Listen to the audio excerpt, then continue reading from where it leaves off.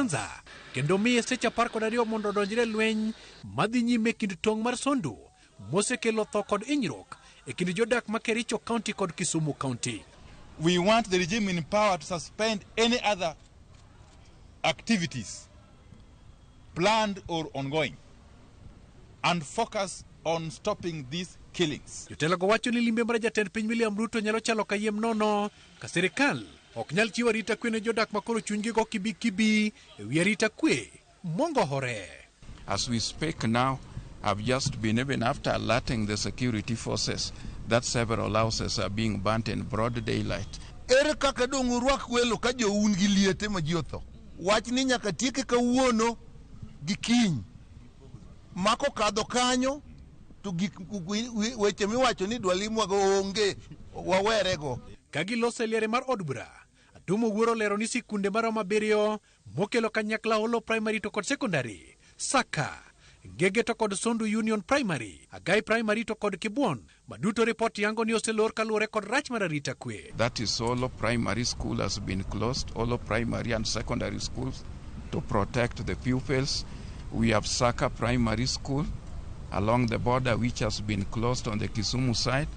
We have Ngege Primary School, Sondu Union Primary School, Agai Primary and Kibuon Primary. So those are 7 schools which have been affected because somebody is sleeping on the job. So we want the regime that is in power currently, and there's only one regime in power, as you all know, to move with speed and arrest this situation before it gets out of hand.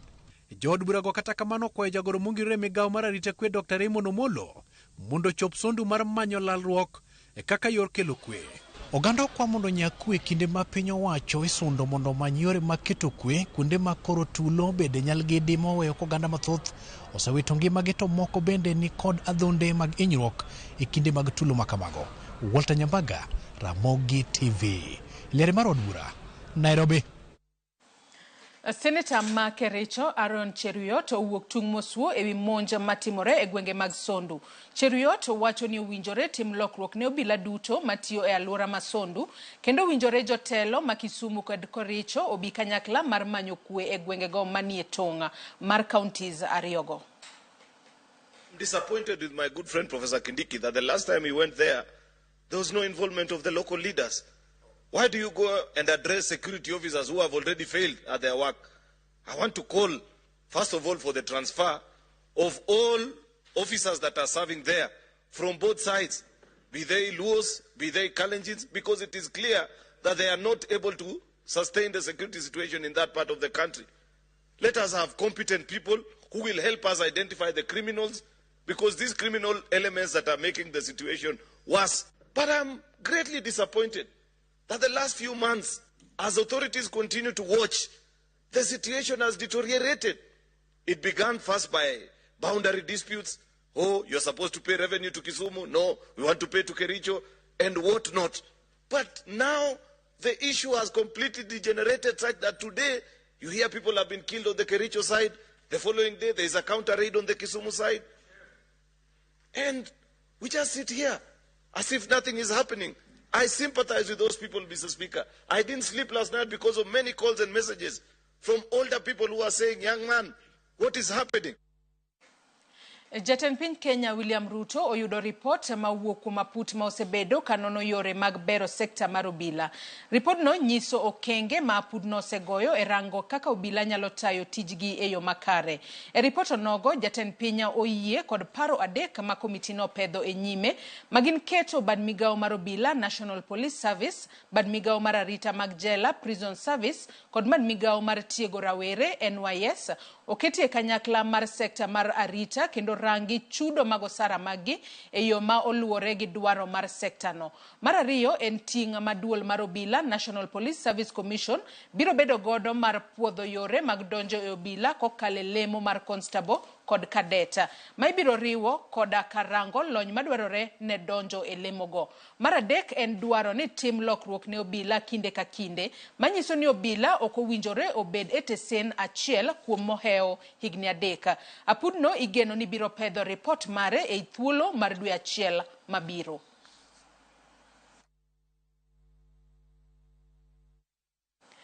Gavana mar County Masiaya James Orengo olando lokruoge e tenda county no.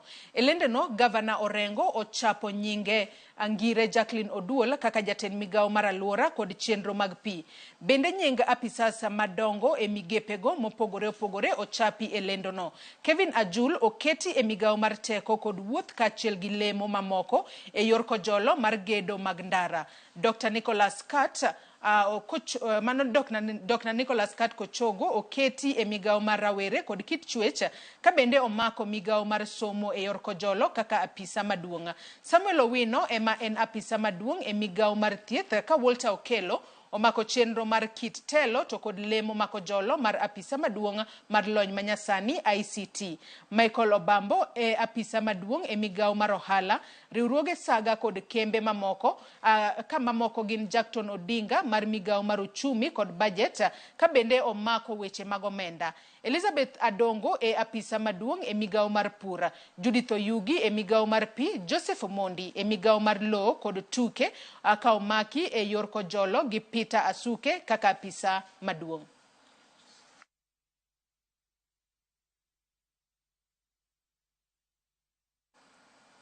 Atoka wadhi wechego mag somo en ni jopuonjre makwan gi romo 1,186 e skul nyiri ma Eregi Girls Kakamega osedhi pacho kaluwore gi luoro mar tuo ma omuoch e skul no manonro mare poko yangi.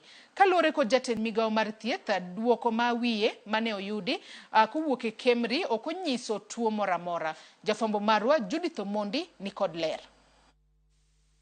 E okinyi makawuono jonyuol molie skund nyiri ma Eregi kod luoro mar rango kaka nyithindgi dhi bang' ma hao jopuonjre 106 chwali kundi thieth ma opogore kaunti no kod tuo ma poko yangi. Leo tumekuwa shuleni, tujeona kama ni vibaya vile, lakini tumefurahia kama wazazi wenye tumefurahia kuacha walimu wanafunzi wetu kwa mikono ya walimu, tunajua kusalama. Wengine wamechukua watoto wao nyumbani, lakini mimi nimeonelea abaki kwa shule kwa sababu akiwa shuleni ako kwa mkono mzuri ya serikali. Mimi nikienda naye nyumbani naweza kushindwa kumutibu. Nyaka kawuono maromo jopuonjre 1,886 ne osedhi pacho kama thoth ne odong' e skul, to gin jopuonjre mag klas 12 mabende 148 osedhi pacho. Jatend migao mar thieth Susan Nakumicha nokoni duoko mane giyudo mokwongo ne ok oyango tuo. We did 5 tests were done, samples, and there was no any bacterial pathogen that can be conclusively referred to as causing the issue.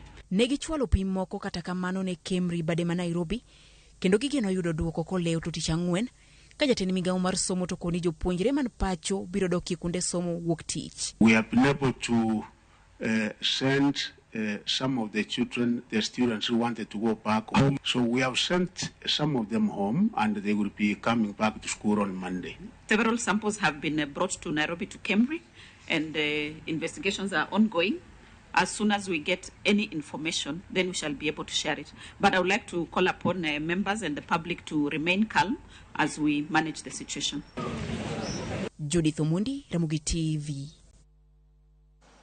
Nyakora mugajua ngilipota mar Judith Omondi emachopo godo e giko weche manyien okinyi makawuono, kata kamano wageno ni podi biro med tim nonro matuta mar yango tuo matuoyo jopuonjre e skul mar nyiri mar Eregi mayudore e kaunti ma Kakamega. Nyakora mugajua yiena mar mondo mi akaw yoyo madundo gi sani, tok yoyo makao nyawadwa Sharon Ngao aneno ka ikore yo makare mar kelo ni nonro mar gazet. Kikidhi mabor.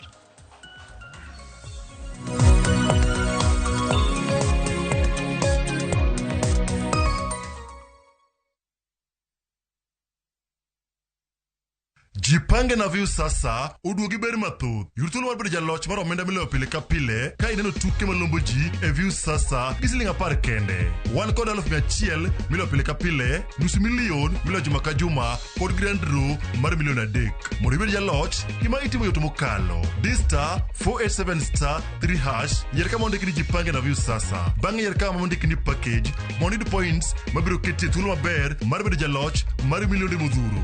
Jipange ushinde na Viusasa. Jipange na Viusasa biro mna ywa tolko kal namba mar 07096767000. Weche kod chike mantie nyaka to luw.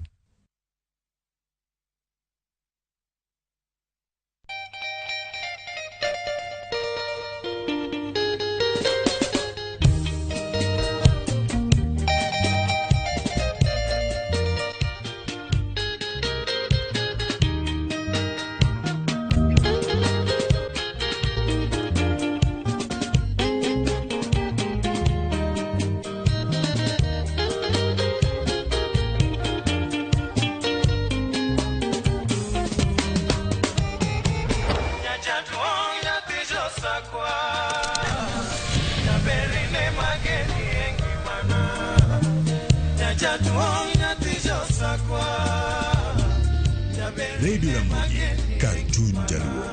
Radio Ramogi.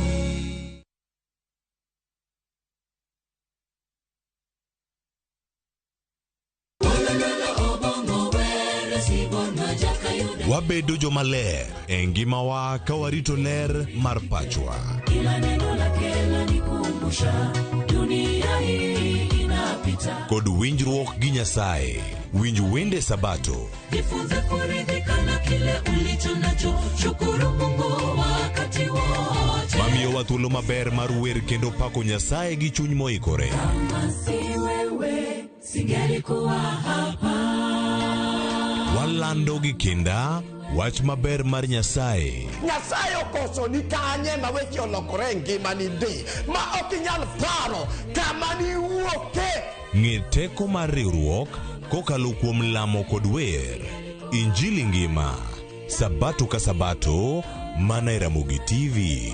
Singelikuwa hapa kama siwe.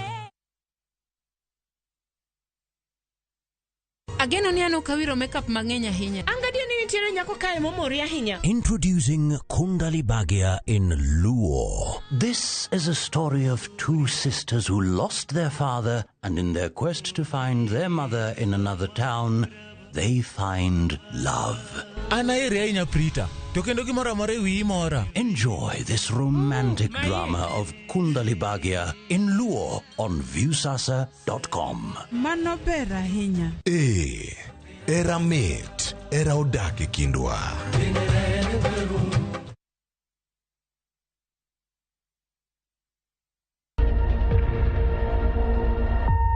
Obed pau siasa, ohala, telo, thieth, jiwo ratich oganda, kata mana somo.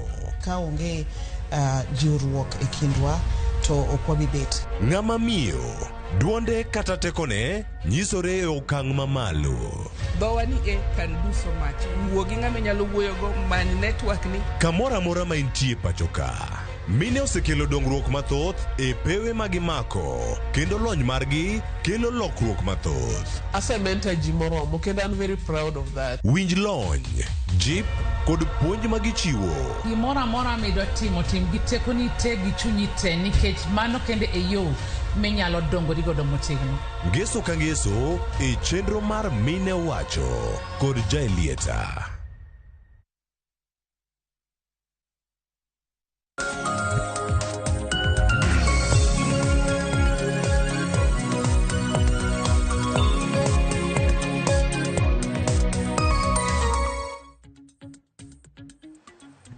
Nyakwaronga juang dakika en 32 tok sa pagaro marokinyi kamora mora mintiere machiegni e nonro mar gazeto. Kiny makawuono antiere ka gi jafombo wadwa Joyce Oduor. Wadwa lidho ni gazeti ariyo, mano The Standard kanyakla kod Daily Nation. Joyce arwaki ni machiegni. Erokamano ahinya Sharon. Thoth weche ma isikelo ne janeno mar Ramogi TV bende maneno komi pek e gazeto kiny makawuono. Chutho kaluwore kod wilruok mag jotend migepe manotimo odhiambo manyoro. Mana kaka iwacho kamano Sharon, kaka jatend piny Kenya William Ruto kao kang' makende.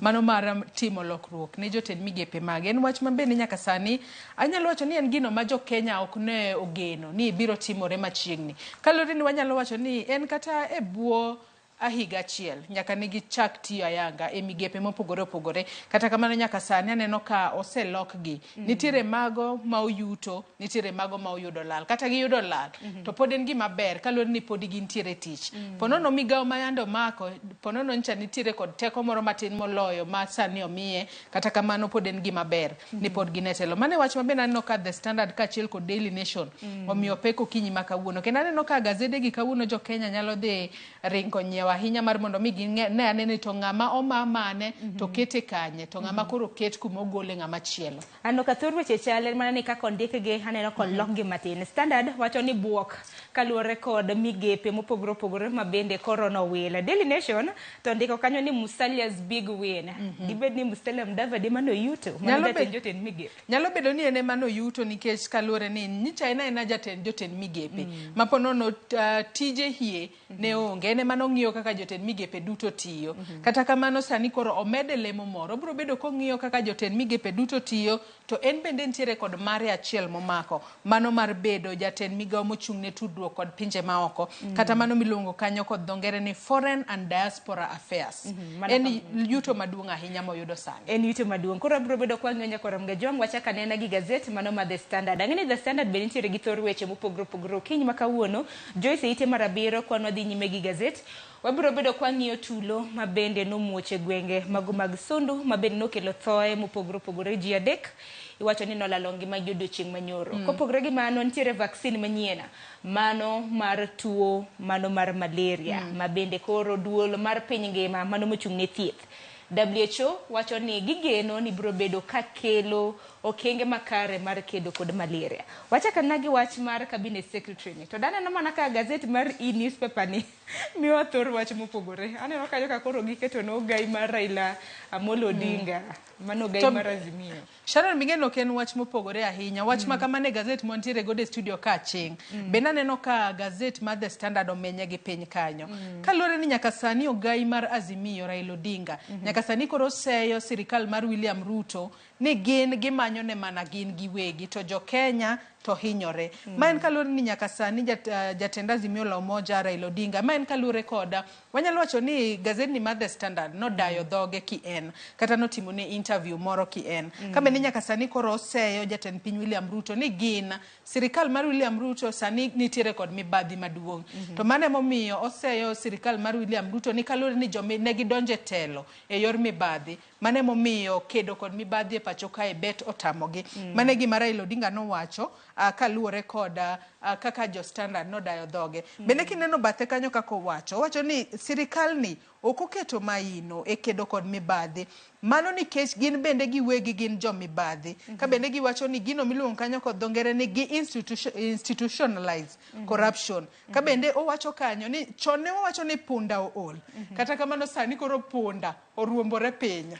Mage weche mag Raila Odinga wacho kae. Mane paro mano chia neno kanyo ka The Standard no dayo dhoge. Kata kamano nyakwara mgajwang' bed gi ng'eyo ni gazede iwacho ni thor wach pogore ga samoro kuom ranyisi ineno kanyo mano mar The Standard ma wantiere godo e-newspaper edirane no ko Nairobian buket ni kanyo gipogore kaendi wantiere gi buok mano kotenre kod migepe ma bende no welo wasenyisi de korom gajwang' kaluwore gi mano mar Musalia Mudavadi ma bende gisani kopogore gi bedo jatend jotend migepe bende jatend migawo mochung' ne weche mag limbe mag pinje maoko mano ma bende Alfred Mutua na nitiere godo. To king'iyo gazeti ni mar The Standard akane The Standard koro Musalia Mudavadi mokwongo kanyo eno kanyo koket kanyo wina Alfred Mutua loser. Matiende ni yande en jatend migawo mochung' ne tudruok kod pinje maoko sani koro tere e ten migawo mar limbe. Ponono ten migawo mar limbe onge kod mbi ahinya kaka migawo mar tudruok kod pinje maoko. Wantiere kanyo kod Alice Wahome bende ondik kanyo ni wina. Matiende no yuto. Ogole migawo mar pi otere migawo no mochung' ne low e pacho kae. Aya Moses Kuria bende loser moro. En oyudo lal. Kalure no gole e ten migawo mochung' ne weche go mago hala kod kembe otere migawo no mar public service. Kata kamano mana kaka se wacho Sharon gima duong' ni podi entiere tich. Oko wite oko ng'ise ni into koro tich otami. Waseketi e migawo mar kata wach ni migao mar ohala kacha to koro tich otami dhi koro dala. Ponono kokete migao mar ohala mogole masani otere public service kaba ponono koneni tich otame ema ponono jatend piny William Ruto biro ka okang' mar wacho ni into koro asegolie migao ni aterie ma tich koro tami wene ng'ama chielo ti. Waburo nono kaka mi lokruoge ma kamago biro bedo kata mana kopogore gi mana Aisha Jumwa bende waneno kanyo kogole migao nogole migao ma bende ntiere ochako chug migao moro mano mar culture and arts heritage bende biro bedo kotelo ne gender mago jogo eko machuo joma nyiri rowere kanyakla kod mamoko. Rebecca Miano don wacho ni en bende en jaloch nikech ogole bedo mano jalnero ma bende otelo ne East Africa sani kor neno kanotiere kanye migao ma bende Moses Kura na nitiere mano mochung' ne ohala e pacho kae. Penina Malonza bende nitiere kanyo. Penina Malonza bende koro ogol e migao ma bende yande ochunge mano migao mar weche go mag limbe. Sani koro kete kanyo ene koro jatend migao mar East African Community mano ka achiel kod the Asal and Regional Department mago gwenge motuo. Kaeto wantiere kanyo kod Zakaria Njeru masani koro e jatend migao manyien mano mag weche go mag pi ka achiel kod ler mar aluora kod kuoyo pi e puothe. Kata kamano ang'eni kinde mabende jatend piny Kenya William Ruto ne timo lokruok makama. Ang'eni ponono ong'iyo ni jogi koro kasimo lokruok makama ponono joma nyien ma lokruok matimo kamae biro miyo jopiny winjo kaka jogi osebedo katiyo makare. Wang'eni nitiere jotend migepe moko loki wanyalo wacho ni mago ponono osebedo ka chwalo chenro mag tich e yo makare mano momiyo komulgi. Bende lokruok mopogore nyakwarom ga jongo kopogore gi jotend migepe waneno kanyo jogoro mongirore moko ma bende noloki bende kik wil wantiere kod ambassadors kata mana jombetre ma bende moko bende naneno ko milemo kuom ranyisi nyalo paro Tieri Ramadhani mane en jata chenro maduong' ka duol mar KEMSA weche mag mibadhi mano muoch KEMSA kanyo nomiyo ng'udhe oko sani naneno ka Tieri Ramadhani oter bedo jambetre mano mar New Delhi mane piny mar India. Ano ambassadors mopogore kik wi wawil gi jaul wache lo piny owacho sani en Isaac Mwaura ing'e jalupne gin ariyo gin mana jofwambo wan gi Mwanaisha Chizuga kanyakla kod Gabriel Mudhuma ma bende biro bedo jalup jaul wach e pacho kae. Sharon wanyalo mana chwalo puoch kachiel kod pak ne jogo ma omi chenro mag bedo jombetre jogo ma ponono timno gi lokruok manyalo wacho ni giyuto gitine jo Kenya e yo makare kalore ni magi apise mag piny owacho maduong' en ni gitiyo ne jopiny e yo makare e migepe mopogore magitelo ne mondo jopiny owinjane kaka gitelo negi e yo maber kaponono pok otim lokruoge machielo. Kopogore gi manya kwarom ga jong waring mapiyo nyaka wach matimore gwenge mag Sondu duche manyoro waneno ka jotelo mago makaluo noloso mane nyimod bura maduong' ma pacho kae ndi sigana mabende nyawadwa Walter Nyambaga nokelo nukinyi makawuono en ang'o mok timre gwenge mag Sondu nikech higane machal ka gimene tulo mar ariyo mabende koro nomuoch iwacho ni chakre ne tulo muoj mano dweche madero mariyo mokalo gima notimro duche manyoro ji maroma uchiel bende gisani koro oselalo ngimagi duche manyoro kaluore kod tulo mabende nomuoch Joyce ji adek nolalo ngimagi mamoko mopogore bende nantie gi hinyruok makone kod kocha. Sharon wanyalo wacho ni manen wach mamako chunya ahinya to kata kamano anno kaka gazeti mar The Standard ondike ni Ruto tours Nyanza as border attacks erupt. Kata kamano ok wanyal ng'eyo hie ni ang'o mane okelo atulo makama to kata kamano kalure kod weche mabende ne wafwambo odiochieng' manyoro mabende ne wuok e ground kuma jofwambo magwa nitie gilieko ni ponono nitiere kaka ne nitiere kanyo kuo mar dhok mabende notimore wang'e ni gwengego mag Sondu entiere tong' mar kaunti ma Kisumu kachiel kod kaunti ma Kericho to mana kaka iwacho ni ma ok en okang' mokwongo mabende mae timore onego bed ni koro iketo arita makare ka bende iwacho kae ni jomaundu ne ong'ado tong' ka bende koro gidhi ng'iyo wechego mag kuo mar dhok kata ondika ni criminals are taking advantage of traditional border dispute to steal cattle kalure ni nitiere kuo mar dhok mosebedo katimore kacha kata kamano jomaundu bende ponono nyalo bedo kacha nikech kalure kod wach makamae jomoko lieko ni ponono ne en monjno mar chulo kuor kalure ni nitiere kaka no kwal dhok e tong' kumachielo koro jogo kosewinjo kamano to koro lit ma gintiere gono emobiro koro miyo koro ging'ado tong' gichako nego ji ten gima lit ahinya jogo mochung' ne arita ahinya te kaunti ma Kericho kaunti ma Kisumu ok onego bed ni ginindo sani onego giting' malo chal mar arita kacha mar ponono kata ka en monjno mar chulo kuor luor tigeng'o jogi kapok ginego ng'ata ng'ata. Gin maro ni jotendwa kanyakla kod jogo eko mochung' ne weche mag arita kwe okinyi ma kawuono kata mana sigana mabende nikelo ni winjo kata mana kaka gavana ma Kericho Mutai na loso kutende kod monj makama. Kata kamano en monj mabende koro biro mana kinde thuolo manok do ng'eni chakre odiochieng' makiny jatend piny Kenya biro bedo ka chako limbe mare mar odiochienge 4 e gwenge mag Nyanza. Ni winjo ka jotelo mawuok e gwenge mag Nyanza na kumo limbe mano mar jatend piny Kenya hinya ka koro biro bedo kotimo limbe koya chenro mopogore to tulo makamagi pod dhi nyime. Kata kamano Joyce anwa ase kata mana jopiny hinya mago makao tipo mag jogo eko manoyudo masira makamano mabendo tho. An tipo makamago nwaromo godo mana e mbui tipo makamago mag jok mothonya kwa Ramogi Tv kaluwore gi ethics. Okber kishare piche makamago tipo makamago nikech neno ka moko no bet gi betie moko no choko dasere tiro moko kodgi kanyo wede gi samoro bende ne kia kata mna ni masira makamano no yudo watgi tiyudo gi mbui kata mna kapoko lande ni wach moro malit geno marwa ni wach makama jogo eko mabendo chung'ne weche mag arita kwe biro ng'iyo wach mano mar tung mano maga Kisumu kanyakla koda mago motudo gwenge mago mag sundo yo makare. Wareng'ane mapiyo e wach machielo Joyce wach moro mabenda neno komako wang'a en jal moro kapok adhier jal makamano dibed ni nitie kaka referendum dhi mienje pacho kende kinde thuolo mar jumbe ariyo mabiro mano kaluwore gi twak mag thek mabende osebedo ka dhi nyime mane karumo mar Bomas wach makamano mipek e ite mar 4 Shano ne ite mar 4 kanyo en wang'e ni twak mar thek makamano telne kod Kalonzo Musyoka mano mar Azimio kaachiel kod Kimani Ichung'wa mano mar Kenya Kwanza. Kata kamano giwacho ni moko kuom gigo mabende jomopogore mosebedo ka chopo e nyimgi e karomo mar Bomas kacha jomosebedo ka chwalo memorandum margi waneno ni thuolo mar jumbe ariyo mosekalo wantiere kanyo kod riwruoge mochung'ne okinde pacho kae mano Law Society of Kenya riwruok mochung'ne jogo ma joneno e kindego mag yiero Election Observation Group kaachiel kod Amnesty International kaachiel kod National Council of Churches mano duol mochung'ne kanise pacho ka gisebedo ka gichwalo paro mopogore e nyim kamiti makamano ka paro mano mar loso apisi mar jatend kweth mapingo piny owacho paro mano mar chwalo kata medo lemo kata medo terms ma jatend piny telo gode pacho kae kaachiel kod paro mopogore ma bende osebed ka ichwalo kacha nitiere kaka Law Society of Kenya bende no chwalo paro mar mondo mi e kinde mag yiero no mar jatend piny otimo odiochieng' mopogore kod kombe mamoko abich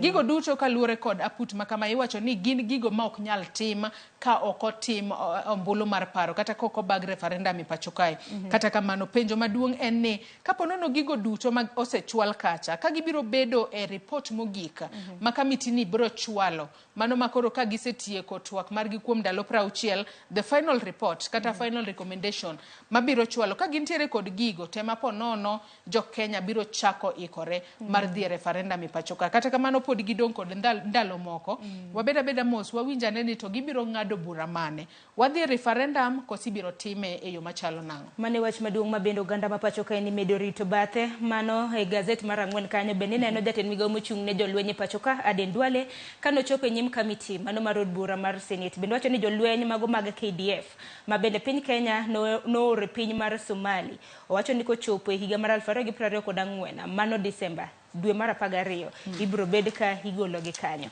mapiyo e ite mar 6 nitiere jal moro ma bende osebedo ka timo timbe moko makoch mane subtal mano mar Mama Lucy Kibake nyinge Fred Leparana osebedo ka kawo nyithindo kanyo to uso mane kinde thuolo mathoth koro chikno ka okore odiochieng' manyoro noyude gi ketho makamano en kanyakla kod miyo moro mong'ere kaka Selina Awuor en manani koro Fred Leparana kaluwore kod bura mano ng'adne ibro dinene kuom thuolo mar higni 25 e doho bende kosewuok e doho bang' higa 25 kinde thuolo mar higa 10 bende iwacho ni obro bedo kotimo community service mobedo supervise koro chal ka gima higni 35 Sharon ma en okang' makare nyaka lore ni sani koro kaka pile wacho ni bad sirkal lach ma en jago mosebedo ka timo timno mar maundu ahinya Sharon nikech kalure ni en otiyo subtal kacha to kara tije en kuo mar nyithindo en gino malita ahinya ka ng'ama miyo ponono bedo kod lite chunye nyathine olal kara ng'ato to oseloko hala kod nyathini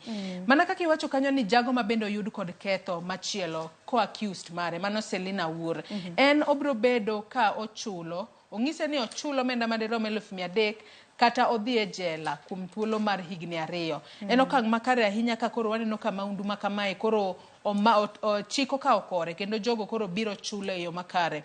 Kendo jogo maponono nyalo bedo kata kod paro mar timo maundu ma kamae. Koro ginyalo weyo kaluwore ni nyaka sani koro ging'eyo ni ponono koyudi kod ketho mar kuo mar nyathi ahinya to yud thieth to sirikal bade lach. Sirikal biro kawo ni chik mowinjore kendo ibiro chulo.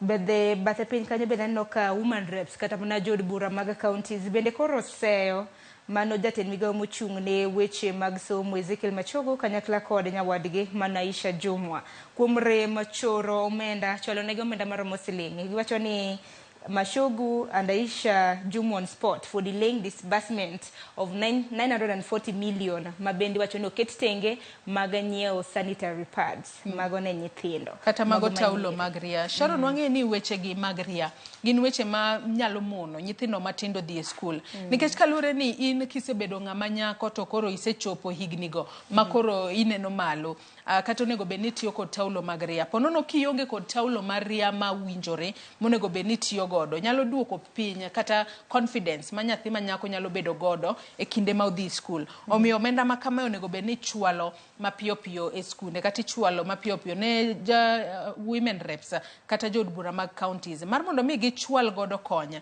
ne nyithindo mochando nikech adiera Sharon waseneno ka nyithindo manyiri koso taulo mag ria ema ponono miyo giterore kod jomoko jomadongo mar mondo mi giyud pesa to mano miyo gigamo iye mohiu mabende koro miyo giweyo skul. Omiyo sirikal onego bed ni mako motegno ahinya wachni mar taulo mar ria to ka ber Sharon onego chak kata chenro mar pogo nono taulo mag ria e pacho kae mar mondo mi nyathi ma nyako moro amora kik bed kod wich kuot e kinde ma entiere oneno malo kata e kinde ma bende onego bed notiyo kod taulo mag ria oneno wich kuot kalore ni owacho ni kata ka wuoko ta onge taulo mag ria kalilo lawa abiro konyora nang'o ji biro nyiera. Onego bed ni taulo mag ria ipogo nono e pacho ka mondo tiek wich kuot ne nyithindo manyiri. Ang'en mano paro mabende osebedo kata mana kanene e kinde mosekalo ipenjo ga ni nang'o mani rabo yunga kidhi kata mana chope mopogore tiyudo nono taulo mag ria nang'o mane dakwa yude nono. Aparo ni paro makamano bende nego bed ni chwalo kata yod bura motegno mar mondo mi nyithindo manyiri oyud konyruok. Josaden wati gi weche mag thieth e gazeti mar The Standard etie mar 12 mor ka koro duolo mochung' ne thieth e piny ngima WHO bende koro biro gi vaccine moro machielo mano mar kedo kod tuo mar malaria. Ka tuo mar malaria kaluwore kod nonro iwacho ni en achiel kuom tuoche ma bende osebedo ka nego oganda chutho ne nyithindo. Iwacho ni nyithindo moheo milion iwacho ni nus milion osebedo ka tho gi tuo mar malaria higa ka higa. Mano e Afrika mangima Sharon. To kwang'e piny Kenya kae mago nyithindo maderom 10,700 tho kod kalure kod tuo mar malaria mane piny mar Kenya kae. Ka bende wantiere kanyo kod cases mag malaria mago maderom 3.5 ma bende ichwalo kata jogo miyudo kod tuo mar malaria e piny Kenya kae mano higa ka higa. Ka bende nyaka sani e piny ngima jogo mosewito ngimagi kalure kod tuo mar malaria mano chakre higa mar 2021 gin 619. Nyaka sani en gino makare ahinya. Twang'e ni mano wanyalo wacho ni chanjo mano mar tuo mar malaria. Wang'e ni tuo mar malaria jathoro mako nyithindo mantiere buo higni 5. Mane momiyo ang'e ni chanjo ma kamae ibiro chak chiw ne nyithindo ahinya to mago matindo. Wanyalo wacho ni mago ma moro cha ni miyo nyithindo ka nitiere kinde dweche 6 kanyo nyaka higni 2. Manyien ta winjo ni biro migi nyaka higni 3 mar mondo mi ponono oket dendgi obed kod roteke matek mar mondo mi kik gigam tuo mar malaria kendo biro duoko ahinya piny mago tuoche kata thoe mikelo kod gamo tuo mar malaria. Kapok wadhi Daily Nation wach machielo ma bende aneno kwa mipek ahinya nyim gazet mar The Standard en kotenre kod weche mag tuke. Wacho ni same old United Devils stumble again. Wang'e ni Manchester United norodho radar gi Galatasaray gonda 3-2 mane tuke mana gitugo chieng' tich ariyo. Ji osebedo ka penjo ni to koro ang'o matimo Manchester United season kata kamano mago gin mana weche motenre kod adhula. To ondike kae maber Cleophas Cheja Manchester United. Ni same old United devil stumble again. Okwadwa inyo chuny ng'ato sani we wawegi kanyo Sharon. Mana kamano. Wadonja ne gazeti machielo Daily Nation nyakwar mgajwang wach mano mi pek bende nwaselose gazeti ma Daily mano ma The Standard mano kaluore kod lokruok mago mag jotend migepe mopogore ka bende gisani koro Musalia Mudavadi kaluore gi Daily Nation ka gindiko ni Musalia's big win. Wang'eni docket mano mar weche migepe mano kotendre kod migao mochung' ne pinje maoko weche mag limbe mag pinje maoko foreign affairs bende gisani obro bedo kotelone. Hapa ni Joyce Omula nina weche mano kwa mule gazet mano mar The Standard. Ainya wang'eyo Telcom mano kambi matudruok ma Telcom Kenya bende chiedh nade mabendo sebedo koyudo sani. Nitiere kambi moro mar piny Dubai mano mong'ere kaka Infrastructure Corporation of Africa LLC mantiere piny Dubai ema bende gisani koro wachore ni nitiere koda shares mathoth mane kambi mar Telcom. Mang'eni kambi mar Telcom ni weche motudre kod mibadhi, weche motudre kod nyiepo mare, iwinjo kanya nek bende gichulo siling bilion 6.09 mano mabende nonyiego. Kata kamano mago kawani idwe thuolo wanisome e ite marabiriyo. Kawuono wadhi alo jopuonje Joyce. Yes. Wach makamana aneno ka gazet mar Daily Nation bende omiyo pek kanyo. Ka bende giwacho kae ni jopuonje yuago nitiere kod late ka chiel kod wach ka teachers pain and unfailing hope amid shortage in sector. Wang'eni nitiere noka mar jopuonje pacho kae. Kata kamano iwacho ni e kinde mabende kata jopuonje hingo odiochieng' makawuono moko kuom jopuonje mabende gazet mar Nation no loso godo wacho kae ni gin ok gijali kata kaluore kod achiedh nade mabende gikale.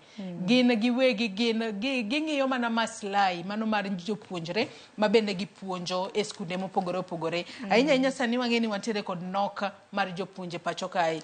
Higani ema wanyalo wacho ni sirikal migao mar somo ma pacho kae nochako lai manyien mar somo mano mar grade 7 mago jo junior secondary school. Waseneno ka nitiere nok mar jopuonje kacha kata kamano jopuonje osebedo ka temo matek ahinya maneno ni nyithindo gipuonjo e yo makare. Kendo nyathi ponono kodhi e school kacha ing'eni nyithindo mathoth kodhi e school to ainya to kata nyithindo go matindo mantiere nursery gino osiepe japuonje kata malo kaka gino osiepe janyuol nikech ka japuonj ong'ise gimoro to japuonje right ma in ki ichaki ng'ise machielo to nyalo ng'ise ni ino kiwache makare japuonje owacho kama. Omiyo odiochieng' makawuono e kinde ma wahingo odiochieng' japuonje puonj kachiel kod pak ne jopuonje duto e pacho kae. Gitimo tich maber ahinya, tich matek.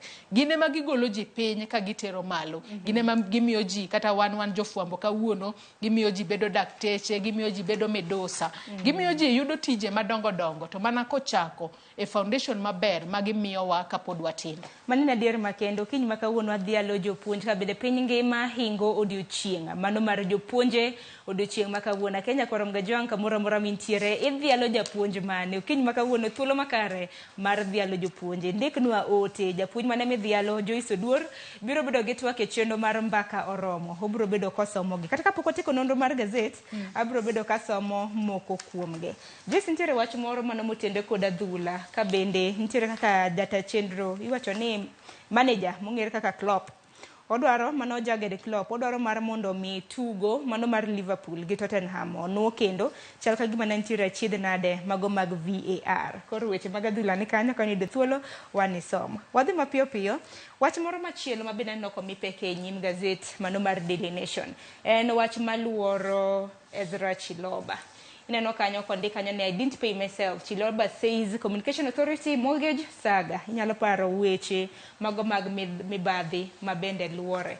Mano kaluore kod mortgage saga. Mano mar siling milion 25. En koro wacho ni en nokotimo kamano oseyo mano jatelo mano mar Communication Authority ni nomiye kuma moko winjore. Wach makamano Sharon omi it gazet mar 8. Kata kamano nyalo wacho ni adiera to wakia ng'ama wacho adiera. Kata kamano ng'ama wacho adiera ong'e gi e chunye kapono nene mowacho adiera kata ene moriambo. Kata kamano kata in ang'eni Sharon kata imbe koyudi kod ketho tinyalo wacho ni ok natimo kamano. Kata kamano en bende omiye thuolo mar wacho korka kore mar mondo omi owinje onge kapo nono timo kamano kata uyu.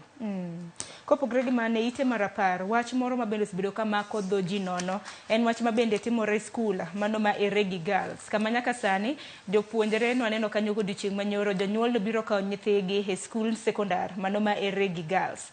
Wachore ni jopuonjre mohewo 100 iwacho ni nagibedo koda tuo, to tuo makamano pok oyange nikech kinene ite marapar Joyce iwacho ni 5 tests but no results. Osetim pim nyadi bich nyakorom Gajwang' mago mag samples dibed ni jopuonjre gi mohewo 100 gi dibed ni gin gi tuo mane, tuo to pok oyangre bang' tests 5 Joyce. En ang'o mok timre? Sharon, wach makamae koro akia ni koro kaluore ni iwachoga kinde duto ni dakteche maponono nyalo yangonwa gima timore to ero dakteche giwegi kendo mago mana kaluore kod samples mabende ne oor e kar timo nonro mano mar KEMRI, Kenya Medical Research Institute, onge gimoro amora magiyudo. Kata kamano an koro korka kora paro ni koro nego be ni kawo okang' machielo nikech ok wanyal wacho ni KEMRI ok tiyo makare. KEMRI mosebedo ka kelonwa duoko duto mag kata tuoche mapok oyangi e pacho kae. Ber ka koro koyud tuo to koro akia ni gitema ne lemo nikech moko ponono nyalo bedo lwet dhano dwangi na gitema ne lemo nikech wacho ni mysterious disease nikech ere kaka test 5 nyalo tim onge gimoro amora to bing'eni nyithindo gi iwacho ni moko kuom gi ok ginyal wuotho. Anano kata video moro nye luorore mbui kineno kaka giwuotho gichalo joma tetni chalo ka gima chonge gi onyosore akia gima timore kata ka ne gin gima gichamo kosetimne gi nonro ponono ni nyalo duok nonro ni aya gichamo gima kama to gima kama ni ponono ni nitiere kod kwiri marach emomiyo gitimore kama to mae onge nonro moro amora. Moko kuom gi ok nyal kata wuotho to ka gichung' gichalo joma tiende gi tetni kamae omiyo an koro kora paro ni koro onego tema ne lemo nikech moko ponono Nyasaye manyalo konyo. Mane na diera ten mana geno marwa ni nyithindo makama biro chango nikech nyithindo madirom 100 gin nyithindo mang'eny ahinya ka dibed ni gintiere gi tuo mabende pok oyangi kata mana tests bende ok yang ni gin tuoche mage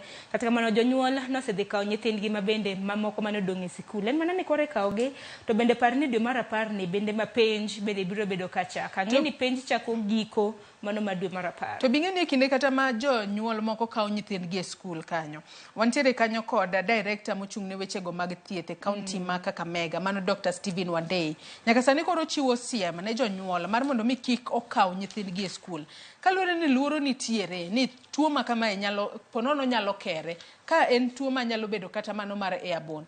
Ka osewuok e skul kacha odhi godo pacho kacha bende odhi romo gi ji mopogore opogore kochakore kata nyamburko modhi idho kodok dala joma ni kanyo ponono en tuo ma en airborne manyalo kere ka okale yamo. Joma chielo mobedo butego kata mobedo bathe nyalo yudo tuo ma kamano kata nyalo gamo tuo ma kamano. Kata kamano tang'eyo ni jogo matimo nonro e wechego mag tuoche pod ibiro medo timo nonro matut mar mondo mi giyang hie ni to en ang'o matimore ne gichamo gima rach kose en ang'o matimore. En wach malit ahinya ka koro kwan jopuonjre gi medore to kawuono bende ponono wanyalo yudo medruok e kwan mag jopuonjre moko. Aya, mano wach mantiere kanyo bende bathe kanyo gazet mano mar ite mar 10 ineno kanyo ka jatend migao mochung' ne weche mago mag wuodhe pacho kaendi Kipchumba Murkomen bende koro nochiwo siem ne derepe e pacho kaendi mar mondo mi ging'i kaka giringa hinya speed limit odiochieng' manyoro Joyce apaya mar Southern Bypass nitiere accidents kata mana masira mag apaya mopogore opogore mabende notimore manyaka gisani kwan mag ji mabende notho e masira makamano pok oyangi. Kipchumba Murkomen wacho ni speed limit mabende itiyo godo e bypass ema kelo masira makamano koro derepe duto e pacho ka ne uru nutiyo gi speed e yo mani kare. Joyce Mita nitiere wach moro momako wang'i ka aneno ka saa achiel e Uschub.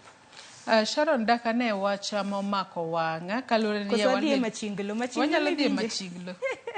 machinglo moro ntiere ite mar 15 Nyakorom Gajwang' mano mar gazet ma Daily Nation. Aneno mana ka gima ntiere gimoro machal kaka photocopy mitimo to omenda moko wuok kaka Nyakorom Gajwang' dine neno machinglo ni wago mos waonge koda newspaper to jomoko be kuotho diwacho na kineno joma kuotho nitiere ng'at machalo marundo gimoro kia ni luonge nang'o but en gimoro mirundo kamae to ng'ama runde kanyo rwako law maratong' mabe king'iyo sura ne maber en sura mwang'eyo wanyalo wacho kanyo ni en jalup jatend piny Kenya. Aya nitiere ng'ama odiyo piny kanyo to ndi kanyo ni specimen KE specimen KE ma nyalo bedo KE no nyalo bedo Kenya kata nyalo bedo ang'o. Aya to nitiere ng'ama idiyo kanyo ma ng'ano ywak matamra gi no to chalo ka gima pesa wuok ne. To nitiere World Bank, ng'ama orwako koti moro mondik ni World Bank, nitiere ng'ama chielo ma orwako koti moro bathe kanyo IMF, kaachiel kod koti machielo Kenya Kwanza. Ja Kenya Kwanza ni be wang'e suche ni en ng'a. To ja IMF ni chalo ka gima sumo paro ne ja Kenya Kwanza ni I meant first, not forced tax. Maen kalure kod pek mwakale sani, Sharon osebedo kowacho ni sirikal mano mapacho kae masani osemedo usuru matamra gi nono. Chalo ni ng'at ma idiyo kanyo, mano ja Kenya ma kawaida. Ja Kenya ma kawaida no sani koro idiyo matamra gi nono, pesa te chwer oko. Onge gima japiny dong' godo. Aya, nyakoro John kaponono waning'eyo gazet ma Daily Nation. In bende waning'eyo machinglo no, inyiswa ni winje machal nade. Ite maogik, wach mano mipek, en wach mag jolweny, mago mag KDF, ma bende osebede piny mar Somalia. Bende gisani koro jatend jolweny pachoka Aden Duale, wacho ni koro ibro golgi e giko mar dwe mar 12 mano mar higa mokalo. Mago jolweny mohingo 4,000 ma bende osebedo e piny mar Somalia. Joyce, wachin mugik watieko. Ashara naonge wach mora mak mana jiwo jopiny wacho ni somo medo rieko. Aya, waselidho gazet ma Daily Nation kaachiel kod mano ma The Standard gazet momoro japiny okinyi ma kawuono nyalo dhi nyiewo. Mak mana bende wanyalo paro ni gimed dhielo jopuonj. Kawuono en odiochieng' mar jopuonj. Wapakgi, wapuogi. Kalo ni kawuono en odiochieng' gi jopuonj bende owinje maber. Sharon, ang'e ni inyalo paro japuonj ni moro kawuono inyalo surprise inyiewo ne soda moro kiko odhi nono. Ging'eny to chumi berach sani ok madho soda. Bende wang'iyo chal mar odo. Nowacho ni diabetes bende nonyiso ni sani diabetes. Chak nitiere Sharon. Samore wach chak, amanye cartons mag chak donge. Aya, kok manya koronge jwangi kanyi makelo we giko, malo mar nonro mar gazet. Gazet mumwere ki Daily Nation gi The Standard e som. Joyce nasengo mar somo wote kata mna dek. Ne jogweko mabendo se dhialo jopuonjegi. Wesa mana dek nikita noka wilo se donjo ka. Aneno ka Faiza Achieng' iwacho ni adhialo japuonja mama na mane opuonja PP1 Rosemary. Wacha ni Nyasaye mundo rite. Wote machielo brother kuku George mar Thim Licho Hinga Migori County. Wacha ni Sharon dhialna japuonj na Mr. Otieno Damian, Mr. Philip Koko, mano mar Migori Teachers Training College. Ndiko gi mang'eny Philip Okeyo mar Kolanya Secondary gi Nyatika. Nok ndiko gi mathoth mago jopuonje mabende dhialo doche makawuono. Thuolo pod nitiere, imedo mana oro gedo. Nanyisi ni Joyce duoro doche makawuono e cheno mar mbako romo chakre saa 3 nyaka saa 5 mar onyango. Thoro wach mentiere godo en dhialo jopuonje e pachoka. Koka mano saa moseng'ada dakika 5 tok saa 1 gi kanyo be ematieko godo nonro mar gazet. Wanere e chala mar fwambo mano saa 3 nyaka saa 3 gi dakika 15 okinyi makawuono. Orichuru masane.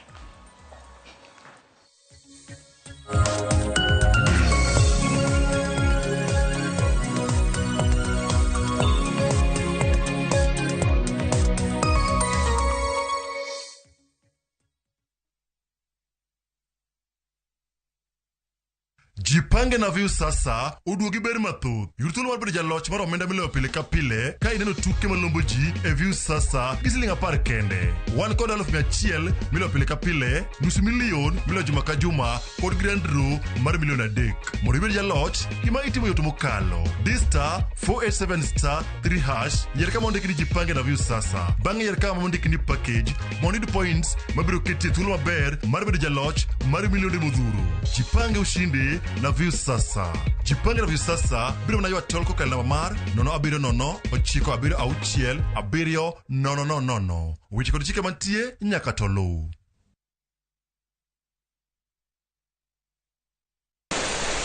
Penguod fwenyo chuny kitwa. Ang'o miyo yie ni chako mana mine? Dak ne chake yie chuo. Yie ni chako mine nikech mine ma pito. Ng'e sigana kod kido manyiso ber kod mit piny. Nitie jaduong' mane okwongo kama ne iluongo jaduong' Ngeso Kosanjo. Kaluwore kaka kidi ma jaduong' ohero kaka chiege maduong'. Kidi jaduong' ni Kit Mikayi. Kendo rom kod jorit kitwa. Mondo ne en dero mar jaduong' madhaka mora ok dhiye. Piny mamako dhogi. Kamaru ubiro to maru to e dala. Iecho ne chiel. Omake amaka kama anyawana adhiadhia kinywana limi. Riwri kod Rabala Kwasi owadgi Rajabu. Kendo koro go jonam grech en duoko rech mane iseng'iewo. E 111. Ngeso ka ngeso saa 1 gi dakika 45 otieno. Mane Ramogi TV.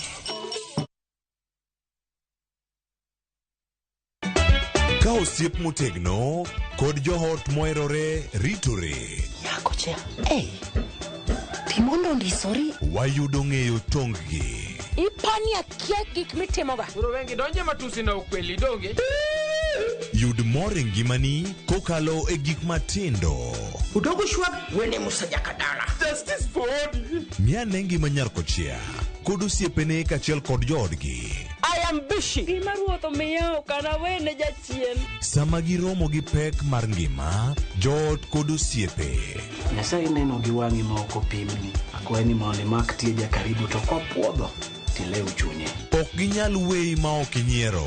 Nyakocha irachna e joka. Koka ite to tegore mana ka ita puoyo maniego. Nyarkochia, tich abich ka tich abich, saa 1:55 otieno. Mana e Ramogi TV.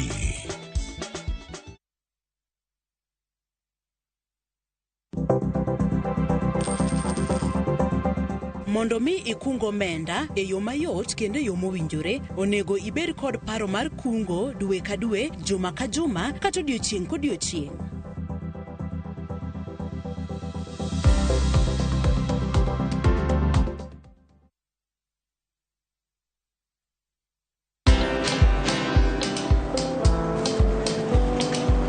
Niaje? Ni kama unashangaa kwa nini naangalia simu with so much focus, eh? Usishangae sana. Nimekuwa ndani ya story kabisa. Ni kama ile hali ya juzi. Ni kama nilikuwa hapo iki happen. And when this new market was being opened, ni kama nilikuwa hapo tu. Hata vile local tourists for a special rate at the coast, I was there. And when this new road was being commissioned, I was right there. Na hata wewe, unaweza kuwa ndani ya story wherever you are. Just download Citizen Digital. Stay informed on all the news and events as they happen across the country, the continent, and the world at large. Download Citizen Digital, Kenya's #1 news app.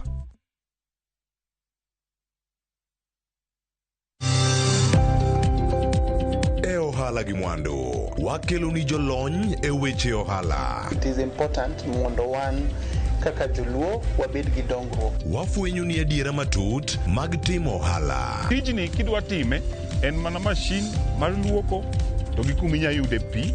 Wawuoyo e wi yore makare mag timo ohala. Kisechopo level mabedo brand, ono bende gimoro amora mitimo en gima timo ang'o makelo pesa. Wakonyi dongo ohandi ka wamiyi yore mag kano mwandu. Investment group kawache mana gi nyingeno en choko pesa kasto ikete kamoro kasto golo nyinyo. Mabiro konyi e kinde mabiro. Omiyo wakwayo ni ji duto ket pesa gi e savings mondo wapuonji kaka gibiro tiyo kodo. Riwri kodwa chieng' tich ang'wen saa 1:45 otieno. Mana e Ramogi TV.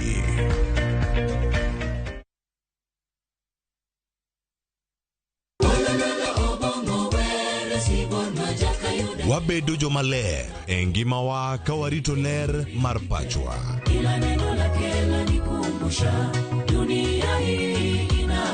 Kod winjruok gi Nyasaye. Winj wende Sabato. Jifunze kuridhika na kile ulicho nacho. Shukuru Mungu wakati wote. Mamiyo wa thuolo maber mar wer kendo pako Nyasaye gi chuny moikore. Kama si wewe singelikuwa hapa. Walando gi kinda wach maber mar Nyasaye. Nyasaye okoso ni kanye ma weche olokore ngimani ndi ma ok inyal paro kama ni wuoke. Ng'e teko mar riwruok kokalo kuom lamo kod wer. Injili ngima, Sabato ka Sabato, mana e Ramogi TV. Singelikuwa hapa.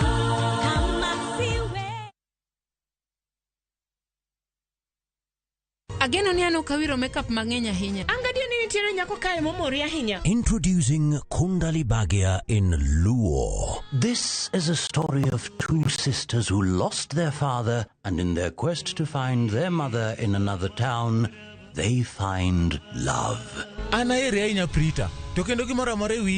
Enjoy this romantic drama of Kundali Bagia in Luo on viewsasa.com. Mano ber ahinya. Era mit, era odak e kindwa.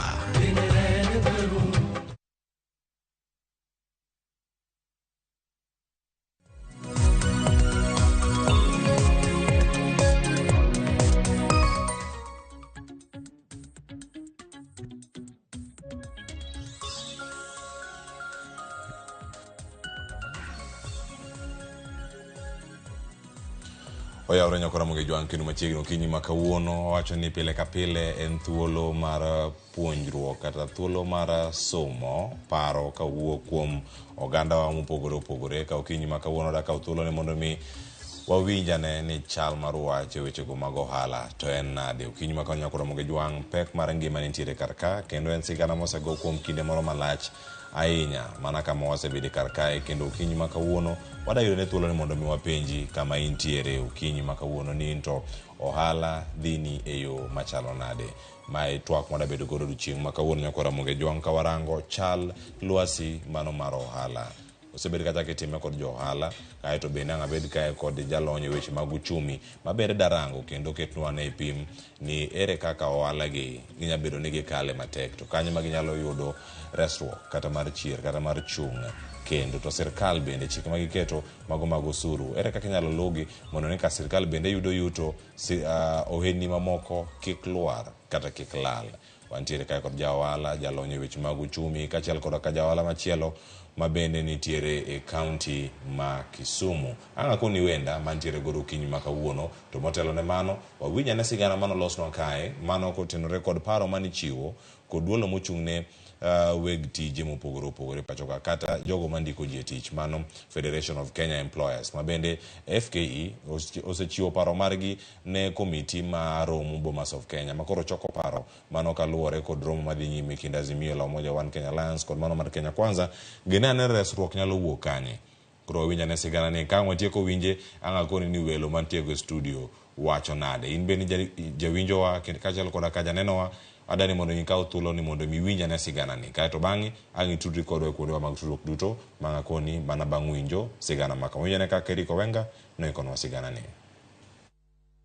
En ywak mar riwruok weg tije ma pacho ka FKE kaluwore gi pek mar uchumi ma weg tijego wacho ni omedo nyoro jotije ma pacho ka.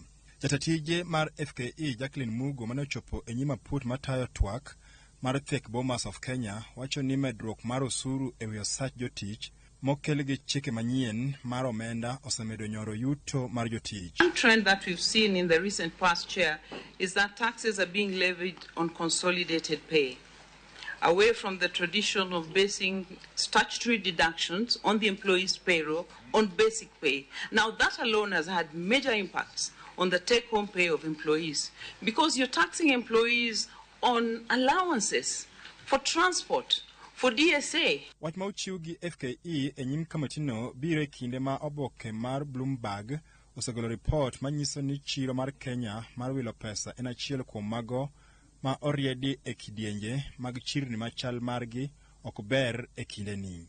Today we woke up to the shocking news that Kenya is the worst performing stock exchange in the world. How did we get to that position? Federation of Kenya Employer wacho ni chike ma sirikal okelo mag temo chiro chumi gin mago ma omedo siko chumi kendo chalo ma gisogore Rwanda. We appeal to the executive and parliament to address this matter by involving all stakeholders in the process of developing policies and laws that reduce poverty, enhance economic growth and promote competitiveness and create a favorable business environment.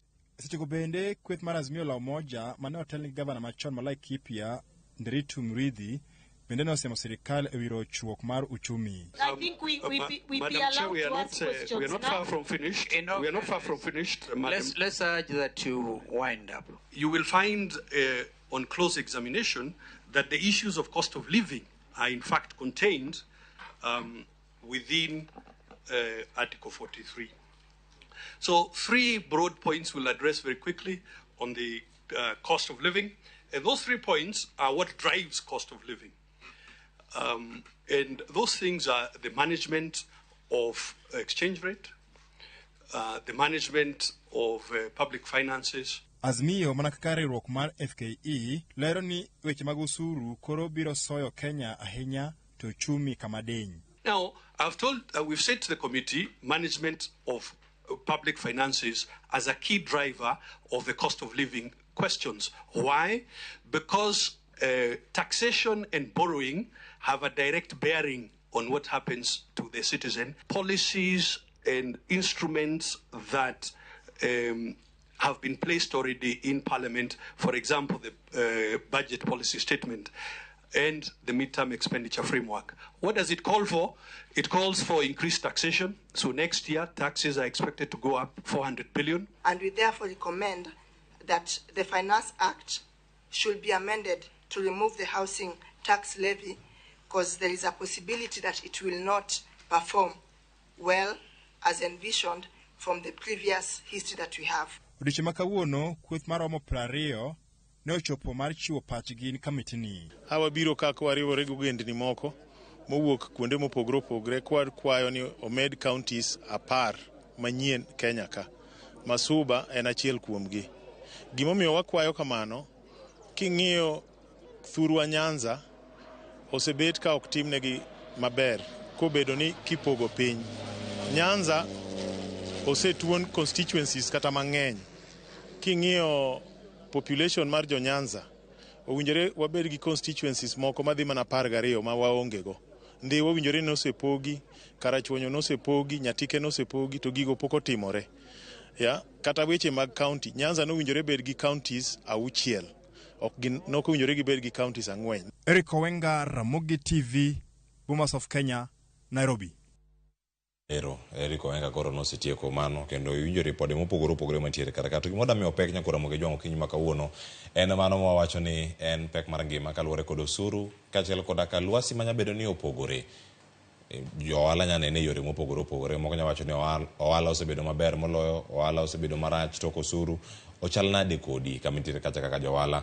Tudri kod SMS line en 3 miwa pachi kotene kotwak makama one live mano imbui mogo mag Facebook, Twitter, kama mano X kaachiel kod imbui no mano mar YouTube mondo miwa pachi kato bende ka en gi penjo moro amora ne jalony montiego e studio ka angi penji kaachiel kod ka jo ohala montiere kod studio okinyi ma kawuono. Wachak gi studio ma Nairobi ka koni welo mantiere goro nyakora moge jwanga ntiere kae kod jatend mano magawa mantiere bu Nairobi kar kae mano the Mana 540 mabende wantiere gode studio kinyi ma kawuono mano Ruth Otieno oyawre kendo machiegni bende studio mara Ramogi cheno maru penyo kinyi ma kawuono oyawre ahinya e chiwo maber.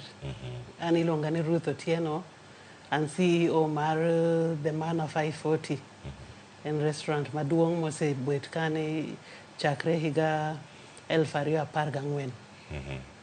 Erokamano ahinya. Nyakora moge jwang Ruth Otieno bro yudo thuolo mar mondo mi okonwa ni ohala to osedach e yo machalo nade kinde ma oseneno telo mago mopogore opogore kaka osuru bende osebedo kata ka ichoko to ahinya sigande e ohala osebedo nade kaluwore gi dok piny kata idho malo mag osuru ma ijuogo kuonde mopogore opogore. Kamachielo bende antiere kae kod jalony weche mago mag uchumi Otieno Panya mabende wadatuak godo kinyi ma kawuono mondo mi okonwa en kaka jalony oneno ka ohala gi gichomo kanye jogi maloro gintiere gi ting' mane manya miyo gik ma kama gibende timore. Otieno Panya yawre kendo machiegni Rainya Cleo Ochiona Achio mabeba kawuono koro mai twak modhi bedo go kawuono tidhi kelnwa lony mari kaachiel koda ka paro mai dhi sumo ne jo neno okinyi ma kawuono. Erokamano nyakora moge jwang ka wawuok kanyo wadhi jaohala machielo bende mantiere kaunti mano ma Kisumu kinyi ma kawuono moda bedo kanyo ka watwak godo achiel kachiel mondo mi okonwa ni ento ohala osebedo e yo machalo nade mano en jatatije kata jatend kambi mabende entiere kanyo mano mar ohande ma otimo kache kaunti ma Kisumu kod alwora maimbo mano mar Kenya mano Brian Oruko jatatije Direct Errands and Logistics Services Kenya okinyi ma kawuono tudore kod achiel kachiel kawuok e kaunti ma Kisumu. Brian oyawre kendo machiegni. Oyawre ahinya Cleo. Amoso uduto koa e kaunti ma Kisumu, the great county of Kisumu. An iluonga ni Brian Oruko kendo ane jatend tayo tije or CEO mar kambi miluongo ni Direct Errands and Logistics Services. Erokamano ahinya. Kawuono wadatwak e weche mag bero ohala kaachiel koda ka lwasi mar ohala mopogore opogore. An kawo thuolono bende ka ng'ilero ne oganda ni tich to ma itimono itime e yo machalo nade tere kaka pek mar osuru, medruok mag nengo mag wuoth kaluwore kod medruok mag gigo duto ma itiyo godo pacho ka osebedo kacha katimore. Nyakora moge jwang mondo ma ochop kare yena mondo mi achaka kod Ruth Otieno mabende en ja ohala mabende osetimo ohala no koro kochopo higa manyien mano higa mar 2024 odhi bedo kata gi 10th anniversary mano mar kambi mare kawinjo kacha ochake higa mar 2014 ka kindegi bende chopo sani higni 9 ei ohala ni ang'eni ponono kata kane pok ichako mano nitie moko mane timo bathe nyaka sani lwasi mantiere ochal nade korka kori e ohala mitimo sani gima timre en ni ing'eyo ni chiemo ji nyaka chiem mano en gima ndik ni dhano nyaka chiem koro ohandwa en achiel kuom ohelni monego bed ni kata ka piny tek nadi to onego bed ni wantiere nikech dhano nyaka chiem to gima waseneno nyaka ncha gimiluongo ni taxes ni obet mang'eny aneno ka ng'eny joga manang'iyo go birogi sani odok chien by wawach ni kata mana nus ma omiyo koro aloro branch na maduong' ma koro adong' gi matindo tindo kod tije matindo mayudo kuom kambe madongo kaka bank gi mage makoro sani wasike lakini tich won to sani odok chien gi nus wach ni by half wang'ado kiwacho ni kari maduong' mane chako koro sani loro ni lore higa mane tenang'o mano miyo gima kama bede ichope paro no mano mar lore ka in gi branches mage ponono ni yaw gi kuonde machalo nade mano ka gintiere Nairobi kar ka gintiere oko kara maduong' madawach ne en headquarter marwa ne en Westlands kamilongo ni Westlands to Westlands kanyo nengo udi malo kabisa to nena ang'iyo gi kambe ka kelo jotije gimiyo gi ka gikelo gi nyasi matindo tindo mang'eny yudo kata ka kambi moro kaka Barclays kelo joge jo Absa kelo jogi chiemo to gichulo bang'e mago tinde nodok chien nong'ad chien to ji mang'eny bende neno lalo tijegi kambe odwoko staff chien koro miyo koro ji sani tin wategemea jok ma walk in tin kabisa sani koro miyo kara maduong' no ok en relevant nikech rent mane wachulo ne malo kabisa ka gigi duto mano higa mane kama makoro ni lore ayanga mondo mi chak yawo kama chielo kendo koso kama ne dhi kocha ne mana branch mare mane nitiere to ponono ji ne ok ng'eny kan gimotimre nwa chal sani anachal ng'ama oloro head office mara nikech kama ne duong' no kanye kama ne tich chakre koro adong' gi branches matindo mane gin kaka jongere wacho ni feeder branches man watiyo kodwa mana ka dhano mabor kodwa mago ntiere Valley Arcade moro ntiere Mudhangari Drive to gitindo gin sani gitimo mostly gimiluongo ni watero chiemo ne ji ji ok bin wadawi ai kendo machielo mwadong' kodo en tich moro ma jo bank ne nomiwa mar supply chiemo mago mage kuonde ma wadokie to chiemo moro mar starehe mane ji biro go family chande to sani odok chien wach no ng'adre matek erokamano Nyaruth ang'ena ng'adogo mondo mwadhi matut bende e weche gi mag ohala koro ka nitiere kar kacha osuru gi omedi chiemo gi nitiere kar ka monego bed ni yudo nok mag yudo gi e chiro bende gin gik machalo nade safar mari mag kawo mwandu ka ibiro mondo milok gi chiemo mondo michak tero gi nikech kata nitiere transport mitiyo godo nitie yore mopogore opogore ma itiyo godo pek osebedo kanye e kinde gi duto malwasi ni bende nitiere kar ka ang'a biro Otieno Banya bang'e sani en mondo achaka winjo ohala mantiere Kisumu mondo mi ang' okona dhir Brian Oruko Brian Oruko mano kantie kaunti ma Kisumu obedo kanyo mondo mi okonwa ne ni ento ohande osebedo kacha kidhach kode yo machalo nade mana kuom ranyisi nyamana konwa ni kit ohandi ma itimo en mane to bende isebedo gi lwasi makare mar time kaluwore kod chike mago mag osuru ma bende neno ka nengo mwandu mopogore opogore medore Brian miwane chal mar wach kendo ane pichano mano mar ohandi gi chal mare kaka intiere kacha e kaunti ma Kisumu erokamano maduong' ahinya ne jowinjwa kaka nawacho an iluonga ni Brian Oruko koro iyudo ka ohala manatimo en mar deal gi logistics en mar deal gi movement of goods from one position to the next place so kawa move goods from one place to the other iyudo ka wan gi fuel watiyo godo wan gi manpower watiyo godo, and then ntiere resources bende mwaketo to ensure quality assurance. Koro with the new laws mosebiro e piny masani, iyudo ka services mwa offer kaka shopping errands, ng'ato gochonwa to nyisowa ni Brian kauna shopping list e ditimna shopping, kisetimo shopping, kaw shopping no titerne mama Bondo, katiterne mama Siaya, katiterne Homa Bay, katiterne Migori. Commodities mwanyeo gieki as compared to 2 years ago, bechgi oidho. Koro yudo ka ng'ama ne nyalo timo shopping ne mingi kata ken diaspora oro wani kaw pesa ni tim shopping titerne mama, yudo ka o reduce. To some reduce kamaendi to tich bende dok chien. Koro ok wayud inquiries to gi tije kaka nwayudo chon. Then iyudo ka wan bende on our end nyaka fuel kaka nomedore.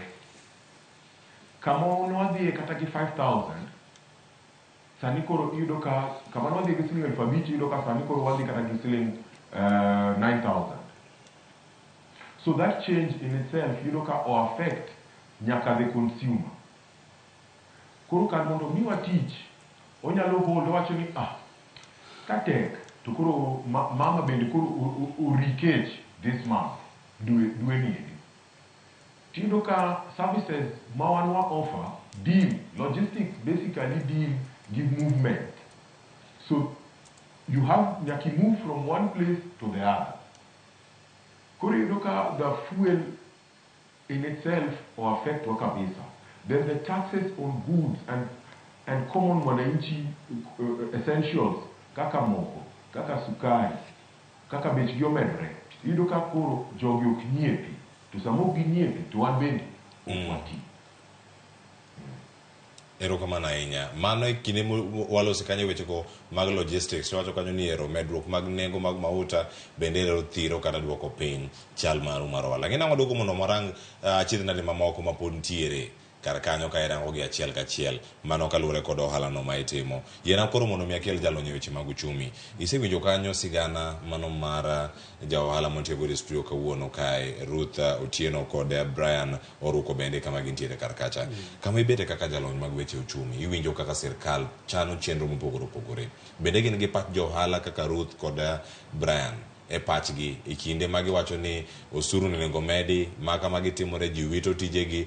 Kambi mar Ruth mano mane otende mane tiyo Westlands ka koro kano lore, jok mane tiyo kanyo te ne gin kanye. Mago jok manya bedo ni pono nobito tijegi. Kane gibito tijegi gin gi jogi ma pono ne gintiere kodgi. Paro maka magi achiedh nade mokelo ne oganda. Irange yo machalo nade kama ibete kaka jalo. Erokamano aina Cleo, maybe achak gi nyinga ka wacho nyinga. An Otieno Panya. Apuonjo weche mag ohala university ma Jomo Kenyatta ka to gi Kibabi University bende. Apart from that, atimo weche mag atimo consultancies mag wa advice kembe issues mag uchumi kata ka ginyalo tayo weche gi mag ohala. Watimo strategic planning mag companies, atimo reviews and so and therefore questions ma wasepenjre ga seche moko en ni okwang'ini sirikal tiyo gi model mane mar economic model mane mondo mi gikonyo ohala. Nikech iwinjo ka Brian Kisumu man Kisumu wuoyo kuom en otimo ohala mag logistics. Ruth timo ohala mag chiemo.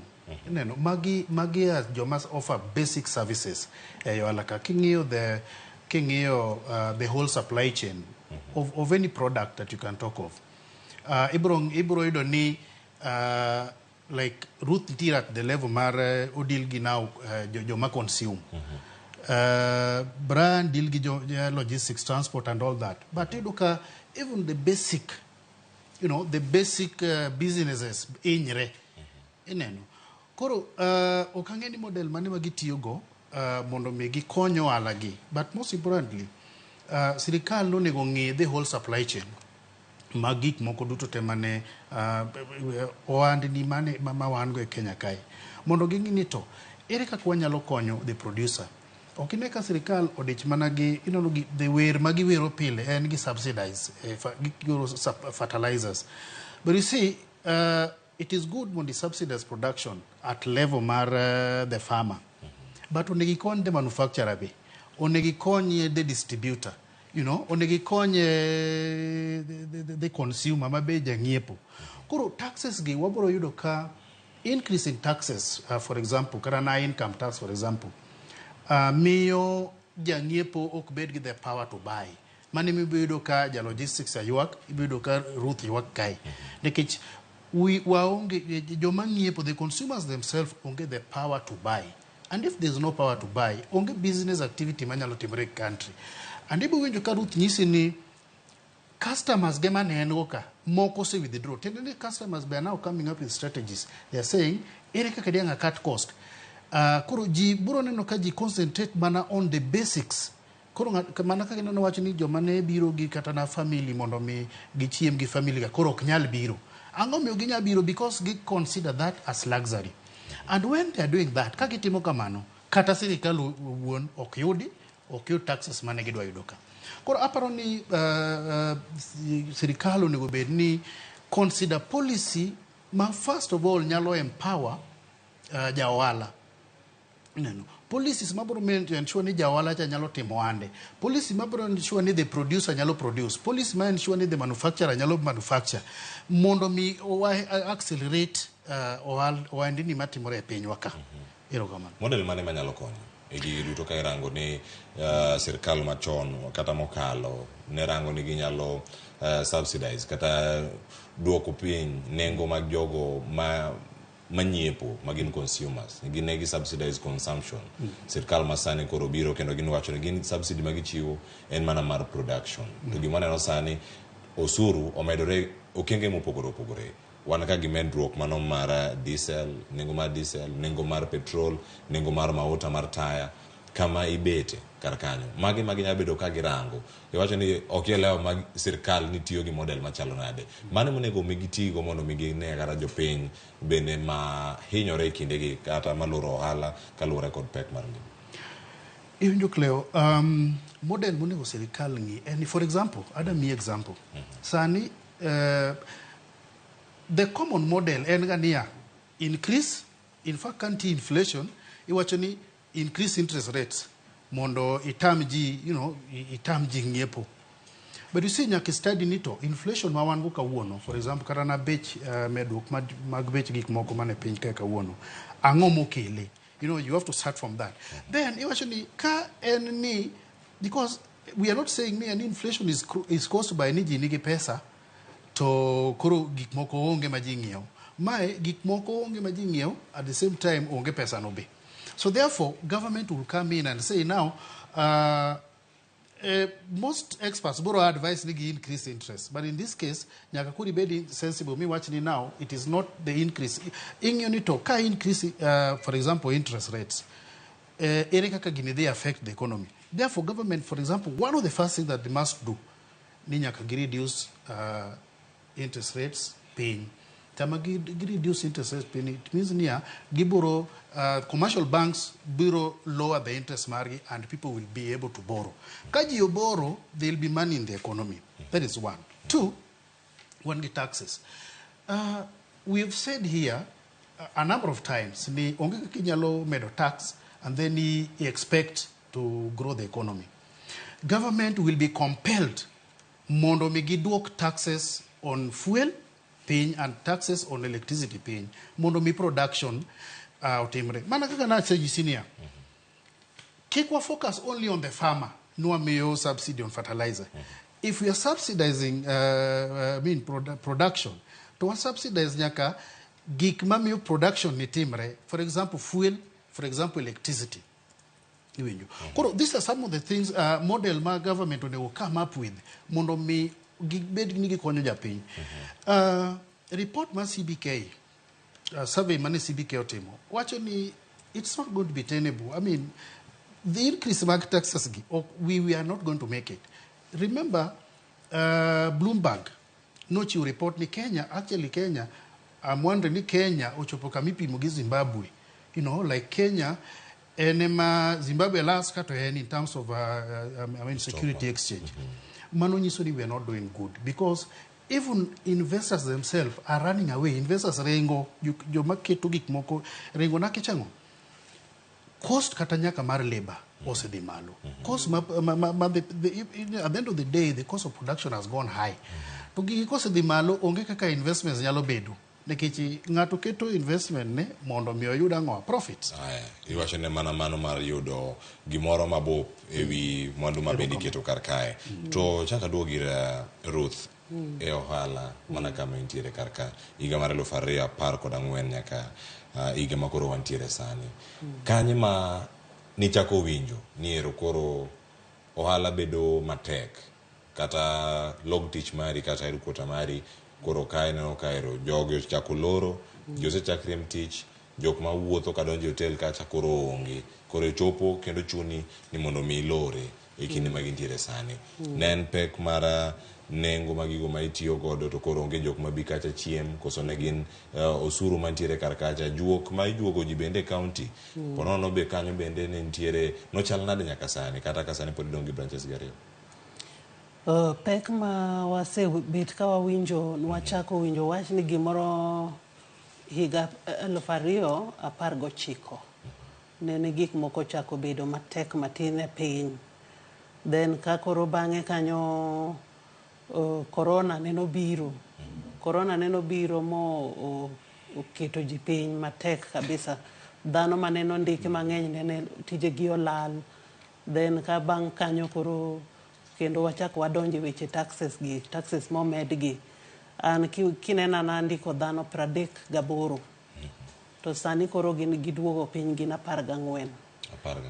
Dhano 38 go ng'eny gi pod kwaya gatich gipenja ni mama pod weche pod richo pok wayudo kamoro mago families mang'eny man kech sani Samuel Oseni to koro sani an bende daka kaw gi kan gitich momedre matin koro okwasebet kwa winjo maber chakre higa 2020 nyaka sani wasebet kwa thuthni kabisa lakini bang taxes gimeto ni okete matek ahinya sani koro wawacho no tek tweta otek adier sani gimaji wacho ni kar chieme hotel afadhali ochieme ode unless en kata gi nyasi moro matin kaka na nyisi an kod hotel ma dana achiel ne chama 2,000 average cost ma chiemo ne 2,000 kuom ng'ata achiel to sani ochuna baduogo piny mondo mi arom gi jo 500 e kore ka mondo mi asavu jotich mobire tich nikech mago joma nyaka chiem koro an gi ochuna ba loko model mara owe bedo mar starehe mondo obed ba practical ma jomobire tich nyaka chiem koro atapon customer base no ai gima kendo duogo konya matin en a few contracts mayudo kaka sani an gi bank moro momiya contract matin ma asavo jogi chiemo to gi chula mane moresa ne bed mano onge to dwalora ndora maber. Iwacho ni kien magintiere karka mago weche go mago mag osuru makoro bende omedre ntiere moko mantiere karka nitime yo machalo nade mondo mi kata jogo maindiko obede kod winjo ni pek mar gima nitiere koro chuno itim gima ida timo mar chungo kata mondo mi itiere gi dala no chal nade modin kaka jatend the mana 540 mano ngire ahinya baden ma Westlands ka uganda chopo karkacha koro yudo niero waloro jowa mantie karka koro waban rupiene wan koro wawuok no chal nade mondo mi kono gini koro tichoru osebet ka notek ahinya nikech an jotijega chal ga wedena gi chal nyithinda giluonga ga ni mama koro kanene weche obiro mapek ahinya nene nokoyot nene gibende ne gineno kaka timre koro wakwongo wachako wacho ni gini undi uru waboga luongo ndala adek e juma waduoke chien kamano mondi ka weche oduogo maber to abo luongo to gineno ka dhia ma koro chuno na anyiso gin kata ndalo adek go koro kan wanyal dawi unless kata ayudo party moro maduong' jaluongo giga pod ng'eny gi anyanya wachona about 15 kuom gi pod onge tije to moko manie tije moko go pod penja gan mama njia koyaore iluongwa koro okosebedo mayot nikech jogi bende ne gin kod families mane girito to koro bill no was going to be too much for me abende kaka an employer bende ng'en tiere kuom taxes go nitie moko ma bende nyaka chul negi koro pek no nene nitiere ne ok wanyal sustain not ne sustainable miyo koro nene gi understand but branches matindo mane wayawo go bende nene gin at a low level mondo mi sama weche obiro maber to jimedre to waboyawo kama duong' kendo bende nitie ng'ama dachako wala ni sani mano mar hotel lwasi ni ber mar chake koso odongo dongo to tim gimoro mopogore chiemo ing'e ni ji nyaka chiem to ohala chal nadi lwasi bende koro chiemo to inyalo dwaro chiemo to koro kamidhi chiemo idhi yudo ka ichajo pod 1,000 ichajo 2,000 chiemo to pod nyaka ichiem lwasi gi osuru mantiere ng'ano chaka ohala mar tedo kata mar hotel anyalo nyise no chaka but obi gi model marango kaka piny chal sani orang gi chiemo mag kata 200 300 gik moko ma ji identify go nikech koro master hecha otamre ok dhi maber dawe koro obi to obi ku strategy ma tailor made to situation kaka piny chal kiko bi ko expect mamala ahinya dawe sani model maber en digi numbers ero kama na nyangena modugo mondo michaki losa ne kod jo ohala mamoko ma pod dwa chako to luoro nitiere kata gin gi kibaji ni koro ka chake ka Ruth mosatime higni 9 to koro wacho ni ngima tek en koro dhi chalo nade kode kama nitiere karkacha angwa duogo ire sana wadhi anire Brian Oruko nitiere Kisumu to Brian ohala misebedo kitimo en mano mar wuoth kiwuok ka tidhi kama chielo ka ichiwo mwandu ma opogore wacho ni weche mag logistics gi bende githoth ahinya kama intiere iyudo thuolo machalo nade mano mar wacho ni ero ngima tek kata kotek to tek e kidienje mage kae to bende lere ni nyakwara muge jwang ni pek mano mar medruok mar nengo mar mauta mago mag diesel petrol gik mamoko mantiere karka okelo ni yot kata pek machalo nade to ng'ama donjo wandi ka ngitie kotielo makora ngi penje angi duoke penjo machalo kama ng'ama da chako wala machal gi mari ten gi luoro inyako nango bia ochako thuthni kode koso opar gi machielo Brian Erokamano. Clio, what's up Jomania diaspora mang'eny ahinya. Because onagi manie diaspora, iyudo ka gikawo higni mang'eny ahinya kapok giduogo dala, mana achiel. Mar ariyo, iyudo ka gikgi mang'eny, projects gi mang'eny magitimo dala koni, onge ng'ama ng'inegi. To ka sama gigochonwa ni hello directorate and logistics services bendu nyalo yudo na ng'ato mondo dhi ong'ina dala na nicha aweyo kama dhi ane mondo supervise project moro dhi mbele mano fuel apart from the service fee ma is attached to it nitiere nyaka wa move mondo wadhi wa supervise ne gini to sama wadhi niendi that cost of fuel ema iwinjo ka pany wacho ni limited expansion rate nitiere. The moment that is happening to business bedo matek ahinya because the consumer kata kidwa explain ne ni nyaka koro service manicha costi 5,000 koro dhi costi 10,000 as beginning this month to okobi understand piyo because bende oken makosa mare koso understand nikech pesa onge flow mar pesa e lwete mondo bi ohala then ka wuok e ohala to dhi ohala moro then duoge lwete then chak duoge ohala ma watimo ni endi ohala ma watimo ni majority of kata mana joma ni e West Kenya koni kwayo wa tich ji mang'eny odiochieng' achiel iyudo ka wayudo kata mana simbe 20 kigochonwa ni gi messages bende mayudo kipenjowa ni to bende nitiere vacancy. Bende nitiere vacancy because unemployment rate bende ni malo. Bende nitiere vacancy. To lwetewa otwe ma ok wanyal bedo in a position mar ndiko jogi duto. Because iyudo ka wan kata gi gombo mar expand mondo wachop kata mana kamoro kaka Kakamega. Wabed go office Kakamega, wabed go office Bondo. To lwetewa are constrained ma ok wanyal timo that expansion because teko mar timo that expansion requires resources. Koro these resources biro through ohala. The more we deal with clients, mopogore, then we can be able to acquire that resource to also now employ our people.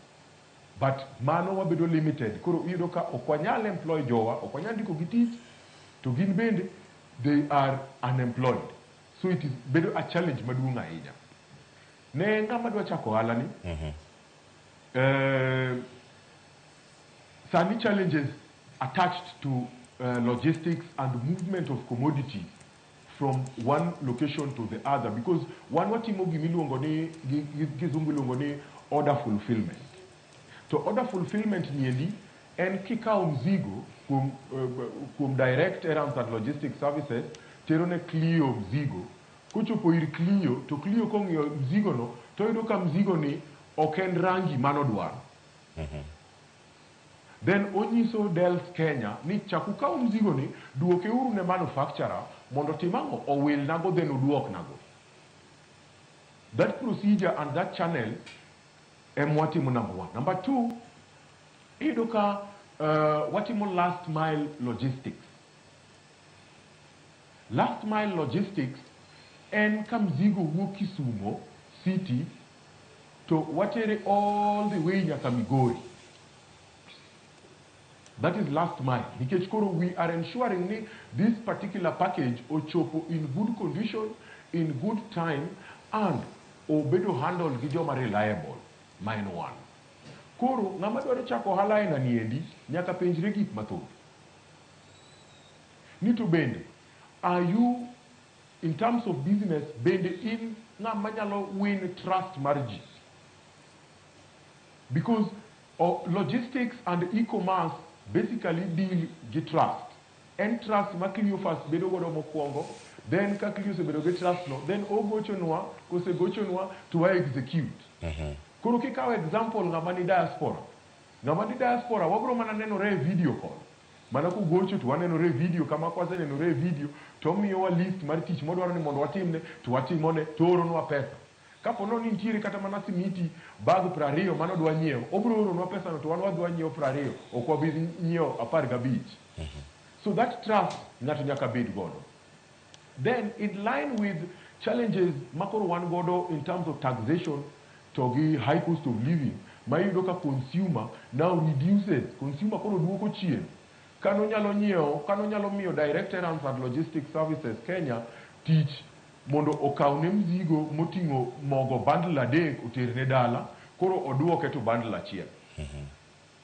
Koro in that line nyaka bed prepared to understand the seasons of business. Because kidonje gi kori ni koro ero kora na donjo kaka direct errands and logistics services time abe kora dwa time kaka level magi time, then you will end up with disappointments mang'eny ahinya. Because we realize ni nitiere gik mang'eny ma wan wakano to ourselves ma we are going through mabelo kwa nyis jopiny. In terms of challenging. Because business niendi dwaro that heart to dwaro that level playing field but the government emamiyowa.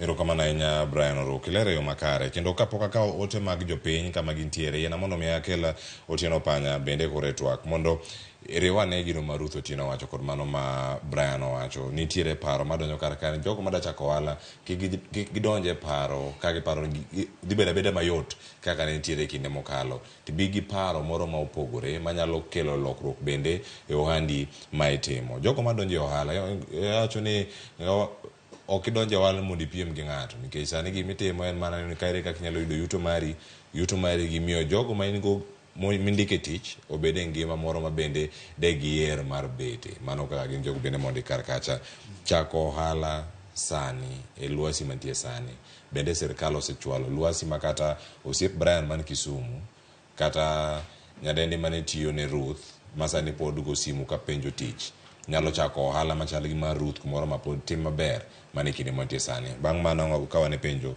gi ote madonjo kuom joneno ka erokamano aina Cleo. Amor ahinya gi Brian, especially ohande mar logistics no. Otime maber. Apani otime maber ka onego time. Sirikal to pod oketo lwasi maber ne ohala e pinywa ka. And again, sirikal pod ok ong'iyo ohala nikech statistics wacho ni 90% mag ohendni mane Kenya ka gin ohala ma wakete category mag SMEs, small medium enterprises and micro enterprises. Sirikal pod ok ochiwo lwasi maber mondo mi gigro nikech ohala ohendni gi ng'eny to ka sirikal ochiwo lwasi maber mondo mi gigro, then sirikal nyalo yudo pesa mang'eny kuomgi. Ineno ohala kata na kaka ma Brian mar logistics no kata na iluongo ni Amana 540 donge Mana 540 magi gino ni matindo tindo manyalo grow machieng' moro bedi ohala ondini moko madongo. Ng'ama dwa chako ohala sani e lwasi masani mar ohala, wawacho ni kineno ka ng'at moro timo ohala bathi kik mondo mi luor ni ok inyal chako ohala no. In fact rana sama Brian wuoyo kama nitie joma onego pick idea no nikech ohala mar erand sani en ohala ma dhi mbele nikech yudo ka mana kaka ne Ruth wacho, customer sani ok bi iri, in emi dhi ir customer. So sama idwa chako ohala sani gima nyaka tim en mana gima neno Ruth nowacho ni nyaka koro ing'i strategy ori come up with a model mopogore gi gima ng'ani timo. In most cases ohala kik mora mada chako ohala luor chako ohala nekech piny rach. In fact gima I will say ni kakineno gik moko osedhi ni increase in taxes gi dipo ka seche moko ok gidok chien kaka wa expect. Ineno seche moko piny nyalo dhi kaka dhino sukari en siling 200 kilo achiel, kwa paro ni seche moko nyalo biro dok piny, seche moko ok nyal dok piny. Therefore nyaka wadhi adhi kaka piny dhino, and then we also change strategies wa e ohala ka. Mana kaka iwinjo ne Ruth oswacho ni koro nitiere seche moko ma ginene chiemo moko mag luxury ka koro iweyo change strategy koro ichak iduogo mondo mi yiwa ji. Koro ng'at madwa donjo ohala mora at this particular time kik iluor ni lwasi mar ohala okethore koro kanyal donje. Ohala donjo en ni gik ma nyaka wang'i sama wadonjo ohala ni kuongi ng'iyane sample kata na ohala. For example kidwa donje mar logistics, kawane logistics farm mar Brian study, ichaki kaw mar ng'at machielo study, ichaki kaw ng'at machielo study, ng'iyane gik kaka gitimo gikgi and ng'iyane gap magiweyo mondo ini fulfill that gap. That is when ibro timo ohala. Ing'eyo ni to Ruth en gotende ma Westlands ya wacho ni on average ne ng'at achiel will have taken 2,000. Ochako dhi kendo hotel machielo kamano then ong'eyo ni to ere gima en onyalo provide ma joko ok provide. Koro kata na hotel business today pod nyalo thrive. But en ni nyaka kori change strategy. And some of the things manyaka ng'i ohala kai ni one of the things mwang'e go ohala ka ni wang'e gimoro ni location. Ka Ruth no the Westlands and en clientele ge gin ma Westlands ka, inyalo change, inyalo timo the same business motimo but you can now change location. Maybe be Upper Hill. Upper Hill en a city ma is growing, ji poko donje manyien mang'eny. It's almost going to resemble Westlands, but now team the same thing Maru Timocha, but now do it in Upper Hill, for example. Yeah. Koro maga strategies ma ng'ama da donjo ohala ka sani nyalo timo kik iluor donjo ohala, because why encourage him mondo donjo ohala. And if you look at most of these developed nations, it is not the colonial employment mentality momi jo wani nyaka ndikwa. Ohala ema move any engine mar uchumi mar piny ma sirikal, especially sirikal ma wantie gosa nini, it should get into their head ni gi promoto endi ni matindo gi mondo ni matindo gi ogro mondo mi uchumi mar piny odhi mbele. Ero kama na enya Otieno Panya. Wachomo kama koro wada tieko tielo mokwongo kapok wakaw yweyo masandre kadek mantiere kar kae. Ruth mana mapiyo. Sirkal ma county ma Nairobi nitie chike makoro bende gichwalo manyien mago mag medo osuru kuonde mopogore opogore. Wandi pontiere Nairobi kar kae nitie jok mane gi ohala mopogore opogore kuonde maoko to kama intiere ka irango osuru ma sirkal ma malo gi sirkal mar county juogo kata ne juogo otendi kane intiere kacha magawa mari ma Westlands the Mana 540 en moro manyalo encourage kata miyo jok moko mijingo moro mondo miyo chako ohala magi tim maber mana kaka kinde mokalo. Mago to kirango kaka ng'at madwa chako to nyalo lewo chunyi ma kik ichak. Ging'eny koso Gigundo inena na nyau Kenya. Gihusira. Gin gik moko ma dondre ma kinde moro kanyo nene giwacho ni gimiwa otas achiel man gi license achiel man gi gik moko duto to kendo pod sani pod winjo ga ni daka ne nie kod fire moro kani to fire moro kendo ni yore gik moko opogre tae kendo taxes bende sani koro ingen sani kata ki tax employee ti tax nyaka employer gik moko kanyo koro gigo sani ng'eny ma kama ge miborango to kani chakda ai wacho ni gik mathoth ma pontie karka nokora mga jwang we waka yweyo masani ka waka yweyo masani tineni waduogo mondo mwinja ne patch Brian Otieno Panya kachel koda ka Ruth Otieno mantiere gode studio kiny makawuono kachel koda ka wote ma isebedo kata ka yoro Ramogi TV cheno mar opinyo kiny makawuono waka yweyo ka waduogo to wak dhi nyime kik dhi mabor.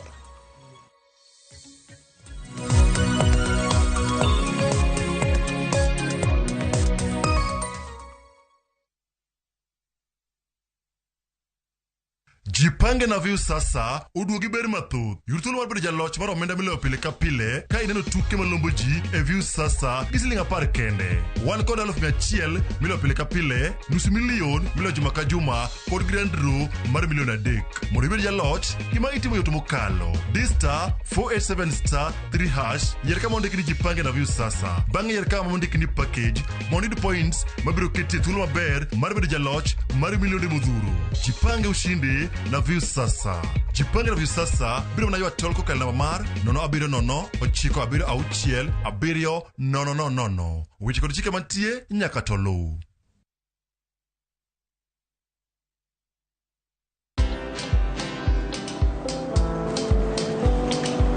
Niaje?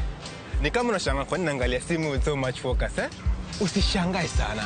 Nimekuwa ndani ya story kabisa. Ni kama ile nalia juzi. Ni kama nilikuwa hapo iki happen. And when this new market was being opened, ni kama nilikuwa hapo tu. Hata vile local tourists for a special rate at the coast, I was there. And when this new road was being commissioned, I was right there.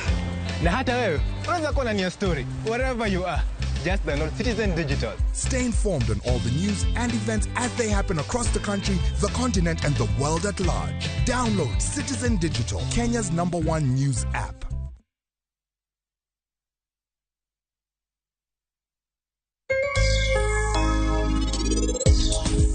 Laktar ka wawacho ni ngima en mwandu tanto Otieno kendo en ga morna mar bedo kodi odiechieng. Ng'ama dwa invest in real estate anyalo encourage kech real estate nigi good returns kata en promising.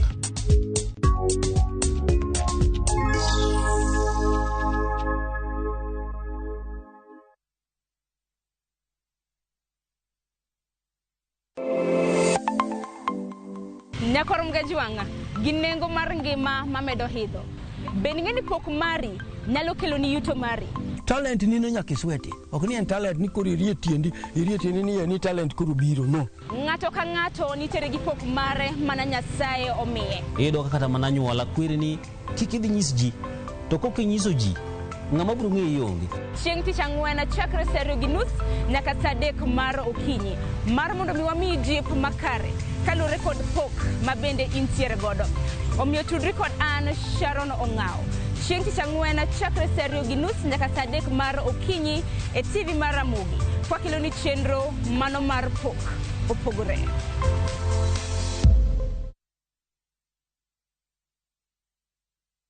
Ageno ni ano kawiro makeup mang'eny ahinya. Angadio ni nitiere nyako kae momori ahinya. Introducing Kundali Bhagia in Luo. This is a story of two sisters who lost their father, and in their quest to find their mother in another town, they find love. Enjoy this romantic drama of Kundali Bhagia in Luo on viewsasa.com. Mano ber ahinya.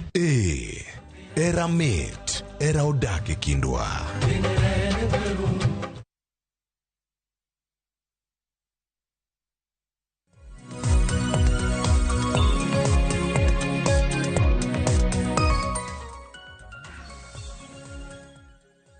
Nyakora muke juang maseduogo science ario kaldo ikadek marokinyi seche mag Afrika ma ugwe kama kiloleno ne achiel kachiel ka kokitudi kod Ramogi TV ma en chenro mar piny kamichiewe kache chiewe machalo nade e gwenge ma intiere to nyaka sani chal mar wach en mane kawuono wantiere kar kae mano ka watemo mana nono chal mar lwasi no mano mar ohala kama intiere o chal nade antiere ka kod jo ohala ariyo kachiel kod ka jalonyo weche mag uchumi watemo nono kendo wakoni ane kaka bende nyalo yudo riekni mopogore opogore kata e kinde ma osuru oidho kata ka omenda ma itiyo godo ni malo ere kaka nyalo tiyo gi lwasi masani mondo mi ilosane mwandu ka luore kod ohala ma bende itimo ka otenre gi mano mondo mi bende wakoni ukiny makono wamulo weche go mag ohala tich ang'wen en geno mar no biro bedo gi twak machalo kamae mag ohala mondo mi kochopo dhiambo ka Lydia okelo ni chenro mar ohala gi mwandi bede kod ng'eyo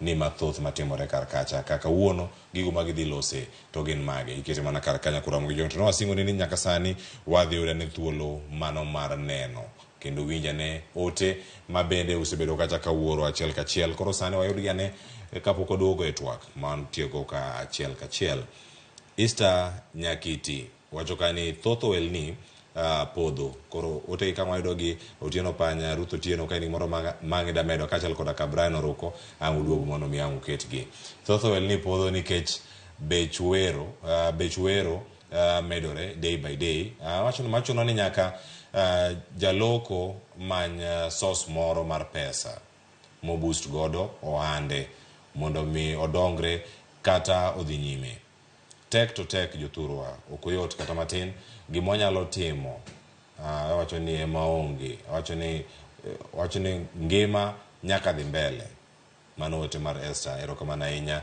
Nyakiti kuom ote mari Edwin mtoto wa Nora wacho ni kisebedo wuod dhano ten mana sako tinde savings oduogo tiyo e businesses instead of saving we take back savings wach mang'eni jalonyo weche uchumi ang ikono kama mane kama oganda ochomo Ruth bina ikono ni savings kama tinde koro reso wala kar mondo wala odhi obug savings itimgie bachalo nade Brian bende angwan kodi kanyo Steven Jaruke wacho kania faida onge transport cost is so high mana kaka bende wasewinjo kar kanyo tielo mokwongo Vitalis Onyango wacho kani ano ala masani adongo do en minding my own business aworo Vitalis wacho mano wala modong minyatemo machielo mantie ka Lawrence Ochieng Ogutu wacho ni aki tech en mana temo ni nyaka wachiem mane gima oganda dongo sani kagitimo wala Emily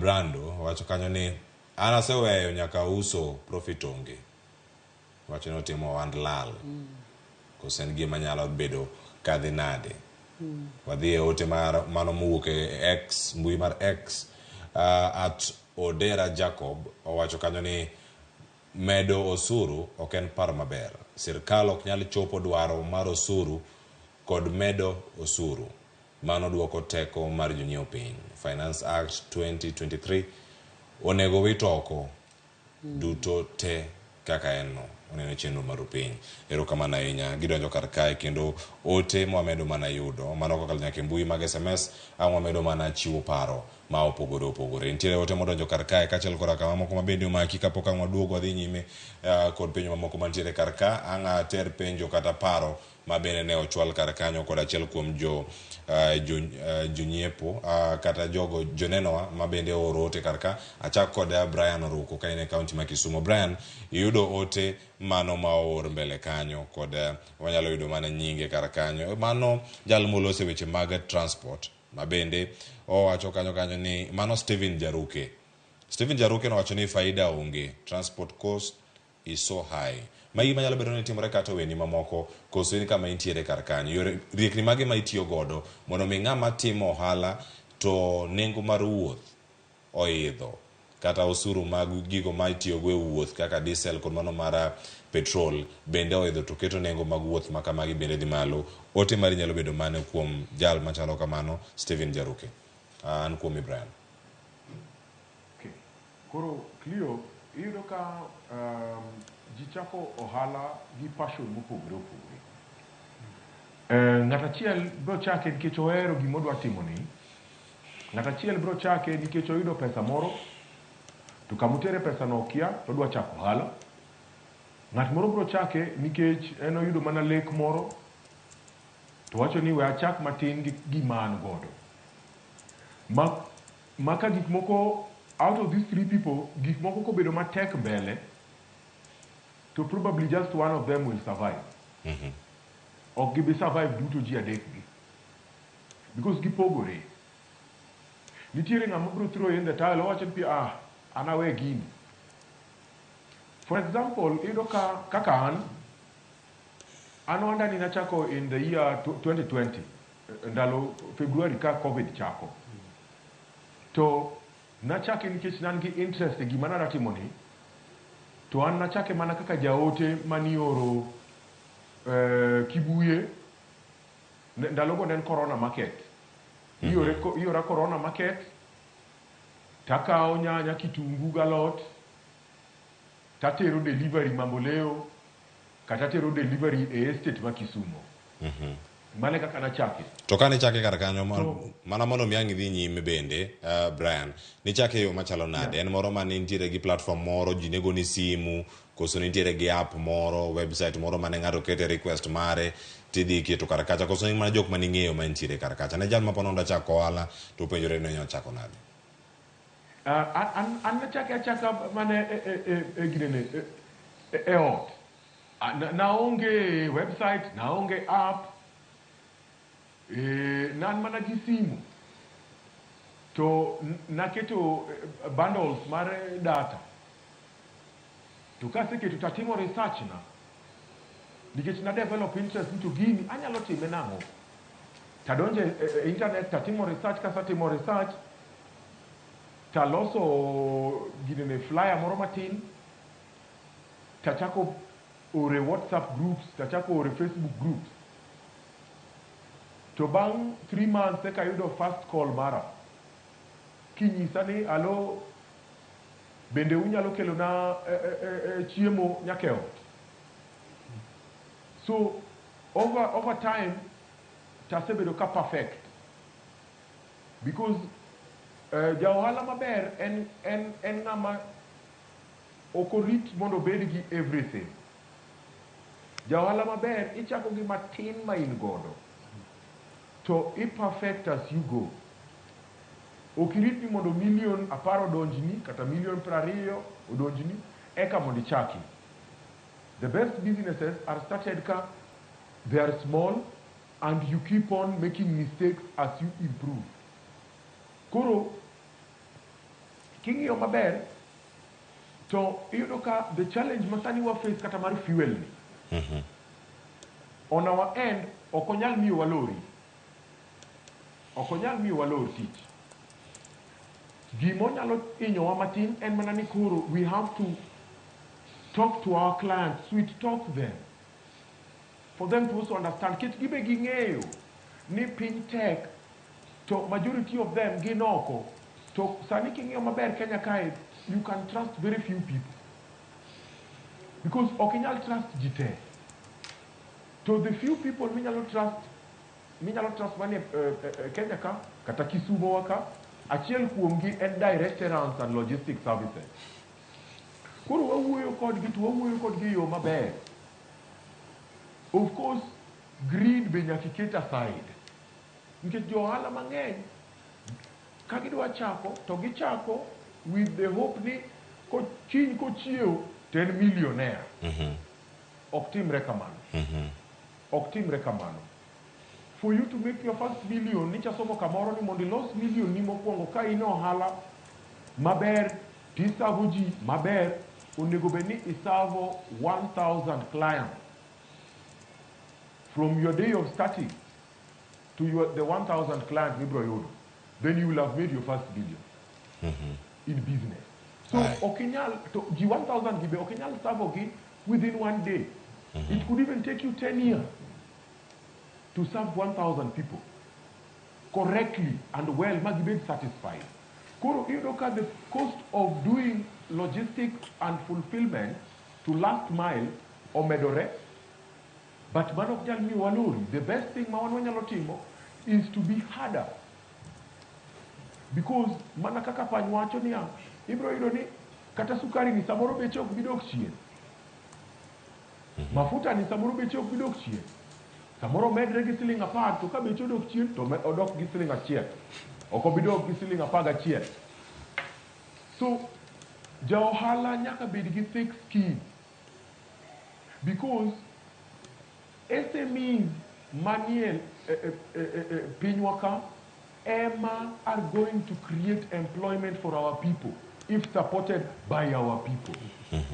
Erokamano, Brian. So, yes.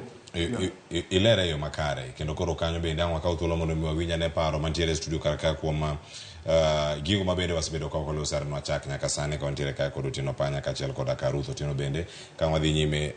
Otieno Panya, iwinjo kanyo paro ma Ruth wacho kane pok wadhi yweyo mag Otieno kod weche mag osuru gi yore mopogore opogore riekni ma ng'ato nyalo bedo kata mondo mi ochakane ohala manyalo bedo machung' moro e yo moro motegno, kit choko mar osuru, juogo mar osuru, luasi mar timo ohala, koso dhano monego bed ni loso luasi ne obed makare e ohande kama entiere. Ting' en mar ng'a e iye kae nikech koro osebayo ne sirkal ero medo osuru luasi ok ni kare. Jomoko bende wacho ni oyo sirkal omedo osuru an kora we tich. Leo ipenjo maber ahinya. Assuming ni gik moko gin constant kaka gintiere ni, sirkal wasenyiso ni duoko ushuru piny to dagi ineno.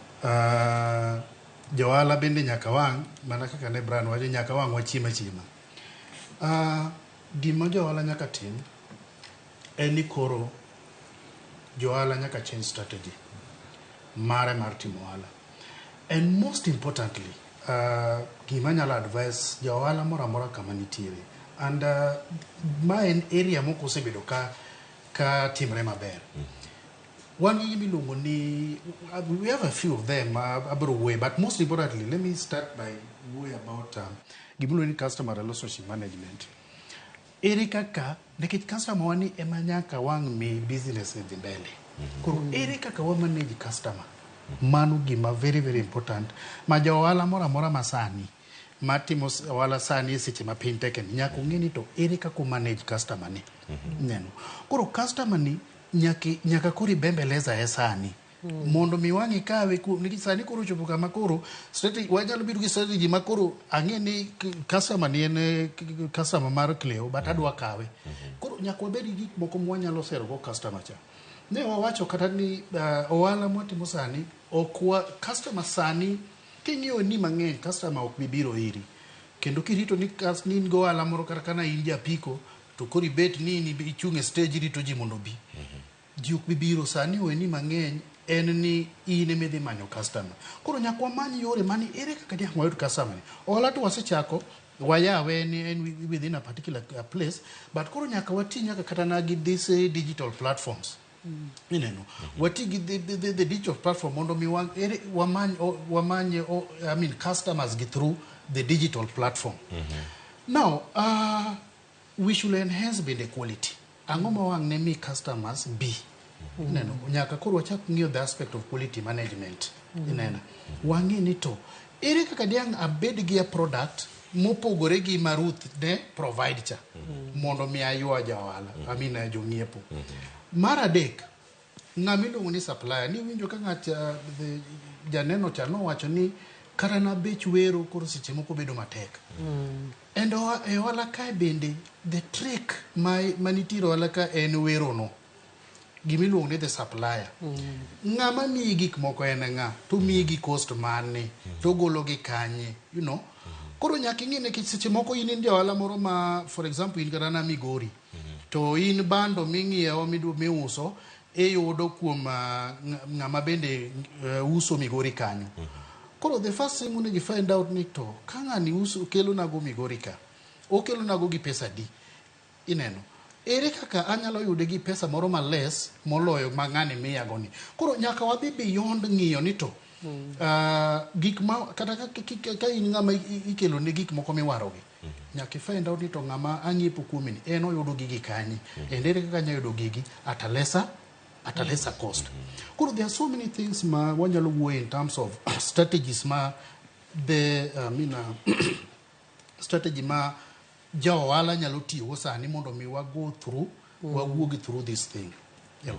Erokamano ahinya. Ruth, wiyo gino ma Otieno Panya bende wacho kara ka nitiere oganda mantiere matimo ohala kendo dwaro maduong' en ni mondo mi gilos giyud yuto margi kata profit no e gigo magitimo.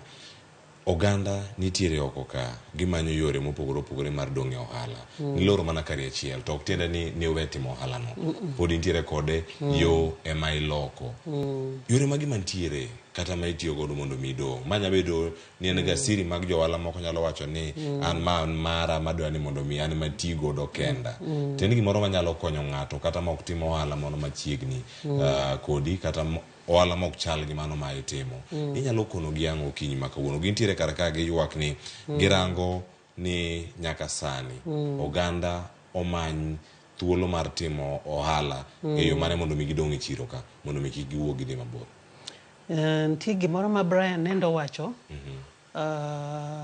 ni passion opogore. Luwore gi passion ma in go momiyo ichako gimichako no. An passion mara nene kana rango ananga moero chiemo moted maber. Anga moero kata kiranga donge neno ka anyako mochiemo maber. Kamano. Mana abila ma iloso. Koro kanena diga kata oko manyo kama da chiemie to kane chiemo mamit. Mane no driver monda yao kar chiemo. An an accountant by profession. I set you almost 15 years British Army as an accountant. But koro gini na ya out of passion. To kana yao ya dira wacho na dwa yao gini tadwa keto chiemo mamit to okabi recycle mo abo timo neji kakitimo negiga e udi. Koro ji ong'eyane mano. Customers na wacho gani in kata kidhi e tiend yath wabro luwi. That an kod customers ma an kodo personal kabisa nikech mano nikech giwacho ni ka gichiemo kara to igi ok ka gi onge problem magin kodo to kendo chiemba be mit. Then an gimong'eya go en mbuta mobul. Abulega maber aya mi go gi plantain mane chiemba mong'ere e town kani. To koro kisebedo unique in a way to jibro dwari. That's one strategy. Another strategy, ineno ot miwinja loro no, business mana loro, the first maduong mana loro no, rent mara nene 700 dwe ka dwe. 700 dwe ka dwe. To kine ka in one place, and very prime, To koro 700 no, mondo mi iti season kaka pin chalni sani was very difficult. To no yudo ka ase improve odno natio madhi million apar. Monda improve odno. Koro nene ochuna a make snap decision. Ingeo moro mar ana med bedo gi gope kose atimo halani iyo mopogre. Acho ni branch na matindo gi ema no tim gini. Eka koro watimo koro branch achiel achula 100,000 moro ni bende 100,000 mano manageable kaluwore gi volumes masane watimo. Abe koro en restaurant maduong to nyaki bendi penjri maswali nyaki have a meeting with yourself ni ohanda ni kamedo time kaka nang'e 2014 chande be omiya gimoro kose asiko ating'o mana msigo. kose jito nyaka chiemo bende mit. Koro achon to gira maber ni natemo kata loro to simbe mane nayudo kaji penja no mama umefungua chuni doga mondo ya ayudo simbe bilago madhi 50 in one day tagoyo mana kwano joga 50 gi abed ni kata adhi tiende yath kamoro abulo ni gierech donge mano pesa mane noduoka ne kaloro more than one day mane noduoka e tich koro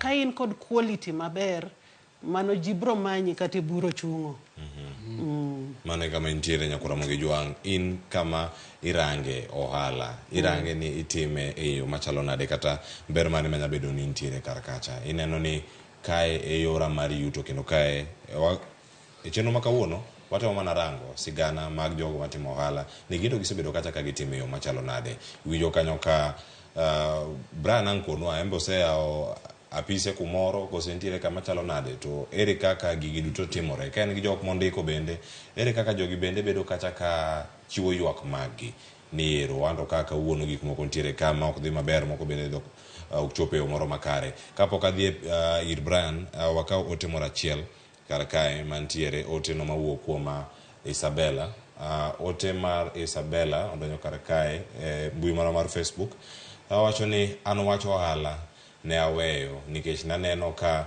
awero to pesa ema muonyore awacho ni jonyiewo tin to odiochieng' ka odiochieng' ka idhi wero to iyudo ka bei omedi taxes be awacho ni bende oridi awacho ni kama mahitaji ni mapile pile be ni kae osach jotich koro awacho ni nool government ong'iyane kanyo matut gigo mantiere kar kanyo chogo mago mag osuru yana koro mondo adhir Brian ang'eni wadong' gi thuolo mar dakika 6 adani mondo mi wapoge waduto kama watie kar ka mondo mi watiek chenro kinyi ma kawuono wasewinjo riekni mopogore opogore ma bende wasesomo kar kare ne wachak chenro sa achiel mar okinyi Brian wach mari mogik ne jal madachako ohala to chunye tho kaluwore kod lwasi mar timo ohala ote mari ne sirkal nyalo bedo mane okinyi ma kawuono ng'e maber gik mathoth nitie monego bed ni timo ojende ywak ni onge tich sirkal nosingo tich sirkal be nosingo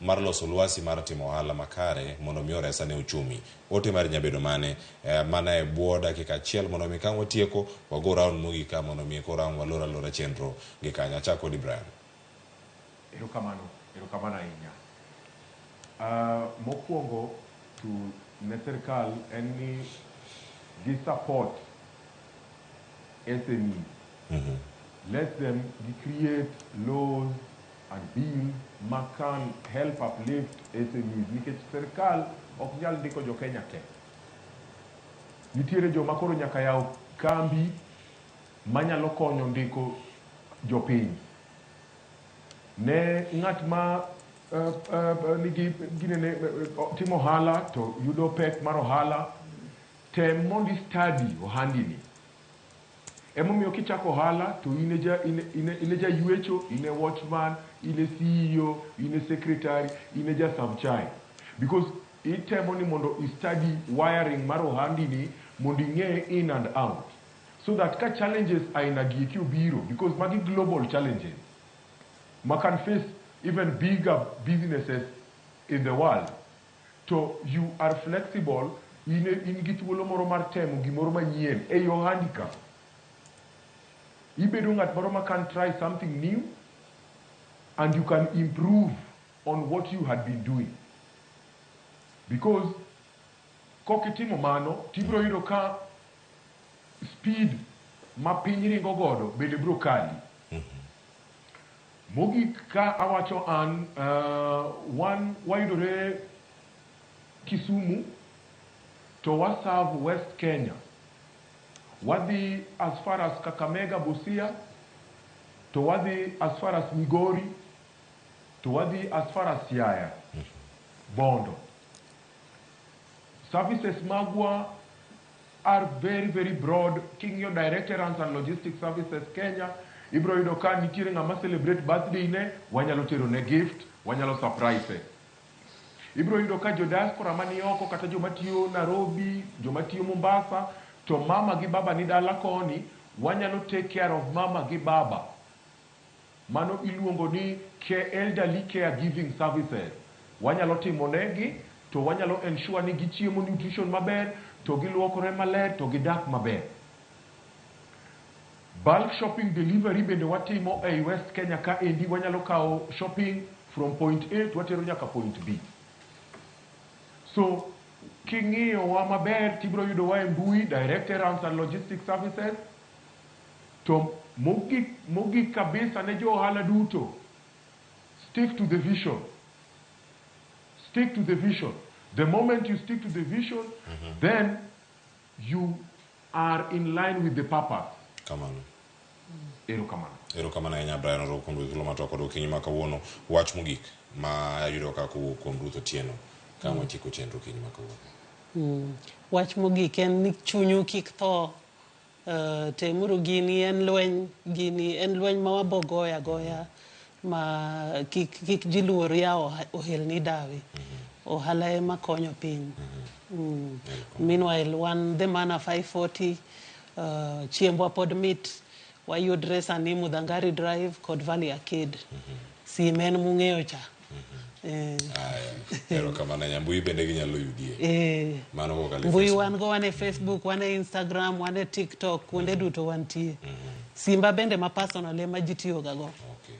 Erokamano ahinya. Ng'eni ang yudo thuolo mar tudre kod jogo mada bedo chwalo kwayo kama gintiere kar kacha mar mondo mi okelnegi chiemo, ng'eyo kama oyudgie. Mano achiel kachiel. Kusida chiwo namba no mana mapiyo piyo. Namba 0745 980 490. Aya, erokamano ahinya. Uyudo gi yo makare. And the number. Mano Brian. Aya Brian kare wach mari kae to bang' ayuda kowuok kuom wach mogik kuom Otieno Panya kar kae mano mogik antie kakani. Erokamano, one number wakidwa yudo wa en 0712192555. Aya, erokamano ahinya. Wapakore ni any task, just ask. Any task, just ask. Just ask. Aya, nyakora mujang koro winjro, koro nyalo ask. Kore kinde ma ask mano, Brian ang idhi mbui mar Facebook, video nitiere kar kacha, ang undik namba no kar kanyo. Ruth bende video mar Ramogi TV nitiere kar kacha. Mondo jogo mada timo kamano, ang uchop kacha mondo miyo yudo yo makare. Wach ma piyo koro ka watieko. Erokamano Cleo. Ahero kaka johala gi timo. To gima nyalo wacho mogik kuma johala te matimo ohala en ni ineno ka Brian ochako mare ndalo corona. Ndalo corona ji ne ni e udi, thoth ji. But yudo ka gin gi kawo advantage of that situation, magi chako ohala kendo gidhi mbele sani. Sama piny tekeni ema imbi chake ohala. Onge chieng' ma condition buro bedo maber mar ohala. Gimonego jaohala tim en tim giluong ni market segmentation. Kise segment market ming'eni to ada uso lewni. To ada uso lewni mag nyithindo, mag chuo, mag mine, mag teenagers, koso mag mage. Kuom sirikal ok onego focus on only one segment mar the supply chain. Ging'i only the farmer. Ging'i the different segments mag supply chain. Ging'i the consumer, ging'i the producer, ging'i the jomanie logistics, jomatimo warehousing and all that. Mondo mi ginya chieno mag ohala e Kenya ka. Mondo mi wayud kaka uchumi nyalo dongore. To gi focus so much on SMEs. My statistics so ani provide 90%. And through the SMEs, we can ginyalo generate employment magidwaro mondo gimi the youth ni. Ok ginya time through public service, ginyalo time mana through ohala. Erokamano ahinya Otieno Panya kaachiel koda ka Ruth Otieno kod Brian Oroko kuonde thuolo matoko Ramogi TV en mor marwa gi duto matimore kar ka. Ng'eni Otieno Panya obedo thuolo mondo mwakala na the mana 540 wachamane buta mubu. Aya nyakora Ramogi Jwang Brian bende kudo thuolo kochopo Nairobi ikaw gi itergi ne Kisumu itim delivery makare. Nyakora Ramogi Jwang mane makelo e giko en mor marwa ni otedo to mawuoro nyaka magi moro jo sani ka watieko brother Kuku George mar Thimli Choinga Migori County Oluoch adieri en ni awuoro kana winjo ni employers dhi chulo osuru ewi jok mane gindiko te gini dhi miyo vijende wito tije contrary to gima sirkal nosebedo kanyo ka osingo ne jopiny. An aneno ni odhi kelo dok chien e Kenya moloyo nweng'o. Nyakwa Ramogi Jwangi maneno mondo mi olore gi kanyo na kelo ni twak mokwongo kinyi makauno kawarango chal lwasi mar ohala pacho kae. Nyinga Cleophas Oluoch jakisumo kanyakwar mokeo nyaka Chisango kora weya lwet nyaka Njira Sharon Ong'ao mondo mi koro kel nyane poko pogore kawuono koro ne ochomo Changamwe owinja ne konyalo Kiswahili oriti masane.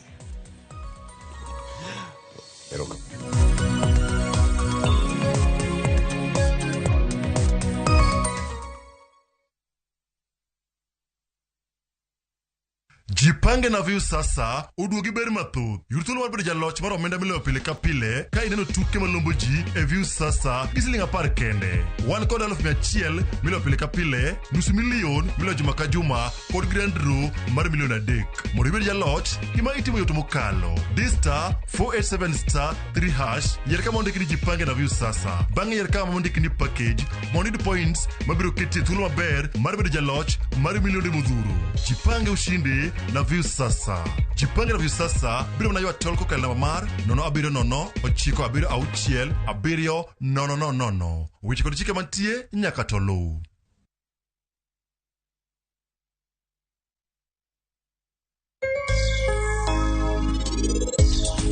Woda donge ining'eyo ni mamau sama enoloso enotengrega mana kamae to kuom hayo marach kama na poka lweta opado lembe matin kamae.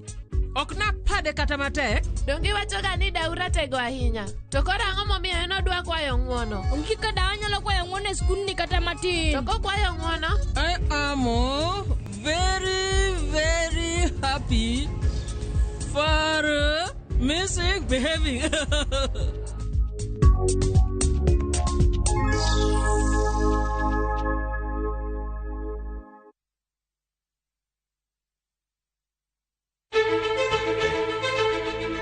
Kokalo kuom lakteche kod thieth, wayudo ng'eyo kaka dendwa tiyo. Nitie hormones mar ng'ama miyo kata ng'ama nyako. Iluongo ni estrogen gi progesterone. Kendo wayudo ng'eyo kama inyalo yude kony moluwore gi weche thieth. Daktari en tich ne thiedho oganda mondo oganda odhi maber. Kaka wadak e kinde ma ok ong'ere, ngimawa en gima duong' moloyo. Ka en ng'ama osiko ka ywaka en kama osechopo dwa kawo ngimane. Kineno science gi wek rito. To e penj laktar, wakelo ni lakteche molony to gilero ni weche thiedho tuoche ma opogore kod rito kit ngima maber. Anyalo tiyo kod chiemo e geng'o thiedho kachiel kod timo bero ngima wa bende. Yes, erokamano. Penj laktar kokalo Ramogi TV kama wacho ni ngima en mwandu. Wuok tich nyaka tich abich chakre saa 12 odhiambo nyaka saa 1 mar otieno. En chenro ma kik bai kata matin.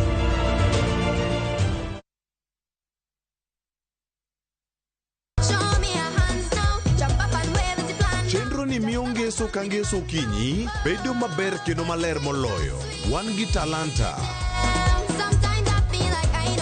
loso gi lwedo, wapuonji tedo miel manyasani, sigana kod moko mamit. Yani mrefu hadi ndege kipita naomba change. Chenro mar nyithindo mawuoyo ewi nyithindo kendo makelo ni gi nyithindo. Kikelo ni kod Loxp, Sally the Queen gi Josephine George mana e rogo mar nyithindo e Ramogi TV.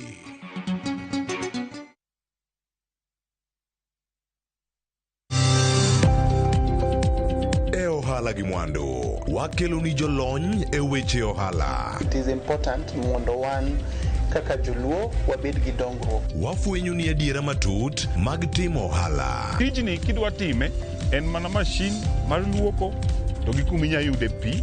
Wawuoyo ewi yore makare mag timo ohala. Kisechopo level mabedo brand, mondo beni gimoro amora mitimo en gima timo makelo pesa. Wakonyi dongo handi ka wami yore mag kano mwandu. Investment group kawache mana gi nyinge no en choko pesa kasto ikete kamoro kasto golo nyinyo mabiro konyi e kinde mabiro. Omiyo wakwayo ni ji duto ket pesa gi savings mondo wapuonji kaka gibiro tiyo godo. Riwri kodwa chieng' tich ang'wen saa 1:45 otieno. Mana e Ramogi TV.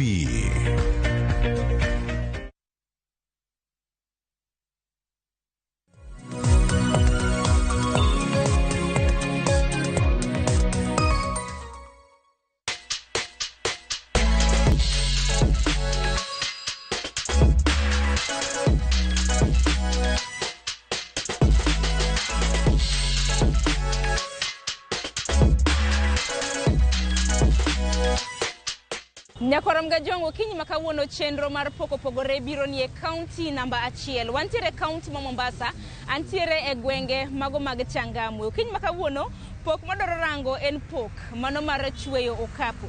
Ntiere miyo mosebedo ka chweyo okapu e gwenge gi kotiyo kod rolls e kinde thuolo mano mar higni 4 ma osekalo. Nyinge Paulina Atieno Ogweno. Ntiere gwenge gi mag Changamwe mane pok mabende wadoro rango okinyi makawuono. Bed kodo nyaka giko mar chenro makama. Nyinga Sharon Ong'ao machiegni.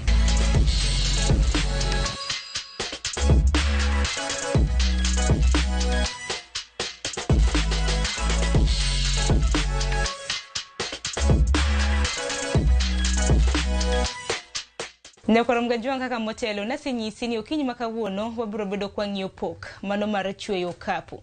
Omiyo asechopo e od miyo mabende sibedo ka loso okapu e gwenge gi mag Changamwe. Nyinge Paulina Atieno Ogweno. Harwaki ni machiegni e chenro mano mar poko pogore. Mano kwa chak nyalo nyisi nyakorom gajuang bende gini jiluo bende samoro bende wajapakre. Paulina en nga tango mitime gwenge mag Mombasa. An Paulina Atieno Ogweno.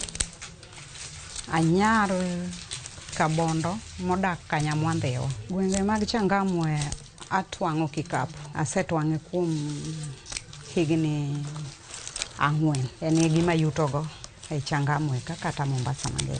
Pole ni siswa pok mabende timo e gwenge mag Changamwe. Dibeni ng'ato nomako lweti mar mondo mi opuonji tich mano mar chweyo okapu. Ng'ato nopuonja kikapu. Ne ayudo ka nyawadwa moro twango to nomora. Nobedo na maber. Kasta koni magi man bende chieng' moro anyalo konyorago. Kinde no natiyo. Kasta upuonja. Koro kosepuonja tayudo ka kare na anyalo time mobed tich mopogore gi tich manatiyo. Koro asetiye. Pole nyaka sani ni higni 4 ka bende ichweyo kikapu. Dibed ni kikapu ichweyo makamagi tiyo gi ang'o ichweyogi? Atiyo gi rolls manyiewo matwango gi godo. Koro kasekaw rolls to rolls go atwango kikapu. Kasetwango kapu to an gi jowero mawaro mabiro kaw kuoma. Kata nitiere oganda mamoko bende ma ka ng'ato chando tich to anyalo biro tamiye to dhi wuotho godo en beto yude konyruok. Bende waseneno kikapu mopogore opogore. Kikapu ntiere tieng' nyading'eny. Nang'o mani ni yiera mag rolls kende emilose gwengegi? Mag rolls gi mana yiero nikech rolls yudo yo. Othith yudo bedo katek nikech mondo mi idhi e bungu mi dhi ng'olo thith mikel milose bedo matek. Nikech e bungu kama idhi ng'ole no bende ibiro ng'ole morum. Lakini nayudo ka rolls gi nyalo miya yot nikech adhi anyiewo takelo taloso kikapu kendo ji en kikapu madumo. To mago thith ka to rumo piyo nikech ka koth ogoye to en gima oserumo. Ka ng'ato korite yo maber to bende okethore piyo. Koro magi nayudo ka ok kethre yo mapiyo. Mondo ka ng'ato osenyiewo to odhi otiyogo e muda ma nyalo konye. Kik kethre ne piyo piyo kendo chako dogo e chiro mapiyo piyo. Ohala ko ohala ng'ato ka chako nyaka bede gi omenda moro moketo tenge. Akeni sigandi en mane? Capital mari nigolo kure? Sama nachako tijene nachako to nobedo gi changamoto mar pesa. Koro nikech nachako gi matin mane an godo to nayudo ka jo Equity nigi yot mar miyo ji pesa. Najiunga kodgi. Koro jo Equity emo ting'a malo machopo kanyaka kawuono. Ka ne gimiya pesa tadhi anyiewo godo rolls koro malong'o to achako koro tweng'o. Koro atweng'o ka onge wasiwasi. Bende kopogore kata mana gi hola, wang'eni bengi mar Equity bende osebedo ka chiwo tiegruok ne customers maggi. Akeni bende gisechiwoni tiegruok moro amora? Gisemiya tiegruok. Gisemiya tiegruok mang'eny.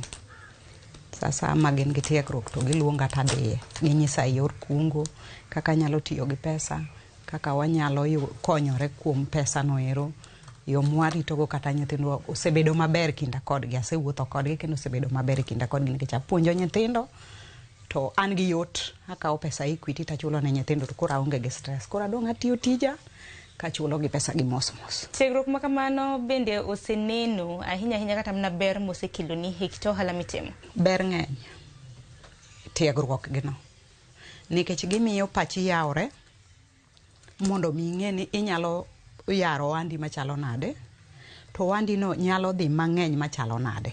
Gipuonji yo minyalo usogo ma inyalo yudogo customers modhuro, kaka inyalo treat customer gi mi puonj no ero. Koro gisemiya puonj mana aneno ka koro oyawre mobedo maduong' kendo bedo gima koro nyalo konya saidi. Pauline, bende Equity ka chiwo hola, samoro ginyalo chiwo hola ne ng'ato wuona kata ne group. Akeni mari no bedo nade? Na kana gichiwo ni hola? Ne wariwore group, wabiro kanyakla kaka joma mine. Wachoko joma mine to wabedo godo to wabedo group. Wako Equity nigi pesa, gimiyo ji pesa mondo mi ji mon otingre malo. Sani ok dhako beda beda. Nyaka imany kamoro mitimori nade. Mikete pesa ni matin miyudo, tinyalo yudo hola kacha inyalo timo gimoro. Bende ng'eno kinyi makawuono nyaka rom ga jwang' nyalo penjo ti nang'o meni wantiere od Pauline? Nang'o meni loso okapu kata ichwe gi odika? Alose oda ka nikech ana loso to joma kawo dhigo. Koro omiya yot mar tich nikech ka ng'ato biro mowuok kede oko, ene mowuok godo tano kawuogi. Koro ana bita loso negi. To gine ma giwuok go. Anyalo yudo joma oko mowuok oko mabiro kawo. To ne ayudo gi e yor simu, nwakete e simu. Koro nousore kamano nayudo ja Sudan, abedo godo, lakini to kapok kura dhi biro to ochako dok chien gi biashara mabiro Kenya. Koro sani ek wachako dok kode kendo e wang'e mondo mi loko wala kwa dhi mbele. Pauline, sasa ni nitiere gi customers mawuok e gwenge ma pacho ka, bende nitiere gi mawuok e pinje ma oko. Akeni customers magi mar mondo mi gichuli kata in iwuon kidhi nyiewo rolls ma kamagi, itiyo gi yo mana? Wan gi pay bill mar 247. Watiyo godo mar Equity. Ohala ko ohala nyaka bede gi ber gi achiedh nade mare. In chakra ni chak chweyo kikapu ma kamage. En higni 4 nyaka sani. Ber mane moseneno? Kuom ohala ni ber ng'eny, onge gi season. En all weather. Season te. Bede ni piny rach, bede ni piny ber, kikapu nigi pesa. Iloke, achwe to dhi kamano. Oko kos chiro. Mano ber kikapu. Changamoto manyalo bete, changamoto ne tim. Mana kaka en oda ma ng'ato okawo moketo ni oda, to odwa ni kuong ilosne mitieki eko iketo ne gari eko chuli. Mane changamoto mantie nikech sama ka ionge gi pesa to mondo mi chwe ne oda modwaro, nikech onya dwaro kata okepni 500 mondo mi nyiew rolls marom michwe ne okepni ka kokimiye bedo matek. Alafu e kinde kanyo kapod itwengo chiemo koro dhi bet sida nikech idwani mondo kepni ne ka oromne. Koro kanyal kawo nadhi auso to en bende odwaro. Koro mane changamoto nitie, mak mana ni Equity no otieko changamoto no ero. Nikech ka ng'ato miya oda tadhi e Equity, taringe Equity, takawo pesa tabiro tanyiewo rolls go tabedo piny, tatwengo, tamiye gige to dhi. Koro ka pesa jo biro tachude e Equity. Changamoto no ne Equity otieko. Achiedh nade machielo makiani bende isebedo kiyudo nikech okapu ma kamagi kopogore kata gi Changamwe bende ioro gi e pinje ma oko. Dibed ni samoro isebedo kioro gi to samoro jomoko koro di kata mana pesa. Dibed ni mano en achiel kuom achiedh nade? Ok yot. Nikech sama chopo gine kacha e bus kama adhi kete to okowo pesa gi kanyo. Bora no se ketne ticket. Nikech ticket samo ng'ad gi cha samane e kar bus no to achiwo namba ne tigone simu ni gige oketi to pesa donjo sano. Bende motelo chien kano dhi nyime gi twak makama ni ywago nengo rolls gi to nengo gi chal nade? Rolls achiel onego bed en siling 1,700, lakini onego bed gi rolls 15 moting'o kalaste. Pole nang'ini wach mabe nyakwar mga juang dego mng'eyo nikech magi gin tije lwedo. Wadak e piny mabende kata mana tije nok. Tije lwede ma samoro nyalo golo ji oko. Bende kan wadonjo nwaneno ka untiere ok ni ng'at achiel mabende nalose. Tiegruok bende chiwo? Tiegruok achiwo ne nyawadwa mobeta beta ma oonge gi tich. To chunye ohero. Ni gini donga nyalo timo. Tamiye kenda miye free. Moka miye gi pesa. Mondo mien bo yud gima onyalo konyorego. Sani chakre 2020 asepuonjo dhana bich. Mose bedo mkong'eyo ma jomoko ni kuonde no dhi kuonde tiyo tijni eri. Kende magi chiemo godo. Magi puonjo go nyithindgi be magi loko. Pole no kiny makawuono ang'eni isenyiso gi ni ichiwo tiegruok no. To bende inyalo mana paro negi ni intiere gwenge mage kaunti ma Mombasa. Kama antie ayudora Chaani, Changamwe Chaani. Ka ng'ato gochona to oyuda. Kata ka ng'ato manya to yuda. To kopogore gi jok mantiere gwenge mag Chahani, iwacho ni Changamwe kaunti ma Mombasa. To jok manoko nikech wang'eni gwenge to wantiere godo 47 pacho ka. Gin to tiegruok ichiwo? Ka yot ne ko nyalo biro ira to nyalo biro. To ka en gi achiel kuom joma na puonjo machiegni ta nyalo ore iri jogo to puonje. Waseng'eyo kapu rang'iny mopogore kala bendo aneno mopogore kaindi. Ng'at nyalo penjo ni odiochieng' achiel Pole nyalo twang'o kapu maromadi? Odiochieng' achiel ka en gima odantie ta nyalo twang'o okepni 10 matwang'o. Nikech en tich mang'iyogo kendo lweta ong'iyo kode. Bendo wang'eni customers dwachgi opogore. Dibede ne momiyo ni kata mana iloso kepe kata mana mantiere gi rangi mopogore. Bedo kaluwore gi dwach customer. Customer koni ni adwaro rangi makama gi rangi makama. Moko bende atwang'a wuon makoro wuok e chiro. Koro ana akisha kowuok ka ng'ato dhigo nitiere joma uso gi bende mamiyo madhi uso. Gin karibu ji 3. Koro atwang'o mang'eni customer rangi ma customer koneno to moro wang' customer. Koro ka giwuok go to gikos gimoro. Bende Pauline wadak e piny ma kopogore kata mana gi loso gi ot. Ang'ino kapo gi osebedo ka ntiere gwenge mopogore. Marketing ng'at nyalo penjo ni itimo gi nade? Ne an ga gi WhatsApp mana tiyo lakini an simba no kethore kora tiyo gi mar nyako. E yor WhatsApp kata mana Facebook. Ji mang'eny yuda kanyo. Bende kopogore gi WhatsApp ang'ini semiyo gi namba mbui mar Facebook tiyude namba mane? Bende chak inuo gi namba mar WhatsApp. Mbui ma ayudora e Facebook, ayudora e WhatsApp.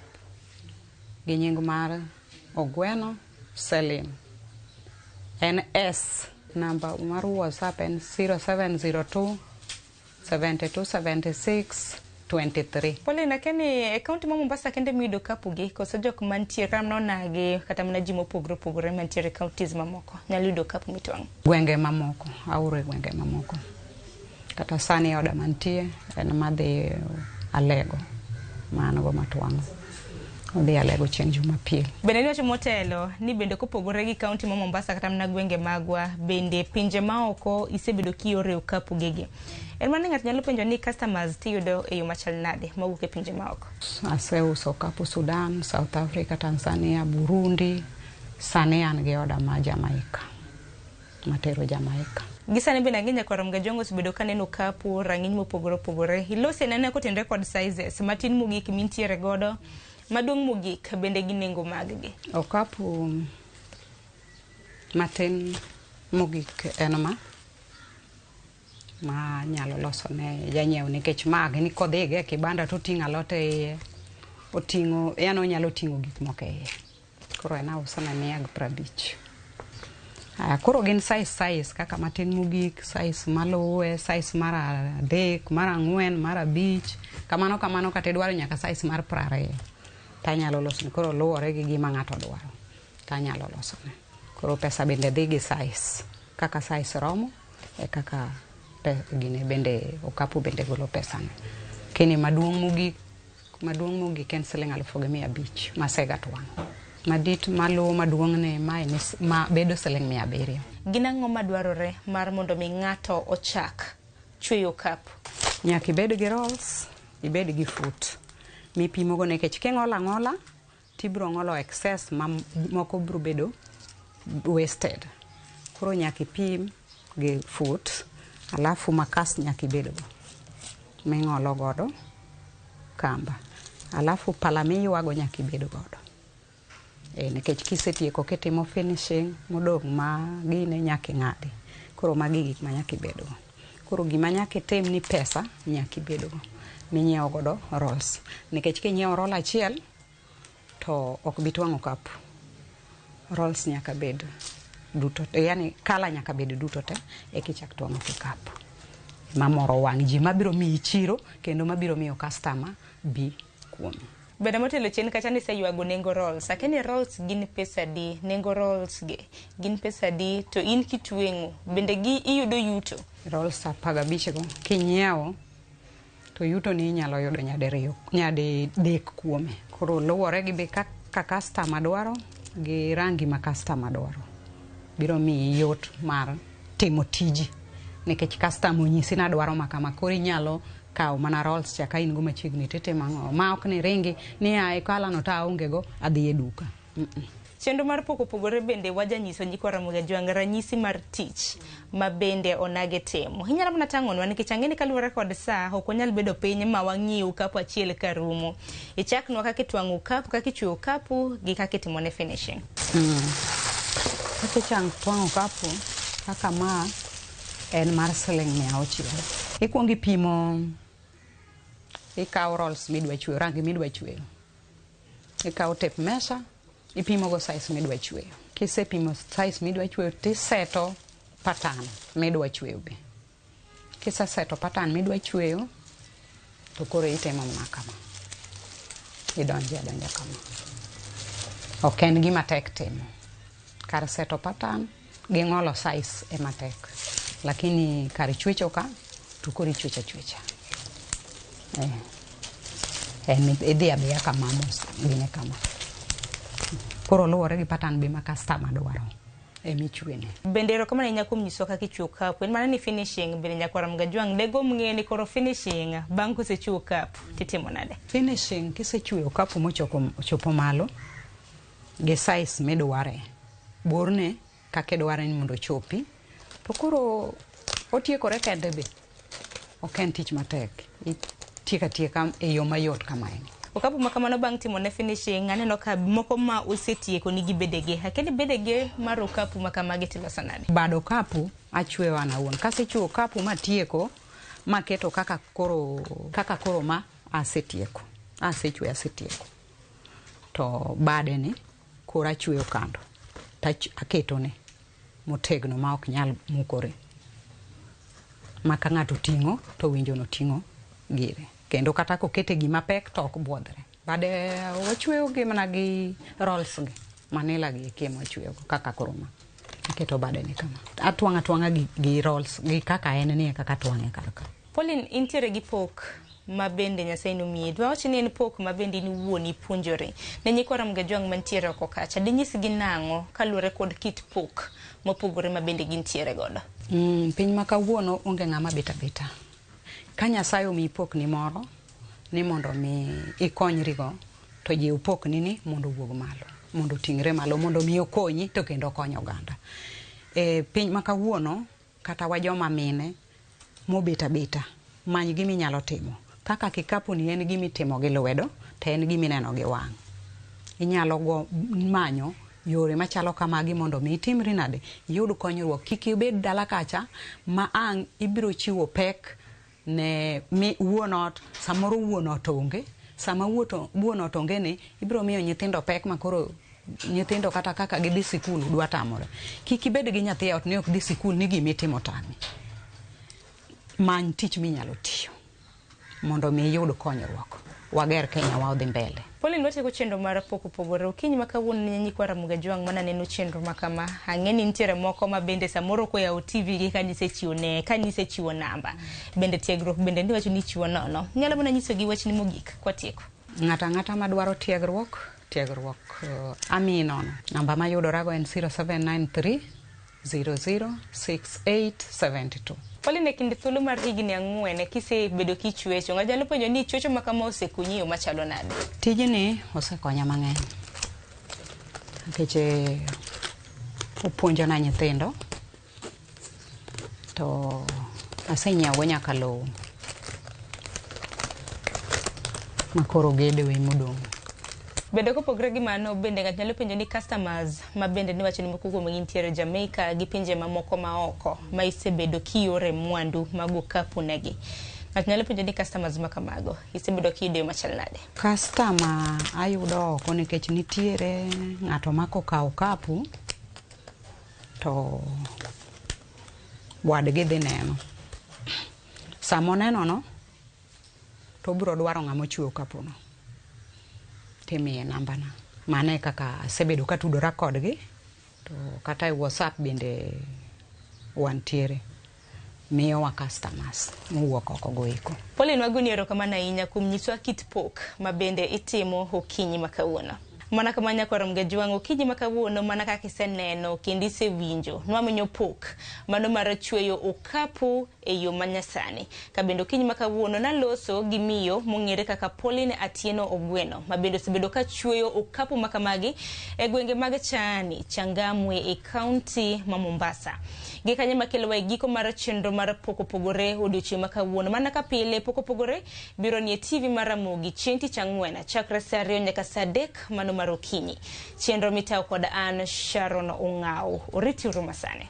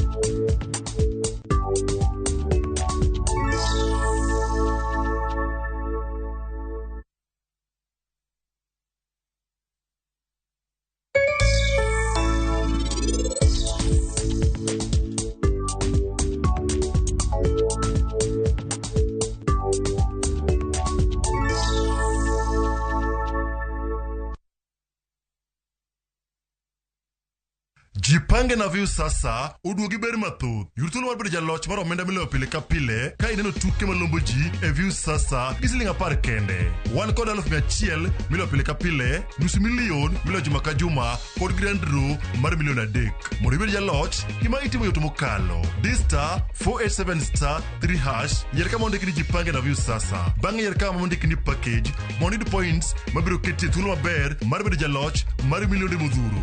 Jipange ushindi na view sasa. Jipange na view sasa biro na ywa tol kokalo namba mar 07096670000. Weche kod chike mantie nyaka to luw.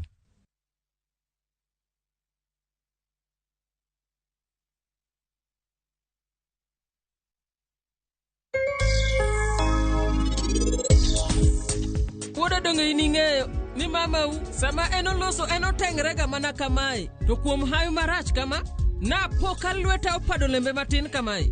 Ok na pade kata matek to sani enosechako hangona ni anapade matek ahinya. For KPLC tokens, Bela charges only on Airtel Money. Dial *334#. Select Lipa na Airtel Pay Bill, then select KPLC.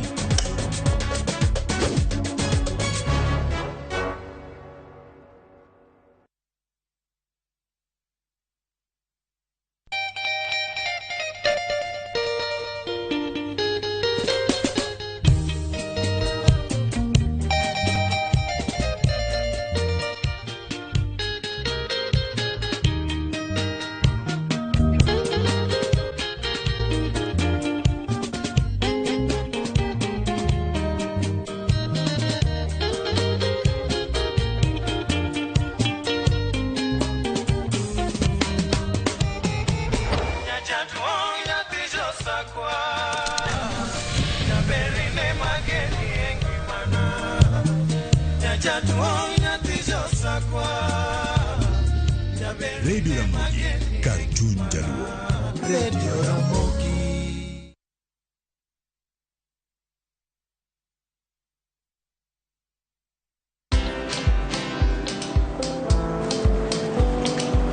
Niaje? Ni kama unashangaa kwa nini naangalia simu with so much focus, eh? Usishangae sana. Nimekuwa ndani ya story kabisa. Ni kama ile hali ya juzi. Ni kama nilikuwa hapo iki happen. And when this new market was being opened, ni kama nilikuwa hapo tu. Hata vile local tourists for a special rate at the coast, I was there. And when this new road was being commissioned, I was right there. Na hata wewe, unaweza kuwa ndani ya story wherever you are. Just download Citizen Digital. Stay informed on all the news and events as they happen across the country, the continent, and the world at large. Download Citizen Digital, Kenya's #1 news app. Sasa kwa tao moja tu unaweza pata third party cover for your private motor vehicle valid for 30 days. Say goodbye to expensive motor vehicle insurance. Pata bima kutoka Direct Line Assurance. Kujisajili bonyeza *487#. Weka namba plate ya gari yako, ID namba yako, email address yako na ulipe thao moja tu. And your digital cover will be sent to you instantly. Collect your sticker at your nearest Total service station. Dial *487# upate third party motor insurance valid for 30 days. Pap, ni thao tu.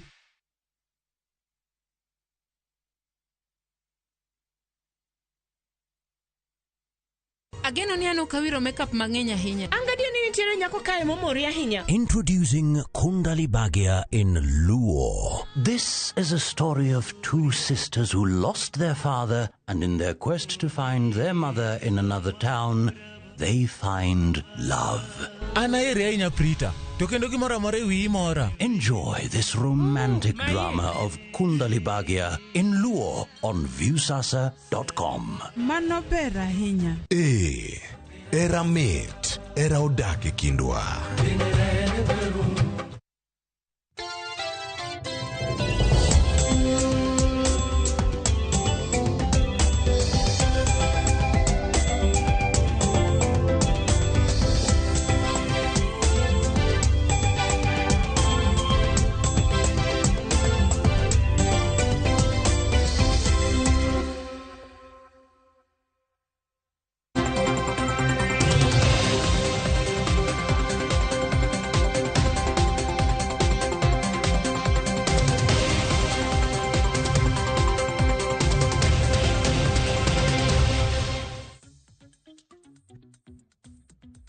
Nyakoram gajonka moramora mintiere arwakini machiegni ma eni chenro mar mbaka oromo. Chenro machako sani sadek marokinyi kabido brobedo korumo kanyo sabich maronyango. An ka mar kelni chal mar fuambe okang marario nyawado Joyce Duor birobedo ka keloni tuak e chenro mano mar mbaka oromo. Wangene na weche mabendo dhi luo ni uduche makawuono duto mabendi brobedo kiyudo e weche magwa manyien. Uduche makawuono piny ngima hingo oduchieng mabende idhialo jopuonje. Wan kaka TV mar Ramogi okiny makawuono wadhialo jopuonje duto mantiere e pacho ka chakre mantiere mago mag ECDE, wantiere kod mago mag primary, secondary, mago mantiere mbalariany gi colleges mopogoro pogoro. Okiny makawuono wadhialo ni Happy World Teachers Day. Katika mano Thorwatch mano mahigani, mano higa mar 2023, and the teachers we need for the education we want. Mano jopuonjore mowinjore ne kit somo mawadwaro. Mano nikaluore kod okenge mano mar tieko nok mag jopuonje e skunde mopogoro pogoro. Nyawado Joyce Duor nitiere kod tuak mano e chenro mar mbaka oromo duche makawuono kodhialo mana jopuonje. Kopogore gi manya kwaram gajwanga bendo duche makawuono jatend migao mochung' ne weche mag somo e pacho ka Ezekiel Machogu ka onoromo kanyo saa 4:30 odhi bedo komol e skund primary mano ma Kilimani mantiere e county ma Nairobi.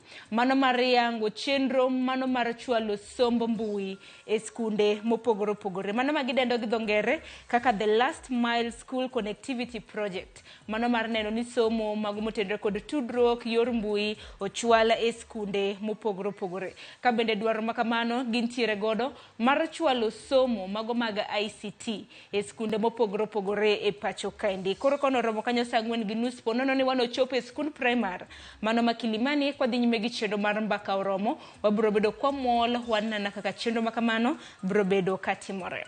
Kopogore gi mana tir nyaka e kaunti ma en kaunti mano ma Siaya ikruok motelo ne limbe jatend piny Kenya William Ruto. Wang'ino duche makiny jatend piny Kenya William Ruto biro bedo ka chako limbe mare mar odiochienge 4 e gwenge mago mag Kaluo. Duche makawuono nitiere nonro mabedi biro bedo kitimo ne osuptal mong'ere kaka Urenga mantiere Ugenya e kaunti ma Siaya. Achiel kuom chenro mabende jatend piny Kenya biro bedo kayango ka bende osuptal karamna kar thieth mong'ere kaka Urenga en mar level 4. Koro duche makawuono nonro biro bedo kitimo inspection mar ng'iyo ka bende osechopo e kiwango maber maka jatend piny Kenya obiro e kaunti ma Siaya koyawe ti obiro bedo e condition kata mana e okang' mowinjore. Kaporo ni nyakorom Gajwanga jatend piny Kenya chakro duche makiny obiro bedo kolimo gwenge kaka Kisumu, Siaya, Migori kanyakla kod Homa Bay. Ke kaunti ma Siaya bende nitiere chenro mopogore opogore kopogore gi kar thieth mano mong'ere kaka level 4 mano ma Urenga bende biro bedo koyango mano laba manyasani mane TVC mong'ere kaka Mahaya bende nitiere wang'apaya mopogore opogore ma bende obiro bedo koyango. Atiri nyaka kaunti ma Garissa. Koro mana en jatend migao mochung' ne weche mag ohala. Wang'eni lokruoge notimo odhiambo manyoro. Koro chenro repod nitiere godo. Nwaneno Moses Kuria odiochieng' manyoro ne nitiere kaunti ma Homa Bay kama bende noyawo dag ohala. Odiochieng' makawuono ochomo kaunti mano ma Garissa mano mar yango dag ohala mane kaunti ma Garissa. Ang'eni chenro mopogore opogore pod dhi nyime mar mondo mi apisi owene jalniero ma bende koro noket kanyo manyien mano Rebecca Miano ma bende koro biro bedo kaka okore ka koro Moses Kuria bende wang'eni koro noseter nyaka migao mano mag jotije mag piny owacho mano public service and delivery. Kata kamano wang'eni no duche makawuono kodhi yango kar dag ohala kata mano mong'ere kaka aggregation park mane kaunti mano ma Garissa. Nyasi ma bende biro yore gi jotelo mopogore opogore koriwo governor mano ma Garissa mong'ere kaka Nadhif Jama. Kopogore gi mana tiri nyaka e kaunti ma Mombasa nyakorom Gajwanga e kaunti ma Mombasa governor e kaunti mano ma Mombasa mano Abdul Samad Sharif Nasir bende ka onoromo kanyo saa 4 mar okinyi nitiere kaka odhi yudo yedhe mago pok mag yedhe kuwuok kuom duola mano mar KEMSA. Yedhe makamago ibiro bed ka ichiwo ne e apise mana apis governor e kaunti mano ma Mombasa e dwaro mar chwalo kwe kata mana chwalo chenro mago mag thieth e yo makare e kaunti ma Mombasa. Bang' mano ka onoromo kanyo saa 5 mar onyango bende governor e kaunti ma Mombasa mano Sharif Nasir obiro bedo koromo kod jotelo mopogore opogore mawuok e duond bura mano mar ODM. Chenro makamago nyawadwa e kaunti ma Mombasa Jojaoko luonwa e yo makare. Ateri nyaka e kaunti ma Kisumu nyakorom Gajwanga nwaneno odiochieng' manyoro ka luoro na nitiere gwenge mago mag Sondu kaluore kod tulo ma bende nomuoche gwenge makono kama bende ji adek bende nowito ringre gi odiochieng' manyoro. Odiochieng' makawuono jofwambo mag e kaunti ma Kisumu bende pod biro bedo ka luonwa tulo mano ma bende nomuoch mage gwenge mago mag Sondu mane tong' mantiere kaunti ma Kisumu kanyakla kod kaunti ma Kericho. Kata kamano luoro pod okwako anyuola ma odak e gwenge go ma Sondu kaluore kod tulo ma bende nomuocho odiochieng' manyoro. Wang'eni ji mopogore opogore ma bende kwan gi poko yangi bende nitiere ute thieth mopogore opogore mage gwenge mago mag Sondu. Kuom ranyisi nwaneno kanyo osuptal mano ma Nyabondo kama bende ji mopogore opogore ma bende noyudo hinyruok e tulo makama bende noter. Koro jofwambo mag e kaunti ma Kisumu bedo odiochieng' makawuono pod dhi luonwa wach mar tulo makama ka bende duoro pod okwako gwenge makono.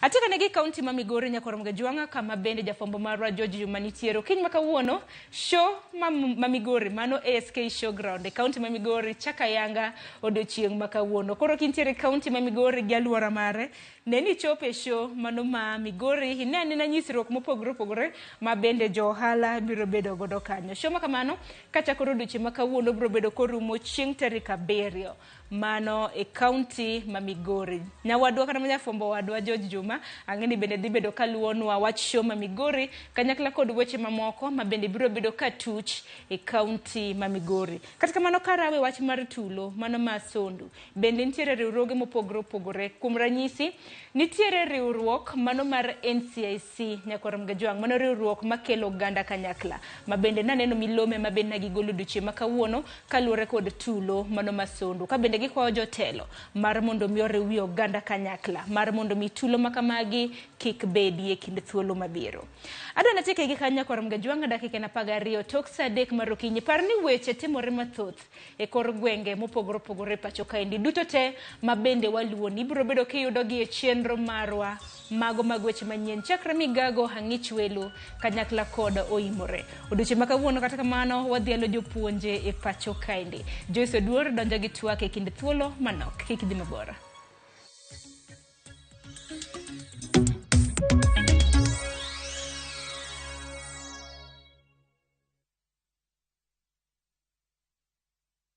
Jipange na view sasa uduogi ber mathoth. Yurthuolo mar bedo jaloch mar omenda miloyo pile ka pile ka ineno tuke malombo ji e view sasa gi siling 10 kende. Wan kod 100,000 miloyo pile ka pile, $500,000 miloyo juma ka juma kod grand draw mar $1,300,000. Mondo ibed jaloch, gima itimo yot mokalo. Star 487 3#, yier kama ondiki ni jipange na view sasa. Bang'e yier kama ondiki ni package mondo iyud points mabiro keti thuolo maber mar bedo jaloch mar milionde modhuro. Jipange ushindi na view sasa. Jipange na view sasa biro mna ywa tol kokal namba mar 07096677000. Weche kod chike mantie nyaka tolu.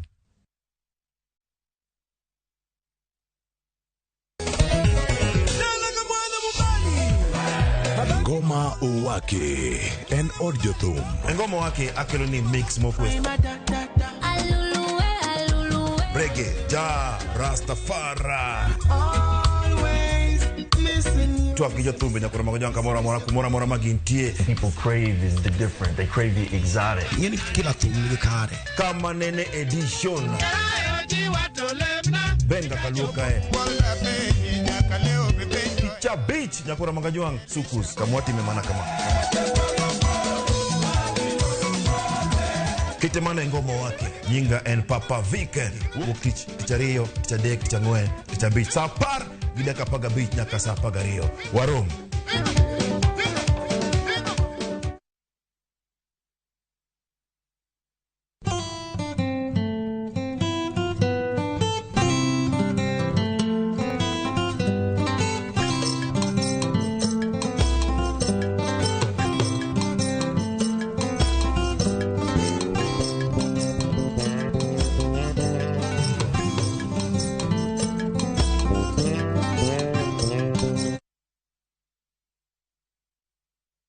Wakelo ni mok kuon mar Joymax Maize ma en gino makare ka imedo e chimbi mapile. Mok kuon marwa ok ni kod ndhadhu kende, to en kod madini mathoth mabeyo ne ngimani. Olose kod bando mabeyo ma oyier kendo regi e yo makare. Joymax Maize Meal iuso e nengo moyweyo ne ji duto madwaro dak e ngima makare. Kata ka idwaro medo teko mar dendi kata rito roteke mag dendi, yiero makare en Joymax Maize Meal. Teme kawuono mondi winj ber mar dak e ngima makare.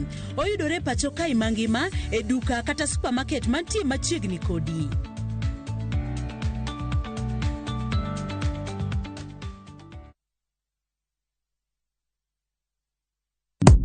Shabikia na Mia. Bet with 100 Kenya shillings or more kwenye shabiki.com for you to stand a chance of winning amazing cash prizes whether your bet wins or loses. Kila Tuesday, 25 winners wanashinda 5,000 Kenya shillings each. Na on Friday, 5 winners wanashinda 10,000 Kenya shillings each. Register, play and win. The more you play, the higher your chances of winning. Not recommended for the persons under the age of 18. Authorized by BCLB number 587.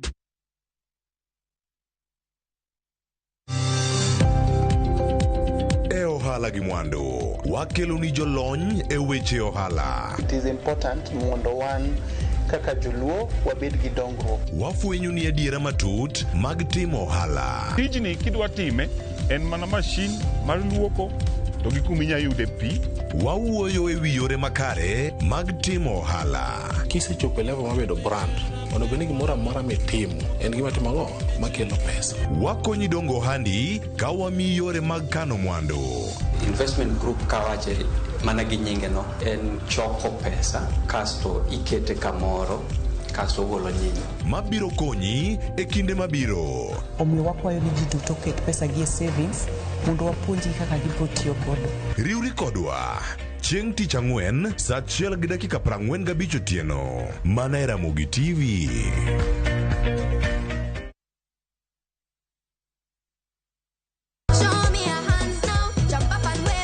Chenro ni miyo ngeso ka ngeso kinyi bedo maber kendo maler moloyo. Wan gi talanta loso gi lwedo, wapuonji tedo, miel manyasani, sigana kod moko mamit. Yani mrefu hadi ndege kipita naomba change. Chenro mar nyithindo mawuoyo e wi nyithindo kendo makelo ni gi nyithindo. Kikelo ni kod Loxp, Sally the Queen gi Josephine George mana e rogo mar nyithindo e Ramogi TV.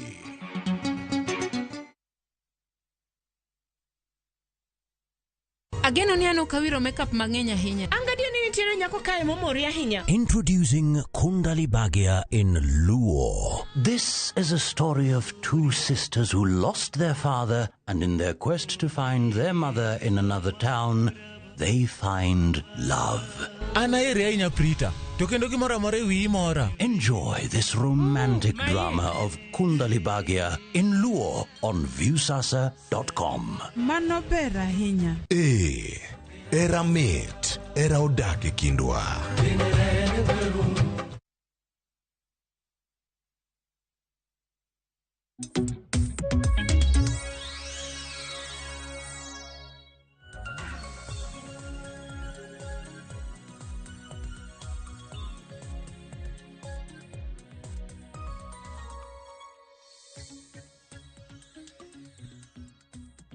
Nyakora Ramogi Juang tarik 5 dwe mar 10 higa ka higa piny ngima jadhialo jopuonje. Jopuonje duto manitiere piny ngima odiochieng' ma kawuono en odiochiengu.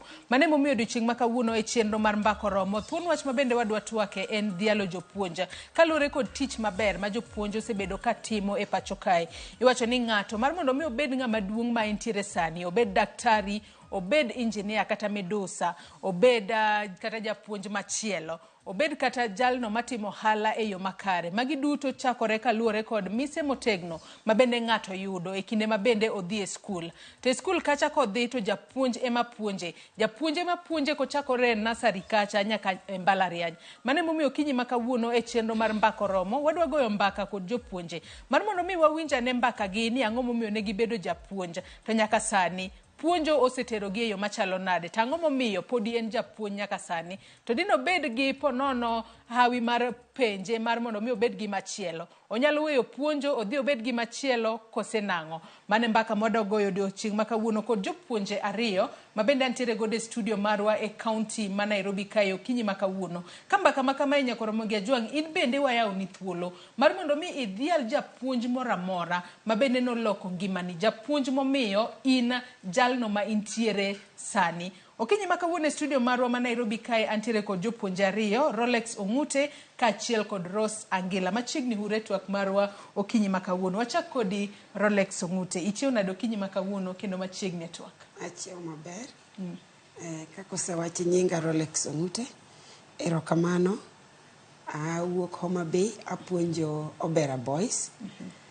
Nachako puonjo higa mar 2007.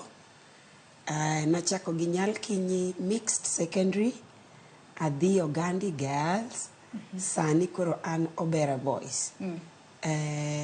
Puonjo ber. Weya gi kanyo mondi mago mbaka ma podi wabiro goyo. Sani koka wachake. Rose Angila, machiegni ahinya twak mar okinyi ma kawuono ichiew nade? Achiew maber, erokamano. Kaka usewinjo, an iluonga ni Rose Angila. An asepuonjo from 1997 ma higa mar 26. Asepuonje counties 2. The first one in Homa Bay County. Apuonjo for around 3 years. And the 23 years asebedo Kajiado County. Sa kasani tan isinya primary. Machigni urei network mar Okinyi makawon. Mana kaka isewinjo nyaka Ramogi Ajuang antiere studio kae kod jopuonje mabendo osepuonjo kuom thuolo malach ahinya e pacho kae. Wadwa goyo mana mbaka mar mondo mi wawinja ne ni to puonjo osetero gi yo machalo nade. Emomiyo in bende kamoro amora ma intiere nyaka Ramogi Ajuang Okinyi makawuono inyalo riwri kodwa e twak ichwalonwa penjo ote mora mora kokale namba mar 33600. Facebook kacha bende ibiro yudo wa live kaka pile Ramogi TV, mbui marwa mar X ibiro yudo wa Ramogi TV. An bende nyalo tudri koda e Facebook page mara ibiro yuda Joyce Oduor, mbui mara mar X ibiro yuda @JoyceOduor_. To bende kichwalonwa penjo kata ote mora mora kaw thuolo makende mar pako kata dhialo japuonja mora mora manitiere e pacho kae. Wachak kodi Rolex. Nang'adi kata e kinde ma bende isechako pakri. Ang'eni wacho kanyo ni sani puonjo Obera Boys. Mano mayudore county mane?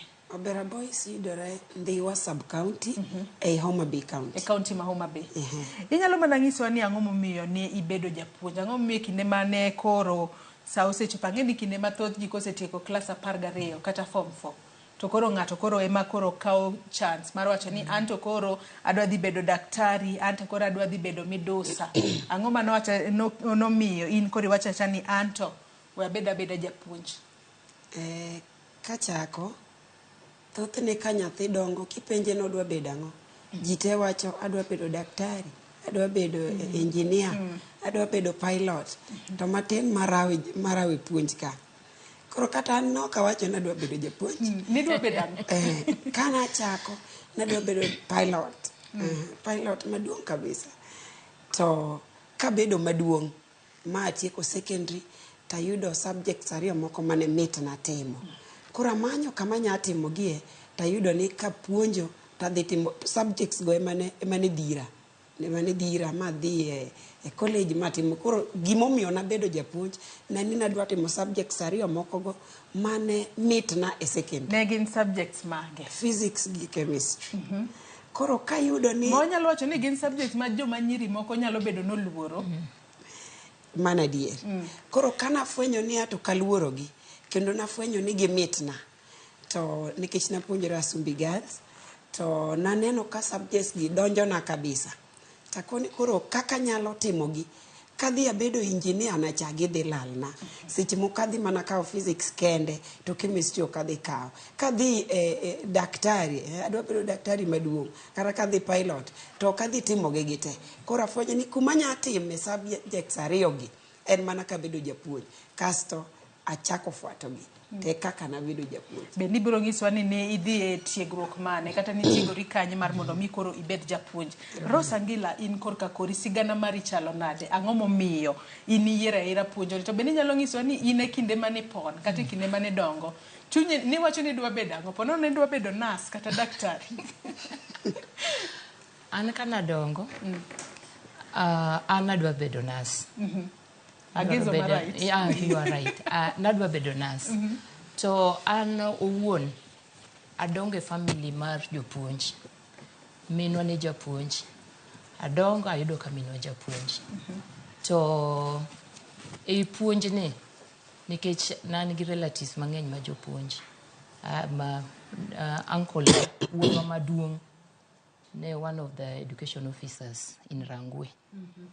And kana ng'iyo ngimagi ngimagi ne gin jok ma odongore and koro naneno ni nursing ni kana apply to noko dhi through. Koro nikech nan ng'at mabe nadwaro ni mondo atine oganda to moloyo nyithindo. Koro nadhi atimo training mar bedo japuonj. To japuonj ngimana ok regret kata sama bete kan nikech ayudo satisfaction kuom tiyo gi nyithindo. Nikech kaka sewacho an minwa ne japuonj. Onyola ayudo ka minwa japuonj. And wapuonje school achiel gi mamana. Mano first posting, yes. Mane ntiere county ma Homa Bay. Wapuonje school achiel gi mama. to engima no mar japuonj ji ong'eyo maber ni japuonj en ng'at mo ochomore tir en a role model to the society. Ilaro kanyo makare ahinya. Rolex kad biro korka kori wacho ni in nichako puonjo e higa mar 2007 nyaka sani. Inyalo mana nyiso ni in nidhi kanye mar mondo mi itiegri nyaka sani ipuonjo no mar physics kaachiel kod chemist. To ka koro niseng'ado bura ni an koro somo ni madwa timo nidhi kar tiegruok ma nikech onge ni nitiere jomoko madhi kate TTC jomoko dhi e mbalariany mar mondo mi gibeda jopuonj. Po nono nyathi moro nyalo bedo kaneno wasani to en bende nitiere koda chuny mar bedo japuonj kinde moko onyalo dhi kanye makare mar mondo mi otiegri. Katieko Asumbi Girls mano higa mar 2000 to endalo ka ne wadhi university gi 66 points. To 66 no kayudo 66 na yudo 65. Koro kayudo 65 tafwenyi no kanya dhi university direct. To subjects kaka be poda moki. Physics and chemistry. Poda moki. Koro kafwenyo ni okanya dhi university direct to apply Kagumo. By then ne wa apply a district. To na a district mar Homa Bay. Koro ka wa apply to yudni ane nyako kende ma no apply ne physics chemistry e Homa Bay district mangima. Koro e kinde no kawa ji ang'wen e Homa Bay district, ariyo no dhi Kenya Science to ariyo oduogo dhi Kagumo. Koro adhi Kagumo kasta tieko Kagumo in 2007 dwe mar 11 to 2007 no dwe mar 12 ayudo tich. Koro kase yudo tich nyal kinye mixed secondary to achaka mano natimo diploma Kagumo en diploma. Kase timo diploma to achaka dhi Kampala International University. Tatimo degree kako ndika 2007 no 2008 adonjo e Kampala International University tatieko. Katieko ni mano koro an gi degree. Kase tieko degree, atieka degree ni tachaka dhi Maseno University for my masters. Kase tieko masters, atieka masters ni tachaka dhi the same Maseno University for my PhD to poka tieko. Podi itiego. Poka tieko. Koro kamane kaka somo no sebedo. Koro ne kato bedo ni no kayudo alama mane nyalo tera university direct to nikech kika no muke pacha subjects ariyo manadwa timo ka akoni gigi nyaka fuati to kendo nyaka bed japuonj. Manyaka sani wanyalo wacho ni in puonjo ni en calling mane nitiere godo. En calling. Rose korka kodi. In okingiso wa subjects mipuonjo. Inyalo ngiso ni gin subjects mage mipuonjo. To koro nyaka sani into tiegruok mane dhiye mar mono mi sani higni 26 gin higni mathoth ka ng'ato pod omako mana puonj. Erokamano. An adhi e puonj ana train Meru TTC the year 95 to 97. Atieko katika form 4 ni tadonjo. Mane gima koro pachi no sini ya puonji ni makoro adhi. Yes, tadonjo. 95, 97. By then jopuonji ni ya college ni to straight employment. Koro anondika 97. First posting na kaka nase wacho notime na Homa Bay. Atieko 1-2 years abiro Ngong, Kajiado County. Koro kanye kama sebede. Koro an kana timo P1 Meru TTC ok na beta mbende na ambe amedo tiagora adhi atimo diploma in early childhood development, and then chaka bedo atimo early childhood in Namanga ECD. Then from there that was 2012 to no, not 2012, 2010 to 2012 diploma. Then from there 2015 to 2018 na joined Mount Kenya University. I graduated in 2018 gi degree in early childhood. Achaka tima early childhood. Koro kamane kaka sebet Kasani to pok aparo. Dong neno igni go thoth. Igni go thoth ahinya. Oran poda yweyo. Poda yweyo. Puonjo to ahero. Emomiyo wamedore nikech thuolo be wan go. Bende bungiso ni en ber mane ma ng'ato yudo komedore e puonjo kata bedo ni nitiere kod lony but ber mane miyudo ka kinde ka kindi medori. Iwacho ni nitimo puonje early childhood development. Wang'e ni early childhood development thothne gin jopuonje ma puonjo nyithindo mag nursery. Inyalo nyiso ni in kaka japuonj iseyudo ponono experience mane e kinde ma ipuonjo nyithindo matindo gi nikech adiera e kinde ma janyuol golo nyathine matin thothne chako skul ka joigni 3 kata joigni 4 ka gidhi e skul. Nyathi kia gimoro amora to bro dhi e skul kacha, japuonj bro puonje kako mako kalam, japuonj bro puonje kako somo, kako ndiko kila kitu mako dok dala to koro riek kata moloyo janyuol. Utime yo machalo nade? Nitie kaka watime one trained. Kine i train mar bedo gi nyithindo jo primary, jo high school be opogore, jo ECD bende opogore. Koro an aneno ni ber mondo adhi atim nade adhi e gine atim degree mar early childhood nikech e school ma wantie be gintie. Wan gi early childhood, wan gi preschool.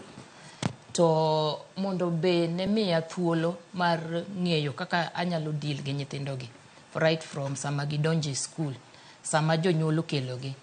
Nikech from there nupuonjo a lot gik moko mang'eny kaka wanyalo handle nyithindo gi sama okelgi. Koro anan gi advantage. Kaka inyalo handle nyithindo koso time nade koso na mich ma Nyasaye omiyo jopuonj nikech adiera nyathi ko tere nursery kacha odiochieng' mokwongo ncha neno kanda moro kata ka ringe mbui nyathi achiel kochako ywak to koro chalo mo switch machielo ni koro waywa guru ena koko ma japuonj akia ni utimo nang'o. Japuonj nyathi winjo japuonj molo janyuol. Nikech wabedo gi nyithindo go seche mang'eny to wanyiso gi hera. Koro ing'eni gimi kono nyathi mane kaka nyathi bende timre nade bende kawe. Kineno ka nyathi obiro skul chieng' mokwongo to nyathi otamore dhi skul, mano nyiso ni japuonj kaka no receive ok no winjore. Koro ng'eny jopuonj ma trained kaka wasewacho ni en luong. Ka ok en japuonj moluongi okonyal. But ken japuonj ma oluongi ma en passion mare to ineno ka kata kako deal gi nyithindo, nyathi ohero dhi skul, ok winje ka nyathi badhore, ok dwa dhi skul, ineno kata kiweye to en gi kwe. Mano nyiso ni japuonj ma en go en japuonj ma oluongi. Ok en japuonj modhi bet kacha ni en odwaro osara. Kata pono ng'ato nochune no dhi opuonj. Rolex korka kori. Higa mar 2007 ema wanyalo wacho ni kuongo donje klas kacha ma koro ichako puonjo. Inyalo nyiso ni experience mari no bede yo machalo nade, ni winjo nade ka koro isetimo gino ma chunyi ne dwaro. Subjects ma bende ni gombo puonjo. Koro iseyudo tiegruok mar arieya. Isebedo jalony. Wanyalo wacho ni isebedo jalony e subjects go.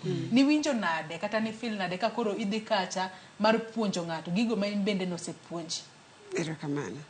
Kapok adhi e mi penja no. Bang' kanase tiegora mase chope level makoro aba puonjo achaka dhi e step machielo an gi sikul kendo an gi primary school manigi ECD ma koro nakawo thuolo madhi atiegora e early childhood an bende nikech nadwa ni mondo ang'e nyathi te an be ajanyuol. Koro seche moko an japuonj thothne ji wega ni puonjo joma dongo gi ema ber. Puonjo joma tindo gi mit to tek. Omit to tek nikech gima japuonj wacho mano onge janyuol manyakadho. Koro an gi school miluongo ni Deshafo Integrated School. Omabe but airstrip kacha kibiro. Kidho ndege tipo yude kanyo. Koro kabunde.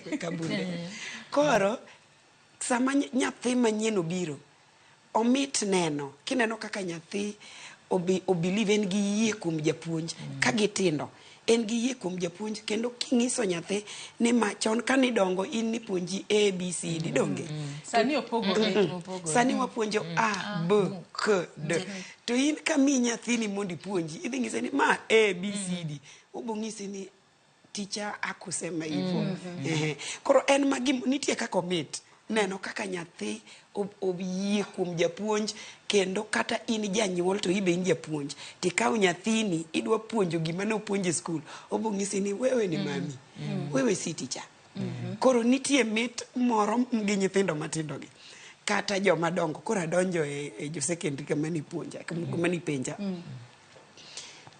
jo secondary sami puonje subject mitne bedo ka iwinjo subject mipuonjo no eka ngama dhi receive ngama nyathi mipuonjo cha ineno kata gi wange kaka ana puonjo joma chuo kofwenyo ni gino kiwinji kofwenyo ni gino kiwinji to kata kako bet kata kako ng'i nyiso mane kasto ng'enia ipuonje embicho riri ngama dhako kasto ipuonjo subject maseche moko kopo no loi nyathi nya chandie class kata gi wange kende to gima konya en ni kopo ni ngata ango simu to goane ka ba wacha di subjects physics nano gi chemistry nikech na ere kora winje ber mayudo en ni sama dhi puonje oka bagni koro sama oka bagni yawuoyi kata nyiri madhi receive cha iyudo ka nitie reception kasto ipuonje yo moro ma ngama yude connect kodi itudori kodi ber mar puonjo kata gima nyalo miyo chunyi bedo gi ilo sama ipuonjo en ngama ipuonjo cha owinjo gimi puonje to kata ka ang' owuok tineno ka kata ka korelate kodi oneno ni japuonj gi cha to ni puonja kendo ne awinjo mane mor namba 1 mar japuonj mopogore kata gi pesa ang' no biye bagi pesa gubiye bagi kalore ni wacho ni mokuongo en calling ema mi connect gi nyithindo e yo makare Rosemary nobedo nade odiochieng' mokuongo mani donje class kacha kuri chako puonjo ma koro nyithindo yie ni an gima teacher Roso wacho mane adiera makata janyuol kong'isa ni dhi kone to mano mriambo an experience mara kana donje e puonj dongi ng'eyo koro uteri nikech ne that time ni timo posting kila ng'ato ne dok rural area dala from county munyuolie iteri one of the schools within that county dala kamunyuolie so notera and then after 1 year igachiel tadhi Rongo primary nanti Rongo abet Rongo for 1 year to kana dhi Rongo jopuonj primary puonjo all the subjects to kata puonjo all the subjects nitie subjects ma incomfortable with kaka nan comfortable gi maths gi science excuse koro kana dhi Rongo to miya Kiswahili nikech koro ni an japuonj ma gineno ni wa town nikech anadongo Kisumu asomo Kisumu Girls primary asomo Lake primary adhi Pandipieri then atimo high school Kisumu Girls tadhi Meru doneno ka an exposed abe Kisumu Girls nyalo adier lakini anantie kapok no nyuoli yes koro kana dhi Rongo to miya Kiswahili noko yote apunja matesta siko mani sivyo apunja sivyo koro nyithindo niluonga ni sivyo but ambe natimo partner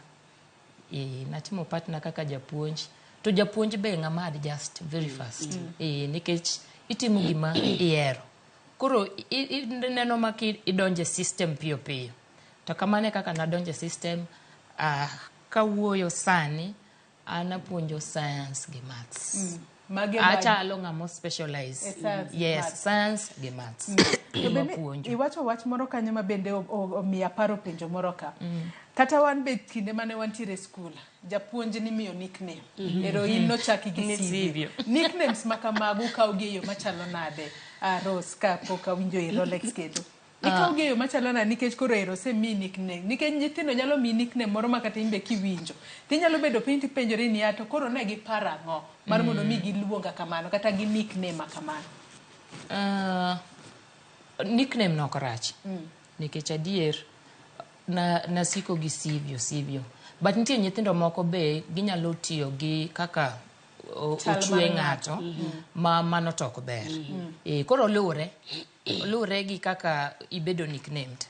Nikech ka giluongi gi nying moro maber to imbe ber nyaber adonge. To ka giluongi gi nying moro kata maybe ging'iyo kaka ochweyi, ging'iyo kaka iwuoyo, iwacho ni in gi shida mar matamuchi, ineno. Koro ing'eni mano is something that ma en negative, donge? Ng'ata ok bihero. But ka en gimoro mapuoyi, to iwinjo kaber. Nikech kata wan bende high school, ne wan gi jopuonj mane wamiyo nying. Akia ni Benido.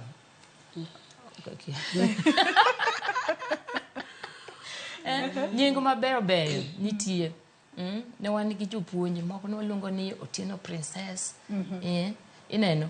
Kiwinjo kata ka ni Otieno Princess, donge nying no ber. Mano nying maber. Donge nying maber. Koro nickname lure ni to o impacti en gima positive koso negative. Ka negative to biro chandi. Makata kiwinjo kata kokoni ni ng'ane manowacho nyathi to kimoro. Inyalo kata podono kata kaoka inyalo mako sigu gi nyathi.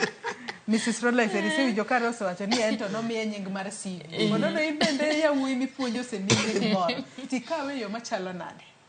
Nying to semiya mang'eny. Nyal kinyi ne giluonga na Aroli. Nyathi ochimi Aroli. Aroli to kaka nyithindo seche moko nyaluongi kata na Aroli e gweng'. Nikech machane e day school. Aroli. Koro mondo mi imi nyathi target ni en ni nyathi understand subject mipuonjo kendo irelate kode. Koro ikawe positively, an mara nok rach ahinya. Ikawe positively kasto imiyo nyathi heri e yorno. Koro sani to antie school machielo. Kanyo be nickname nitie. Koro nickname makucho ne Rada. Nikech ng'ini tinde nyaki many line mar nyathi. Koro kikalo ipenjni Rada iko. Rada iko. Ine mipenjo. Gine magipenjo. Ikale drisha tiwinjo ging'ise ni Rada iko. Koro ka Rada iko mano ng'ise ni chemistry teacher nitie wigi. Nitie Rada iko. Rada iko. Koro an giluonga ne Rada. Rada iko. Ikawe yo machalo nade? Kendo maber kabisa. Nikech Rada magipenjo no en mar chemistry gi physics. Ok en Rada machielo. Mano gima adwa mini. Nikech seche moko ginya penji gik mopogore. Koro kata ka giluonga ne Rada to aonge wach. Akawe maber. En mani nitie nyithindo moko maricho. Seche moko nitie nicknames moko ing'eyo. Ibiro ng'eyo mana chieng' moro seche moko form 1 odonjo. Koka ioro gi mondo gibi gimanyi gi nickname cha. Koro ka gibiro kikawe ahinya to koro obedo maduong'. Ki itemo ng'iyo ahinya kabisa ng'ama nowacho. Thothne gima miyo gini bedo maduong' kendo bedo marach en ka koro ikawe at heart. Imiyo bedo gima duong' idwa fuato ng'ama owacho. Ka temperature ni malo duoke piny kasto lal.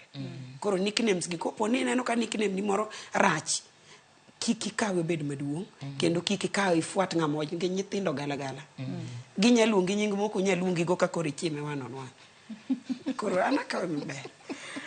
Rose, nyaka sani wang'e ni nyithindo ma wadil godo. Wanyalo wacho ni isebedo kipuonjo kuom higni 26 nyaka sani. Mano kochakore higa mar 1997 nyaka sani higa mar 2023. Inyalo wacho ni lokruoge mage maponono mabeyo kata maricho misenene sekta mar puonjo kuom higni 26 sani koro. Lokruok mosebete. Ing'eni all through wasebedo mana gi system achiel. To system no be nokorach ruok nikech wan watimo system machielo cha where ne watimo around 13 subjects donge to giketo gibedo out of 700. Then jogi kano biro to ket koro out of 500. Then they are there for long until recently ma CBC no bedo introduced.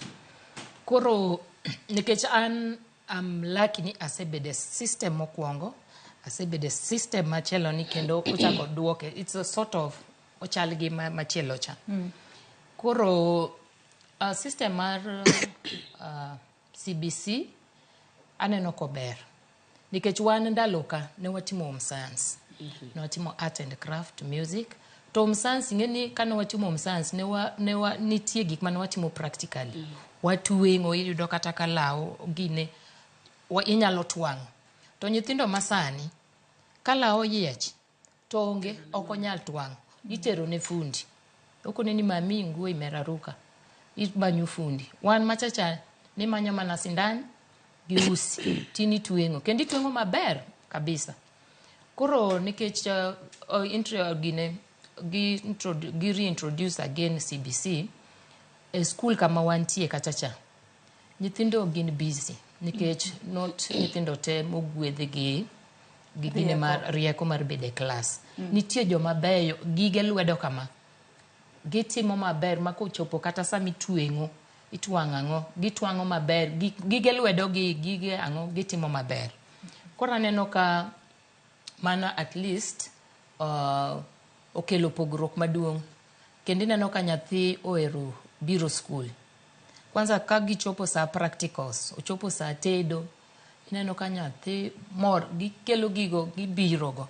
Kech ging'eni en tedo to ka gisetedo to gichiemo. To gichiemo. Ting'eni sama gitedo no gipuonjore nikech ng'ani ineno ka ng'ato en ng'ama nyalo bet gi wadgi, onyalo penjo gikonyore. Tineno ka mano en gima ber. Koro machielo be nyithindo gi sama gitimo gineni CBC. Ineno ka jonyuol be koro okel on board. Tich ng'eny. Dhi tim gi janyuol. Jonyuol bendo dich. Koro chuno nyaka nyathi tim tich gi janyuol. Janyuol be nyaka konye nyathi. To ei process no, yudo ka nyathi be obond gi the parents. Koro samo ose bond gi the parents, miyo tich mayot. Kata kubire school. Ineno ka koro oken ng'ama omanyo attention. Ing'en tie nyithindo ma en odwaro attention. Tinena ko yore motimo okowinjore. Odwaro ni mondo ne kind jomamoko, nyithindo mamoko. Koro ineno ka nyathini kiluwe maber, tiyudo ka parental love onge go. Parents gin jok ma odich onge. To CBC mwatimo ni, ineno ka after every maybe gidhi ot tikono gini gidhi timagi janyuol. Koro mano konyo. Mrs. Rolex bende nitiere pogruok miseneno ahinya nyako chakore higa mar 2007 nyaka sani misebede sekta mar puonjo. Okay, sekta mar puonjo sana kama wantie secondary lokruoge pok obedo mang'eny ahinya nikech pod wan e 844 cha. Koka wa face out. Kana donjo ne ochal gima en mana neno ken heated ahinya kaka sani iyudo ka ji podo fix wigi e max miyudo gi points miyudo. Mae mane hinyowa. Doni system no ne ber. Kumo hinyowa go kati inyalo bedo witness koda. Ni nuadhi waketo wiwa e max ma nyathi onego yude. Ikaso nyathi mondo yud C, to C ni kako dwa yude okidwa ng'eyo. Method okidwa ng'eyo inidwa ni mondo kel C dala. Koro up to sani pod wane kaka jo secondary pod wane manyo grade ni. Methodology kaka manyo grade pod ile. To nikech an koro an diverse. An gi kama puonje to gima mokoro ang'eye te. Aneno kama biro ka CBC ni en very good. En mano opek ne janyuol manong. Ok ni opek ne janyuol ok nyatimo. Opek ne janyuol manong'iyo rito max dala. Ne wang'iyo warito max nyathi biro gi 480. Biro gi 420. To kama yude 420 ni gi kako yude ne ok wadwa ng'eyo. Kendo ka school nitie ipenjo mani to Rongo primary oyudo jofuadi. Jofuadi. Jonyuol te ringo dhi Rongo primary. Tero nyithindo Rongo primary. Koro sani okete makoro an ability to do. Ability to do ni pod secondary pod entiere sciences kaka physics, chemistry and biology. Kanyo to wahakikisha kabisa ni wantie gi practical. To en piny koni sana sana. Kaka an mantie gigine ni gi school no, koro antie kodete aneno ni CBC ni ber. Obiro maber, kendo neno kata makaka nyathi look forward to kumodwa dhie kata secondary school mobodhie. Ineno ka ong'eyo kata penje ni explain. Wacha ni gini kaka inene. Onya explain ni gino mopogore gi ja form 1. Mano ja grade 6 kimiyo explain ma watime e university cha kata secondary. Onya explain ni gino gi paro maber kendo mayom kabisa mo understand. Koro CBC mabiro ni en system manyien. Lokrok mosebede secondary pod tin nyaka kuma wachope. En mani shida ma pod wan go en ni assessment ema pod opondo ne wan. Koso ununene. Pod opondo ne wan. Kaka wadhi time ma wapog nyathini gi macha pod opondo matin. Opondo na koso opondo yo machalo na. Opondo ni joma loso curriculum poko chopo kode e yo mwanyalo understand. Nekeche ing'isi ni nyathi oyudo kata mana 70 to nyathi machielo bo yudo 78. Ja 78 ja 78 en exceeding expectation. Okadho gima ne iparo nonego bedni oyudo. Ja 70, ja 75, right? Ja 75 bo kadhe. Ja 90 bo kadho expectation. Ja 100 bo kadho expectation. Koro yudo ka kaka wadhi chopo mbele mu aket ja 75 ka to ja 100 ka. Pod opondo ne wa matin. Maybe udhi biro mbele ka jo grade 7 ni mbele. Donje jo grade 7 donje grade kaka wadhi mbele. Lakini piny ka pod opondo nikech okwang'e ni to chieng' moro ka koro wadhi senior secondary, right? Senior secondary wadhi tiyo gang'o. Wadhi tiyo gi max mano yudo nikech max no okoyienu keto. Iketo mana exceeding expectation, below expectation, meeting expectation, above. Secondary to ngini pod waketo max koro inyalo neno ni maja 80 oyudo A to en A marango. Oyudo B to en B marango, B minus. Koro ne nitie B minus, B plus donge. To koro exceeding expectation moago piny ka kama wadhi kete pod opondo nwa wageno ni mbele ka gidhi to nogo maber mondo wang'e ni to sami dhi senior secondary kech junior secondary kata junior school pod niku ere kama wadhi kete jogi to kata kamano wajomo oseyudo tiegruok mar CBC wabiro kode kako biro no to kendo wajiami wadhi bedo maber mbele kama koro ka wadhi chope senior secondary to wadhi receive gi maber kendo wadhi elewa pod serikal pod wakonit matene ni koro pod onego bed ni medo ng'i kanyo makare mondo kata e kinde ma koro chenro mar somo lokore to jopuonje bende ng'eyo kaka ginyalo keto nyithinde yo makare. Jofunya kwa Ramogi Tv ibe na nyisi ni nyalo chuolo nwa ote ka be ni ngiswa ni dhialo japuonj mane odiochieng' makawuono antiere kae kod japuonj Rose Angila kachiel koda Rolex Ong'ute. Gisengisowa gigo mopogore opogore mano miyo gibedo jopuonj nyaka sani gilokruoge ma bende giseneno e sekta mar somo kuom higni ma bende gisebedo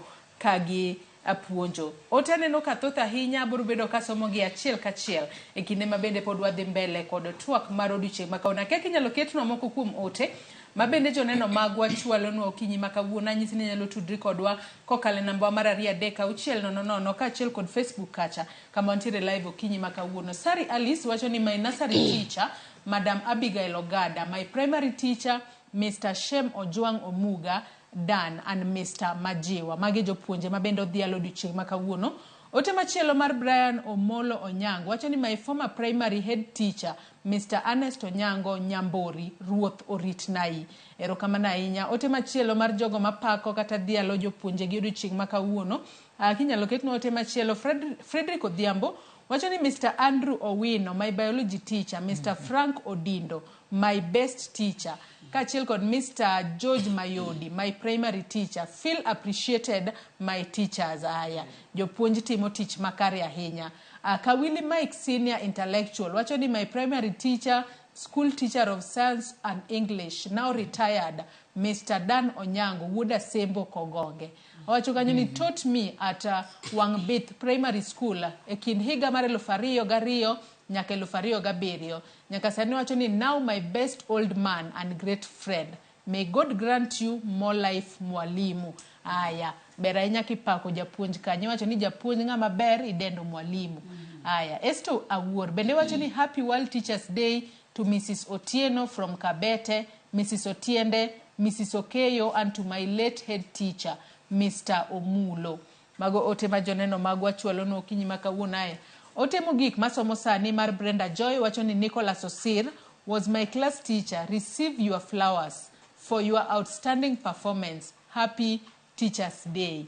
Aya, mago moko kuom joneno magwa mabende odiochieng' makawuono dhialo kata pako jopuonje mabende osepuonjogi e pacho kanyako Ramogi jogi in bende kikidong oko inyalo medo chwalonwa ote mari namba mar 3 Facebook kachi biro yudowa live kaka pile Ramogi TV, mbui marwa mar X bende wantiere kachi biro yudowa live Ramogi TV. Aken wakao yueyo madundo mondi eko waduog wadhi mbele ko twak marwa pod med mana chwalo ote kala ni pod antiere ko jopuonje mabende nyisowa kaka wuodhgi e puonjo osebedo. Wamodho pi matin waduogo kikidhi mabor.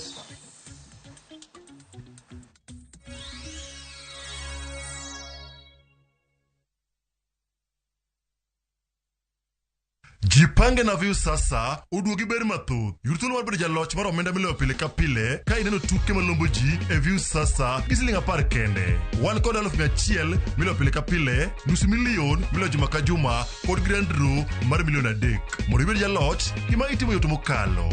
Star 487 3#, yier kama ondiki ni jipange na view sasa. Bang'e yier kama ondiki ni package mondo iyud points mabiro ketie thuolo maber mar bedo jaloch mar milionde modhuro. Jipange ushindi na view sasa.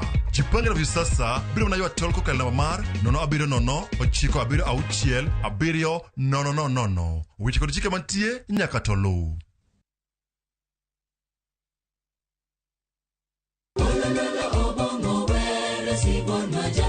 Wabedo jomaler e ngimawa ka warito ler mar pachwa.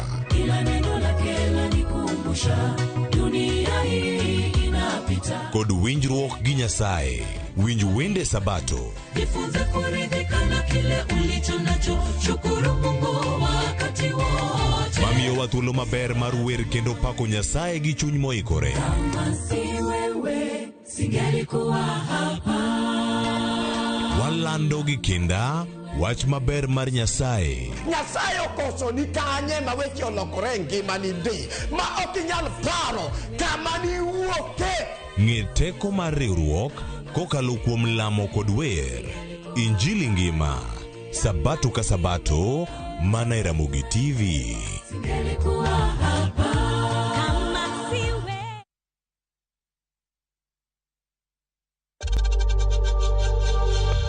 We know times are tough, so save money by buying airtime from M-Pesa to any network with zero transaction fees. Dial *487*2# and get your airtime PAP with zero transaction costs.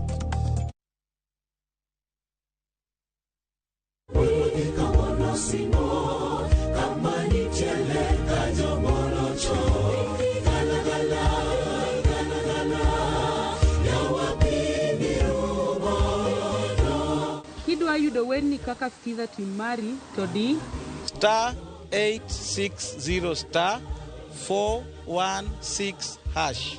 To pare niya skiza gi Ramogi en ojo wer duto te. Ageno ni ano kawiro makeup mang'eny ahinya. Angadio ni nitiere nyako kae momori ahinya. Introducing Kundali Bagia in Luo. This is a story of two sisters who lost their father, and in their quest to find their mother in another town, they find love. Enjoy this romantic drama of Kundali Bagia in Luo on viewsasa.com. Mano ber ahinya. Era mit, era odak e kindwa.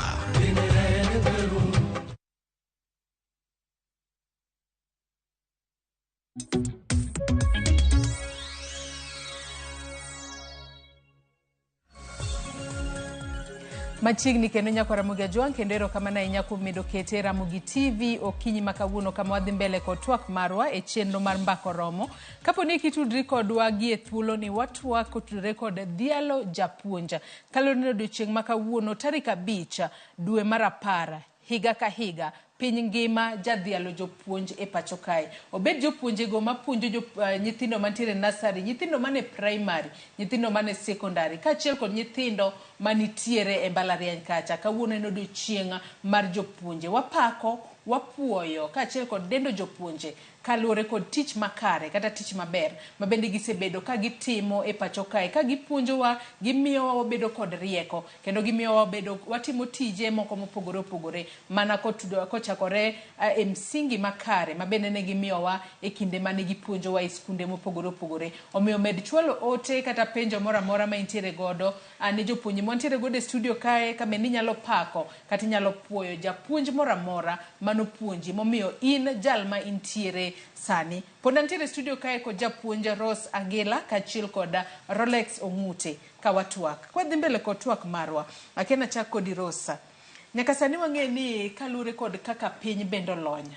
Weche bendo opogore opogore. Wase neno lokruoge manitiere sekta mar puonjo. In kaka jago ma bendo se puonjo kuom higni 26. Wang'e ni kata nyaka sani e pinywa mar Kenya kae ka nyathi okoso e skul. Ero sirikal nowacho ni kaka japuonj okonego bed ni ichwado nyathi. Mano wach ma bendo biro machiegni ni. To gino nopogore gi chon. Kata anaparo ni kinde mana asomo ne ichwadowa, ne irodhowa kweli kweli. Masiche moko ni nyalo kata dhi e staff room kacha to ne koso. To jopuonje ineno ma ka japuonj osemako boka, tidwa chwadi to sani mano pogore. Nyaka sani nyalo wacho ni weche gi mag discipline e skul chalo nade, kata obedo ni onge chwado nyithindo. Utime yo machalo nade mar mondo mi nyathi pod obed kod luor madwarore ahinya to mano ma iketo kuom nyathi kowuok kuom japuonj. Erokamano. Sirikal no ban chwado nyithindo. Yes. To nyithindo ok wachwade.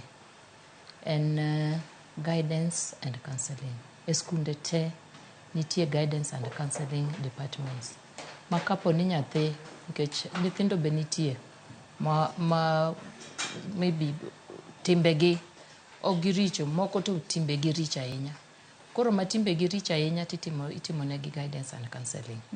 To ka okadhore ahinya to janyuol be nyaka luongi mondo wang'e background momiyo nyathini timore kaka otimore. To be guidance and counseling no tiyo king'iye gi sani? Guidance and counseling lure gi nyathi mi counsel nikech yiena mar mondo mi ang'adi matin Rose. Kalore ne chenro mar mbako romo mosahinya. Pod iduoga mak mana parono gi kanyo. E chenro mar mbako romo watudore kod jofwambo magwa mondo wawinj ane gino magitimo kama gintiere. Gie thuolo ni adwani wadhi achiel kachiel nyaka e kaunti ma Kisumu. Watudore kod jafwambo marwa Millicent Adhiambo ka entiere gwenge mag Sondu e kaunti ma Kisumu. Kalore ne odiochieng' manyoro ne waneno wach malit ahinya mabende notimore e gwengego mag Sondu. Millicent, kinyalo winja okinyi makawuono ichiew nade ka intiere Sondu kuro, tinyalo mana chiwonwa ler kotudore kod gima timore Sondu odiochieng' makawuono. Millicent. Joyce, achiel kachiel kwa wuok e chiro ma Sondu okinyi makawuono koluwore kod tulo mabende nomuoch kogwen mane piny yoru godo nyoro mabende nyaka sani oseweyo ji 7 kowito ngimagi ka bende thoth ji moko dhi nyime kod yudo thieth mopogore opogore osiptende mabende opogore e alwora ni endi ma Kisumu County. Ka bende wayudo ni dhawo kata tulo mabende nomuoch no endi en gima nodhi odiochieng' alanda nyaka otieno. An gi moko kuom jopiny kaendi mabende adwani wagogo mbaka mondo ginyiswa ni to giwinjo nade, ang'o made nikel tulo makamano, to pod tulo no odhi nyime koso to ywak mane magin godo ne sirikal. Machiegni abo chako kodi ng'ina kamera mondo mi nyisa nyingi monisa ni to chalo nade wawa makoni nyanga kacha. Basi an kachung' e dieru ka, an Pastor Barak Odhiambo, an awuok e gweng' mar Sondu ka. To moloyo gima duong' ma aneno Sondu ka kwe osebet ka koro onge, johala oseloro dukni, gik mang'eny osechung' e Sondu ka, onge kata kaka nyithindo dhi sikul, sikunde duto te sani oselor. To sani eri ma endi e tam mogik monego bed ni nyithindwa time penj. Sikunde waduto lor, nyithindo sani koro dok e udi. Moloyo lweny osebet Sondu ka, ma koro nek osebet Sondu ka, nyaka joma innocent ma onge kata mana gi wach moro amora. Oseneg ji to wan kod nyaka sirikal, wan kod nyaka police station kagi eri moluorowa, to police station go ok osekawo hatua mondo okony jopiny. Koro chakre ndalo duto te ma piny osebet ka dhawo ng'eny, ji osetho mang'eny to polisi osebet ka koro ng'iyo ang'iya. Koro atemo kwayo sirikal kata sirikal maduong' mondo koyie to gikelnwa jo red beret mondo oket kambi gi ka. Mane kwayo na ma atemo kwayo mondo Sondu obed kod kwe. An kuom nyinga iluonga Lame Kokoth, awuok Nyabondo. An chairman mar tuk ma Sonduka. To an kwayo na wuon lit mara nikech oneg member na ogole tuk. Ne lit na kendo an akwayo mondo mi sirikal mar Kenya gi OCS ma Sonduka gimakre mondo mi ging'iye kaka ginyalo ketonwa kwe nikech innocent people matho, jok mago lweny to ok wang'e ni gin jomage, to wasetemo mondo mi wawuo to ok wanyal winjore. To wakwayo ma kapo nono ni gavana ma korwa ka gi gavana ma Nandi gibede piny gimbe giwuoye ging'iye ni tang'o ma nyalo kelo pogruok, kata ka en boundary to wang'e ni boundary, nikech lweny ma ochakore ka en lweny mar ne onego jakuo tok nego jakuoni to koro lweny obira bira. Ok wang'e ni lweny ni odwa gi kodwa kanye to odwa tiyo kodwa kanye, nikech wambe Sonduka em wategemea. Wakwayo wachni nikech ute wa iwang'o kendo igolo nyithindwa e ute, minewa e ute. Wakwayo mondo ukelnwa kwe.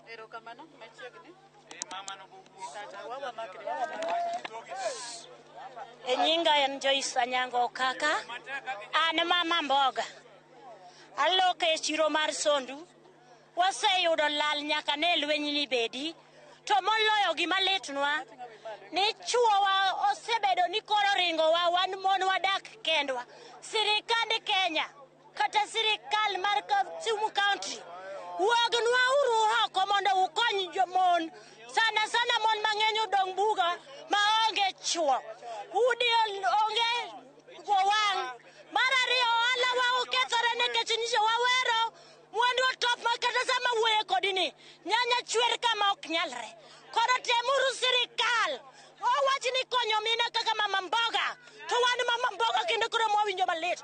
School fees to wayudo ga od mama mboga ka kwanyali loko to sirikal kanyo manywa kunde mwanyalo dhi dake mopogore gi Sondu. An Olivia Sondu. An awuona ni ma nyathi nyogole yot konegi nyathi matimo form 4. Nyathi machielo nyobaga ser manyo miso to polisi nie barabara to ok nyal konyo. Sama polisi osebiro gikawo maiti to gitero kanye Nyabondo e Muchari to mondo bigi gikonywa to onge, to polisi ema wuotho gi jolang'o gikonyowa gang'o. Mano kwanya duoko dwa tu gi polisi kata ginini gidar ka mondo koro wadong kata kendwa wang'e kaka wanyalo tiyo kendwa wawegi.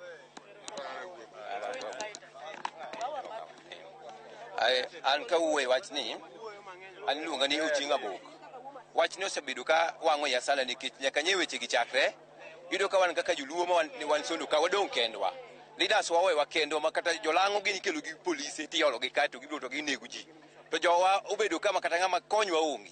Koro akwayo sirikal mar Ruto ni kapo ni orito Kenya dier to ore joge mondo bi okel kwe ma Sonduka nikech kako kelo kwe to wadhi kawo ting' kendwa kaka wabro tiyo kaka koro wanyalo. Mane wach wadenda wacha. Gi nyinga iluonga ni Victor, an awuod Sonduka. Kada wuoye about wa security man Sondu ni.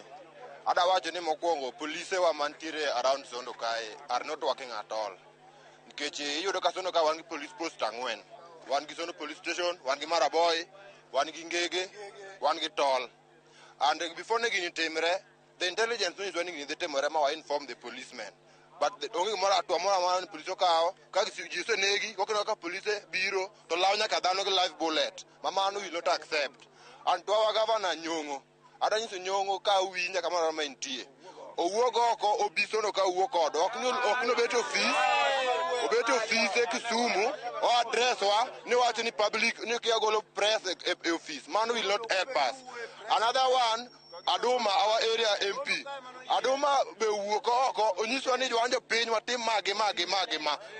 And mondo wang'eni to ang'o mora gini nikech samo wuok kodi ni wasewito ji 7 mosetho gi sani. Ohala bende ok dhi mbele. To mae e chiro ma ji te tegemea. To ka koro sani walok dhi mbele, gimamoro ok dhi mbele, wan kaka japiko ok wanyal tiyo, ichinyowa ka gweno, to jotendwa ling' ni gidak ni giwacho ni gigolo press conference ka gintiere e ofis, ok wabi yie. Ero kamano.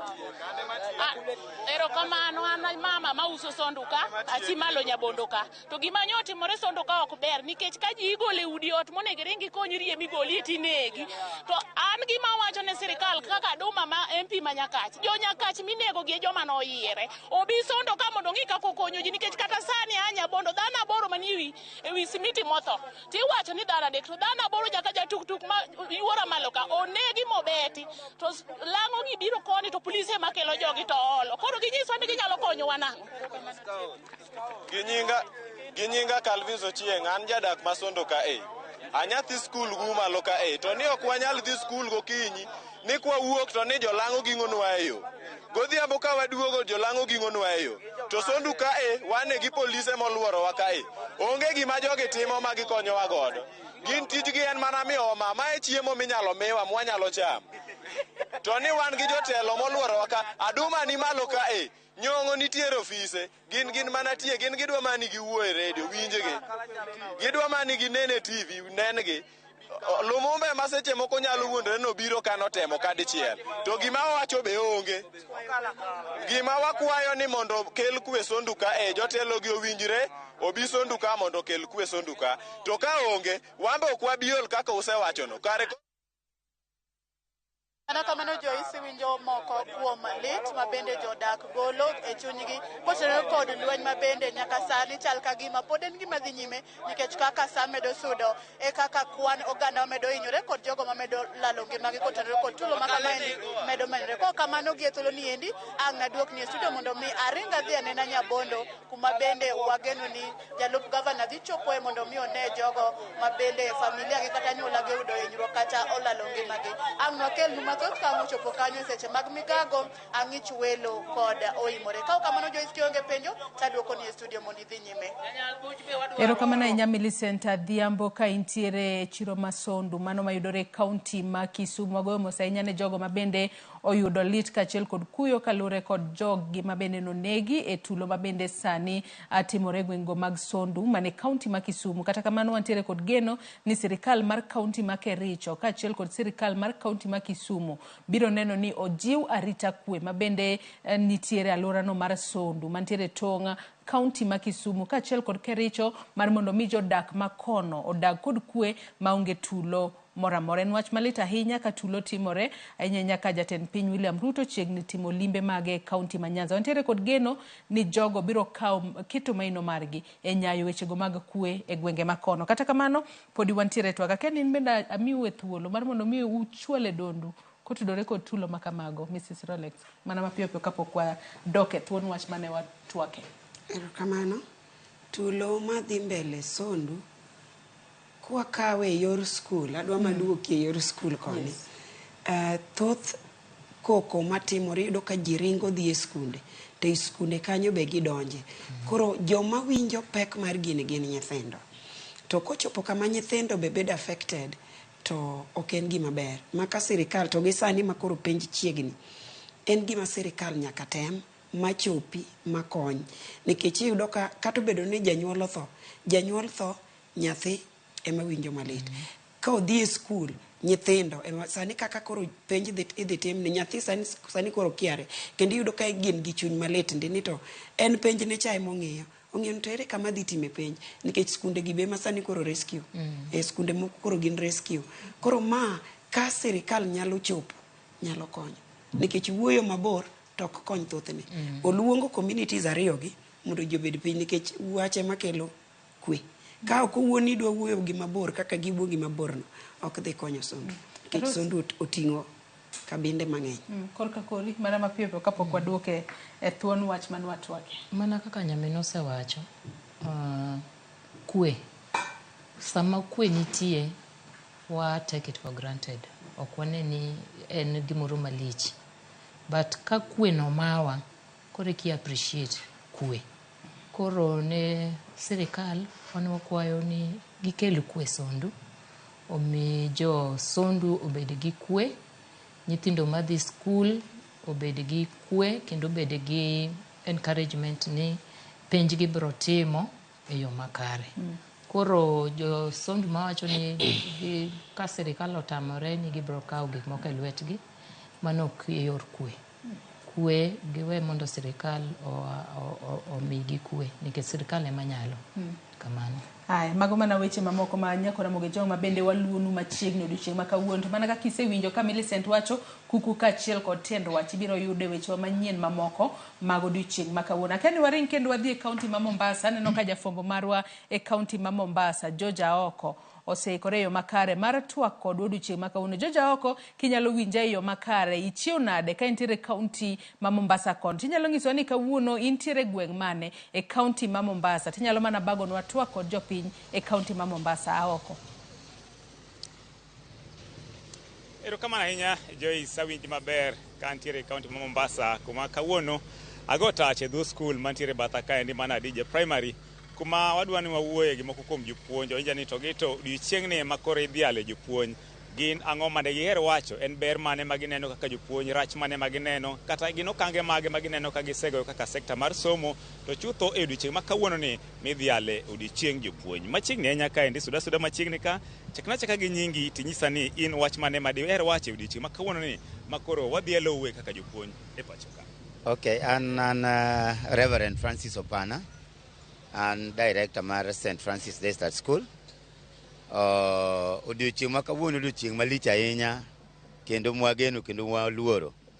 Kiwuoyo kuom ber ma japuonj oseneno kata mor ma japuonj nigo, wan jopuonj wa joma mor malich nikech kata ka ng'i around here taneno anena japuonj, kata geche maringo gi mana japuonj, gorofe madongo gi ma japuonj, nyaka yien ma koro wachung' e buoye kani ma japuonj monyiso nyithindo ni pidhuru yien. Omiyo japuonj osetiyo maber kabisa kendo japuonj e ler mar piny. Japuonj osegolo ji, wan gi ministers, wan gi directors mag institutions mopogore opogore, wan gi dakteche, wan gi engineers mag barabara, mag gedo, wan gi joriemb ndege, ng'ata oa e lwet japuonj. Omiyo odiochieng' ma kawuono odiochieng' malich ahinya, japuonj nyaka bed recognized. Mana kaka kar dhogi no japuonj nyaka bed recognized. Aneno kisiemo weche mang'eny, gik moko chiegni te matimore pacho ka, jok motimo gi chal ni okal lwet jopuonj. Bineno ka jopuonj bedo recognized mana kaka iwacho no? Kata karwa ka gitemo matek ahinya mondo gi recognize jopuonj, though pok ogik to the expectation mar japuonj, but gitemo. Aneno ka piny owacho temo kabisa, piny owacho duto temo sekalo, mar Kenyatta, mar Moi, mar Kibaki, mar Uhuru, kendo sani wan e lwet Ker Ruto. Ng'eyo ni mendo dhi temo monyalo mondo recognize jopuonj, oket jopuonj kama onego gibedie. Kamano. Wayude japuonj machielo, mwalimu chaka gi nyingi, to inyiso ni kawuono odiochiengu wadhialo. In ang'o ma diher wacho e odiochieng' ma kawuono? Nyinga iluongo Dana Lo. Dana Lo ni en jatend jopuonj e tawi mar Kilindini gi Mombasa, kendo mteule mar National Trustee Kenya. Kawuono waduto kalure koa e ofiswa man NAT motel nigi Collins Henry Royu, Patrick Karinga Munube and Joe Mdiko, kawuono gi Jumika Kabete campus ka giriwre kamoro achiel gi Teachers Service Commission kod idara mar elimu mondo gisherekea the World Teachers Day, odiochieng' mangima mar piny mangima, ka jopuonj te sherekea gik magisetimo, ber magisetimo, dakteche magisekelo, jopuonj magisekelo, nyithindo magiseketo, engineers moselos te, gik mineno ndege go te mago jopuonj osetimo. Omiyo kawuono jopuonj te oriwre ka giweyo paro mar ayuak margi ni kawuono en odiochieng' margi magimor te e piny ma ugwe gi Afrika gi Amerika. To jopuonj ma Kenya osetiyo matek chakre 1964 ka gichako skul puonj mar golo mkoloni, ma kawuono gidonje nyaka sirikal mar Moi mwabiro gi 844, wachwado Aoko girugo kata gi kanga, kendo wadonje sirikal education manyien mar CPC, competence based curriculum, ma koro nyathi bro luwo gimodwaro. Ka en jang'wech oringo, ka en jawer ower kamsiani, ka en jampira oringo, ka en jabulo oringo. Omiyo education makasani ma Kenya kae waserekea ber mare mwaseneno. Rach mare en man japuonj pod ng'ur ni ok ochie maber. Kodhi somo biro gi digri mare, digri ni onyon ka, to kodwa chung' kode gavana to digri no miye pesa. Japuonj ko biro gi diploma mare onyon, japuonj ma Kenya wacho ni sirikal osekelo tich mang'eny. 100% transition wasetimo, compulsory education wasetimo, CPC wasekonyogi. Koro wang'o be gikony wan japuonj matin kabisa, omiye 100,000 obendo chiemo maber, obiro puonj go nyithinde, okony gi piny. Ke japuonj kan gi pesa to jopiny be nigi pesa. Alot mopidh kacha japuonj nyiewo, niang' japuonj nyiewo, pi japuonj nyiewo, japidi ochulo, japur ng'ama puro ne puodho ochulo. Omiyo japuonj kan gi pesa to japuonj ower maber, japuonj ng'ama ber mokalo. Ung'eyo to ka nyathi osomo, ka nyathi ma nyako osomo to mano ing'e ni sirikal odhi maber. Omiyo jopuonj ukonyo waduto jo Kenya te kawuono waserekea. Ma ng'ato man gi chak odhi omi kel chak, ng'ama man gi sukari omi japuonj. Omiyo japuonj kirango maber oko to ubiro neno maber, tuoche biro pong'wa. To gima obudhi maber baba. To kinde machon waneno ka ne ok kawo ga ndalo, ko ndalo matin kodhi tino ka jopuonj odonjo barabara ng'anyo, ka ndalo dhi manok tino ka jopuonj kendo ng'anyo ne somo. Akia ni sani aneno ka ng'anyo ma kamagi osedok chien. Neno ka gima sani piny owacho koro winjo kopori kaka ne winjo kinde machon, koso udikoro adika. Mokwongo nitie gima iluongo ni mkataba, winjruok mar jotich kod sirikal ma chakre 2016 to 2021. Wachako koro 2021 to nyaka 2025. Koro kwa se sign mkataba to wawinjre. Koro rito mana ni kidwa oko to wanyondre kodi. To sirikal ma sani oseluoro nikech wasei kodgi. Ng'ato kosego yamen ndalo mang'eny to luor samo kwa golo Daudi sauti marwa to wariwre. To giwinjo haraka to wawuoyo. Ka nje wacho ni luonguru mondo wawuoyo wach mar pesa ma jopuonj. Ni jino ka rais mokwongo oseringo bomi ji 7 kod 10. To mano ok oromo nikech wadwaro obed 60. Koro opro bande ni wadwaro 50. Koro miyo mai kosedonjo e account kore kwa chako wacho kod omiyo sirikal masani luwo sheria ma leba. To jotelo ma wan go bende ni kod gimilo ni collective bargain, transformative way mar timo gigo. Omiyo wan wamor kabisa ni sirikal ni biro winjowa, to kok giwinjowa to gibiro miwa gima wadwaro. Kok itamre obiro yawo kanyo nikech kata Paulo Ansila ne giomo mlango mar gereza oyawore. Omiyo mano wacho oko. Mana kaka iwinjo mana moko kuom jopuonj mantiere godo e kaunti ma Mombasa kaendi ka gitemo nyisowa gigo kata ber ma gineno to chutho odiochieng'ni ma item dhiale odiochieng' jopuonj e piny mangima. Kowuok e kaunti ma Mombasa kae ne Ramogi TV, nyinga en George Aoko. Erokamano ahinya George Aoko ka intiere kaunti ma Mombasa odiochieng' ma kawuono. Wawinjo e yo makare kaka jopuonj mantiere kaunti ma Mombasa loso ahinya to odiochieng' ma kawuono ma wadhiale jopuonje. Ka bende jopuonje timo tich makare ahinya, ber kwa dhialogi gin bende giwinje maber kalore ni kawuono en odiochieng'gi. Kata kamano George Aoko pod inyalo mana medo luono weche mamoko ma bende timore e kaunti ma Mombasa odiochieng' ma kawuono. Akia nasoma ne moko kuom ote kendo ma wantiere godo odiochieng' ma kawuono kapok wadhi mbele kod twak marwa. Ano kwadong' mana gi dakika ok ng'eny ahinya. Kata kamano janeno wacho kanyo ni I salute you my mentor Madam Rolex Ong'ute, puoch gi pak. Wacho kanyo ni adhialo ka bendo dhialo kanyo Mr. Duncan Omolo bende nyakado. Erokamano ahinya japuonjre ni moro dhiali kanyo. Masika wuok dede wacho ni good morning Joyce, adhialo jopuonje gate mane opuonja lakini Mr. Ouma Gunda owacho kanyo ni lewa kelo chandruok. Lewa kelo chandruok.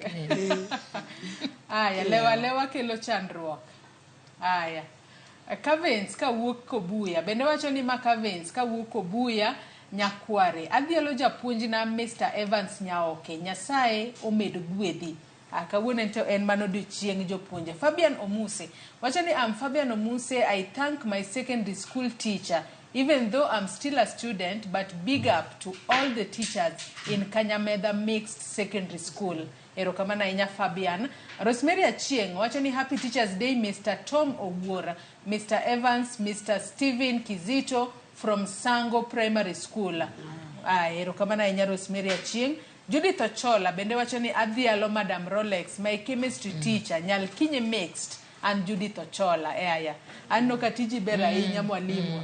Chemistry kanye miyo jopuonjre winjo makare. Janeno moro bende wacho ni happy Teachers Day. I dedicate to all Uyawi teachers and my own mom who is a teacher. Nyako nyango Ruoth Oritu. Erokamano ahinya kuom ote makamano. Masika wuok dede bende wacho kanyo na dhialo kata kamano ote makamano ne wasesomo mano mar Masi ka wuok dede. Nyakora Ramogi Ajwang' med mana chuolo ote magi kingisowa ni dhialo japuonj mano odiochieng' ma kawuono. To japuonj midhialo nopuonji e skul mane? Nopuonji e secondary kose nopuonji e primary? kose nopuonji kata mbalariany kacha. Ote ma kamago wabro bedo kwa somo achiel kachiel. Madam Rolex, nyithindo mipuonjo chemistry ni miyo nyithindo winjo yo makare, aneno ka gipaki, gipuoyero kamana, gipuoyi mang'eny ahinya, puoch kachiel kod pak. Kata kamano ka wadhi mbele kod twak marwa, kapok ne wadhi kata e kaunti ma Kisumu. Penjo kacha ni un kaka jopuonje sani, we instill discipline ne nyithinde yo machalo nade, ero sirikal nosekumo chwado nyithindo. Madam Rolex, Obera Boys kacha kamipuonje sani. Kapo ni nitiere ya wuoyi moro motimo kata makosa, urieyo machalo nade. Mar mondo mi kika bi maki ni aya, ichwado na nyathi ahinya, koro odhie jela. Ka kwanga chako gi the late Professor Magoha. Nochopo kama Professor Magoha ne dwa duogo kede. En mana tho kapok kede no duogo. To nochopo kama nodwa duoge nikech nyithindo ne timbe gi okalo. Ma counseling ne koro ok ti. To ne watemo, en mani seche moko, wabeda realistic. Seche moko to okadho ni makati tem ywa lweti. Tiwinjo mane ng'wenye matin.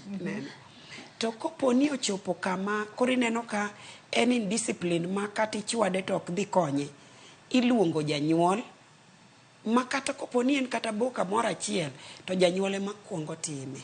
Ene mokuongo chwade. Ene mokuongo chwade. Mondo kik ang' donji ni in, kata janyuol biro donjo ni chwado na nyathi. Kopo ni chwado nyathi, ichwado ka janyuol obedo piny. To kotamore itere ka polis kaka wima wango. Nochopo kama riots gi, kopo ni otimo gimoro, kawe, tere ka polis, tiyeni ka polis kose dhiye to onge counseling. Koro ka polis onge counseling, wane gi counseling gi, counseling room gi counselors. Koro gima wacho, japuonj biro counseling, to kofwenyo ni ma akede ema nyalo ja Afrika, tiluongo janyuol, to bet piny to kede mokuongo, janyuol ema kuongo keto, tuwinjori ni ma onengo chwade bokadi, to kineno ka ng'eny ahinya, ma koro kitambo ichwade to dhi bedo noseketho gimoro, itere ka polis, ichwade. To nitie jomoko piny ka ma kwa beda dhano ma ok wapandi, kede moko ariyo.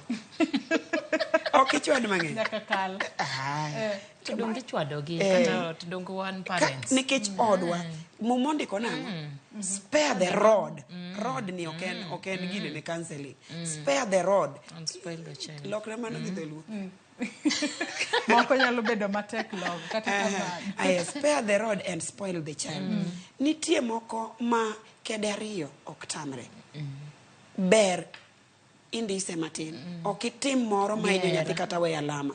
Nikech alama go ema seche moko kwame wi nyathi, wacho ni japuonj ng'ane no chwada. To kendo alama mineno ni en mar japuonj ng'ane. Koro imiyo nyathi bedo ni ok oheri. Kendo subject mipuonjo no kodwar. Nikech kong'iyo bade, oneno alama mane chwado. Koro ichwado makatoke kanyo kede moko ariyo. To kineno konengo dhi mang'eny tiluongo janyuol, tuyieru. Nikech ebe kata ot odieme. Rosa neno kinyiero, ikinde ma Madam Rolex loso. Wachni mar discipline nyithindo, sani chopo kanyo. Discipline nyithindo to gen discipline. Sani in discipline ni malo. Ni malo kabisa. Tang'eyo ni a high school to koro they are really having it very rough. Nikech gin at least kendo gin exposed to ging'e ni okene go beni chwadowa. Giwacho ni mano is abusing our rights. Yes, ong'eyo. Koro wan primary kako iwinjo owacho no, wan gi guidance and counseling. And apart from guidance and counseling, wachurre machiegni wan osiep nyithindo. Nyathi adier kineno nyathi ka nigi tim moro, to osiko nuoye. Nyathini dwaro ni mondi ikele machiegni kaka osiepni. To kisekele, adier ka nyathi opimoni, te wachacha ni to kare mae gima nyathini is going through. Koro wan kaka jopuonj. By the way, wabedo ga osiep nyithindo. And those children, they tell us a lot. Gingiso usirite. Mang'eny ma waneni kaka parent, waneni Joyce kama. To wang'e everything that is happening in your house. Wang'eyo. Nikech nyithindo gi, kisekete machiegni, obro koni, mama notimo kama, baba notimo kama, nane notimo kama. Koro we know a lot. Just from gima nyithindo wacho. Koro waketo gi machiegni. Kiseketo nyathi machiegni, tineno kikete machiegni, era moro moko yud kata ot nikech ng'eny gi gibedo ga rebellious. Yudo kata ka maybe nitie separation, mama gi baba were, ting'eni wan kaka jonyuol ini neno ni en gimoro ma simple. Ano were gi kar gini affect nyathi. To ino wuon be okibiri ngiso kata jopuonj ni such a thing is happening in the family. Koro ing'eni ka nyathi obiro inena ka nyathi ena nyathi ma koro lokore loka gele. Kata imiye tich otimatima gik moko yani mondo osika ochwanyre gi jopuonj. Koro kanyo ema koro ineno ka japuonj dok chien to wacho ni hapana, Joyce ni noken kama. Karang' matimre gi Joyce. Tikelo Joyce machiegni. Ting'e kaka wachako kelo gi machiegni. Ikele kila machiegni samoro iluonge break time. Imiye kata chachi moro maniting'o. Kata mandasi moro maniting'o. Chiemo moro ikela kila machiegni. Nyathini biro nyisi gimoro amora matimore. To from there koro wang'e kaka wakonyo waluongo janyuol. To janyuol be owuon en be okia ni nyathine ni gini kara affect to bende jonyuol oseketo yot mar tudruok e kind jonyuol gi jopuonje sani osebedo machalo nade mar mondo mi kalure ni nyathi ema nitiere center kae nyathini ema omiyo kata janyuol ni gi japuonj ni ongere tudruok bende osebedo makare ahinya Rolex. Nitie gimoro mane afwenyo ma achako tim an gi organization moro miluongo ni Mother One. Mother One ng'iyo ahinya gima wacho ni tinde separations ng'eny mago mag familia. Yes. Iyudo ka nyathi chako tabia moro ma ok ing'e ni en makanye kendo kati puonje ineno adieri an ka puonjo to inya neno nyathi mani kodi kata nendo to konendi to ong'i to konendi ong'i to konendi. Koro mos kifwenyo kidwa discipline nyathi machalo kama tifwenyo ni kati discipline nyathini oa a single parent family. Ochopa machako organization miluongo ni Mother One. Mother One en single parented children. Ema kora chako fuato. Mondo ang'e ni to nyithindo gi kale ang'o. Adieri truancy mineno kama kuom nyithindo ni ae such families. Kasto gik moko minene secondary school kaka lesbianism, homosexuality. Gigo duto te a kuom single parented children. Nekech nitie dot moro moko connect. Koro nang'e achako bedo gi nyithindo mos nekech asepuonje skunde 3 koro to gima koro man godo ni. Ineno ka in gi diverse, iyudo ka nyathi mane gi jonyuol 2 gi nyathi ma janyuol ne otho to gi nyathi mantie gi janyuol 1 jogo pogore. Koro kifuato gi tiyudo ka nyathi chako bedo disconnected. Gini inyo nyithindo makata kichwado nyathini kata itere guidance and counseling. Seche moko kinya yudo gima chame nyaka chopre ing'e ni to ang'o manotimore dala. Ang'o ma janyuol notimo. Ere kama janyuol ni nitie. Seche moko kiluongo janyuol tiyudo ka wuoro onge kata miyo onge. To gini chopo ni ema affect somo sani moloyo gimoro amora.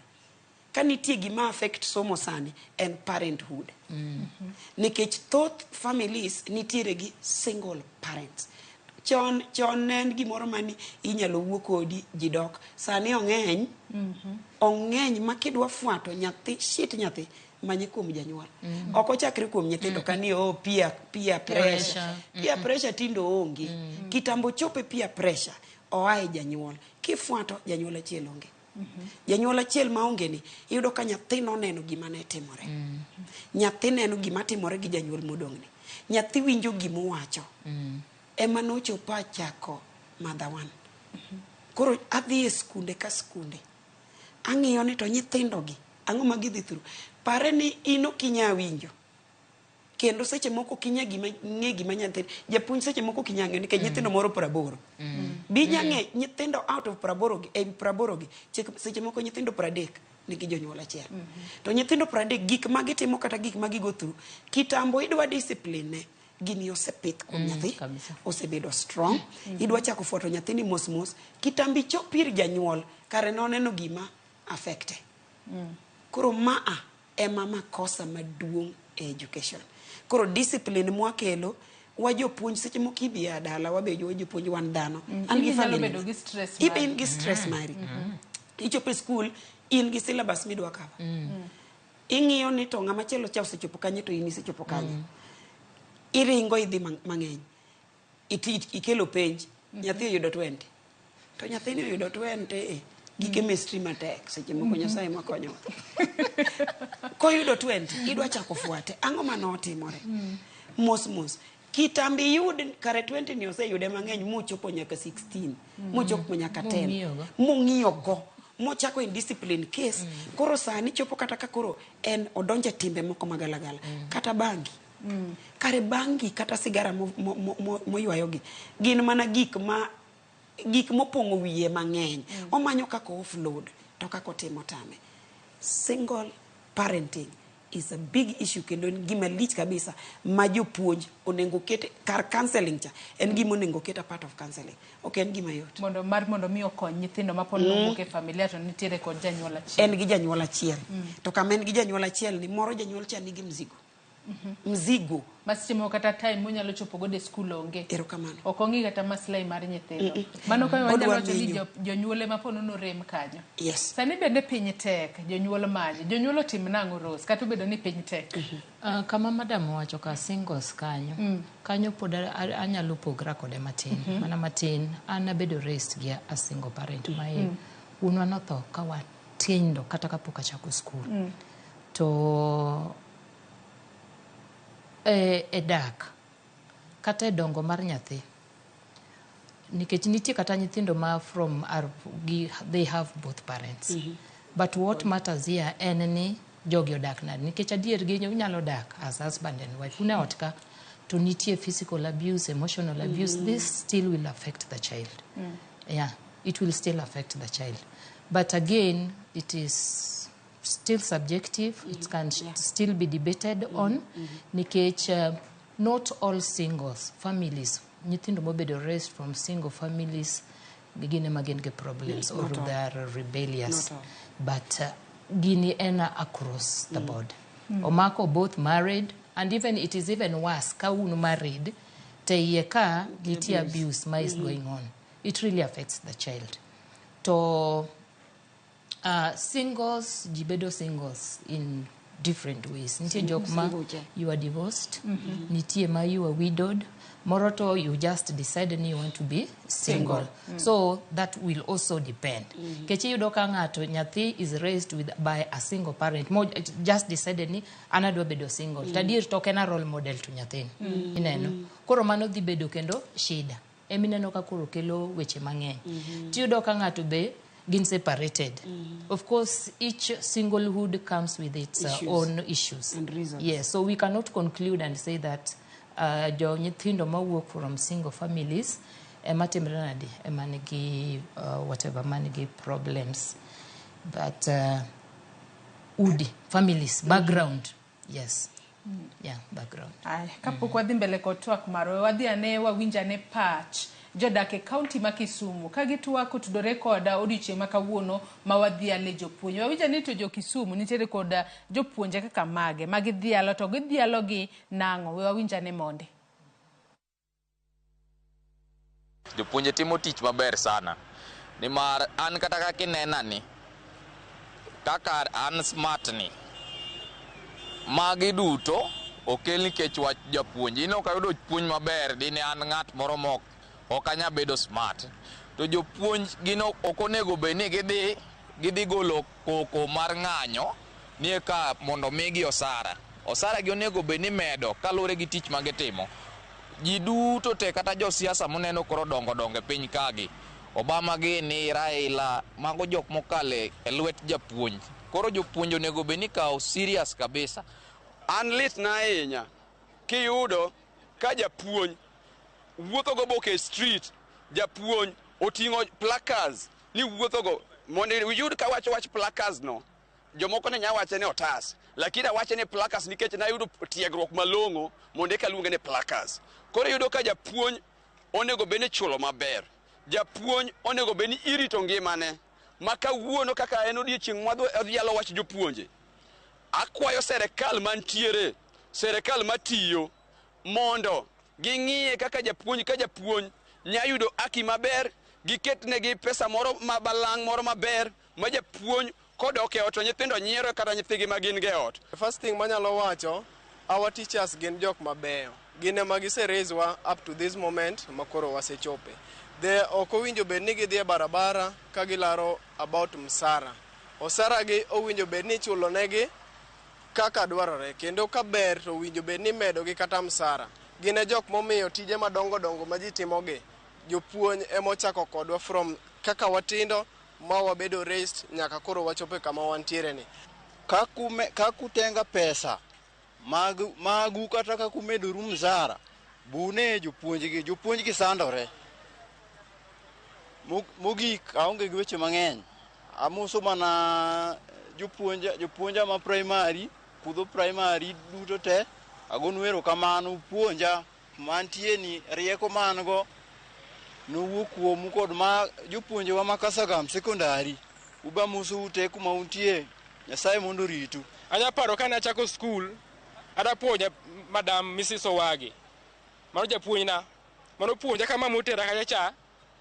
Akia gimoro moro puonja mako kalam gi somo kawuok kanyo ero ka chaka dhi primary. Mana puonja kabisa. Koro kawuono odiochieng' jopuonj wakwagi mondo wakwagi odiochieng' maber. Sirikal one wang'gi kik wane jopuonj ko wuok e ndara ni ging'anyo wach mshahara. Mano tich moko ber nikech jogo ka dakteche jopuonj ema puonjogi. Actually Madam Sara ogola kuma bor. Opuonja ndiko kanyalo ndiko nyinga. Mano notimona nyaka gik moko ma ng'ato nok nyal timona. Kadhi nyaka e primary school koro ka ja class 8 japuonj na luongo ni Mr. Bon gi headmistress ma luongo ni Madam Lona. Awendo primary mana some. Madam ni otemona ma atimo KCP mana kadho kendo nadhi ayudo thuolo madonjo nyaka e high school. High school kanyo be somo skul miluongo ni Manyata. Kanyo wan gi Mr. Ombewa, kono telo kod principal miluongo ni Evans Baraza. Mago joma osekonya so far masechopo kuma koro antiere ni. Mago heroes na manyalo luongo nyingi. Mago paro mag jodak e kaunti ma Kisumu ka gin bende gido thuolo makende mag dialo moko kuom jopuonje ma osepuonjogi. Winjo ka ng'ato wacho kanyo ni ana nadhi e skul ka kia gimoro amora, japuonje manomako bada ang'eyo ndiko e yo makare. To mana adiera jopuonje ma puonjowa mar mondo mi wabed jogo mwantiere gi sani. Aneno kwadong' kod thuolo matin ahinya, Rose kaachiel kod Madam Rolex. Wadong' ka kod thuolo wanyalo wacho ni dakika maderom 15 kende kata matin ni 15 to waloro twak mar okinyi ma kawuono. Ka wadhi mbele kod twak maro nyaka sani wang'eyo ni e kinde machon wanyalo wacho ni sani kwa ng'iyo profession ni mar puonjo bende pod wanyalo wacho ni en profession maber ma onge tamaki nikech kata kuom wacho adiera jomoko kane tieko skul to inyisi kacha ni dhi ibed japuonj kata yier course mar puonjo kalore ni kisetieko to onge tamaki ibiro ndiki mapiyo. Rosi wacho ni kinde machon ka nitie katika college kama tiyudo tich. Sani bende mano timore kose lokruok nitiere kae. Sani onge gima chalo kamano. Aparo ni gineno nogik the year 1996 98 from 98 yeah 98 ka kech wanondikwa 97 and we were the last lot mane government koro ne iteri direct koro from 98 it has been a struggle. Ntie joma train to gibed absorbed immediately and then koro obedo gi backlog jopuonj kata sani to gima chielo mabe anyalo wacho aparo ni jibo train mang'eny ji nodhi modonje puonj nikech puonj is a good profession, it's a noble profession. Yes, koro ji o train mang'eny and then koro mondo gibed absorbed kendo it became a big issue. And sani mondo ndiki e puonjno okoyot. Obed high school, obed primary, okoyot. Pek nitiere ka. Matek ahinya. Maduong'. Madam Rolex, pek nitiere ka. Ang'o miyo koro noble profession ni ma kila ng'ato wacho ni puonjo is a noble profession. Ng'ato wacho ni katika school kama kibedo japuonj to kiseyudo TSC namba to kamani ndiki. Sani to koro wacho ni pek nitiere. Koth ochako goyo piny Kenya kanye kotudore kod weche gi mag puonjo. Apani koth ochako go piny Kenya economy. Economy ma pek ne ja Kenya.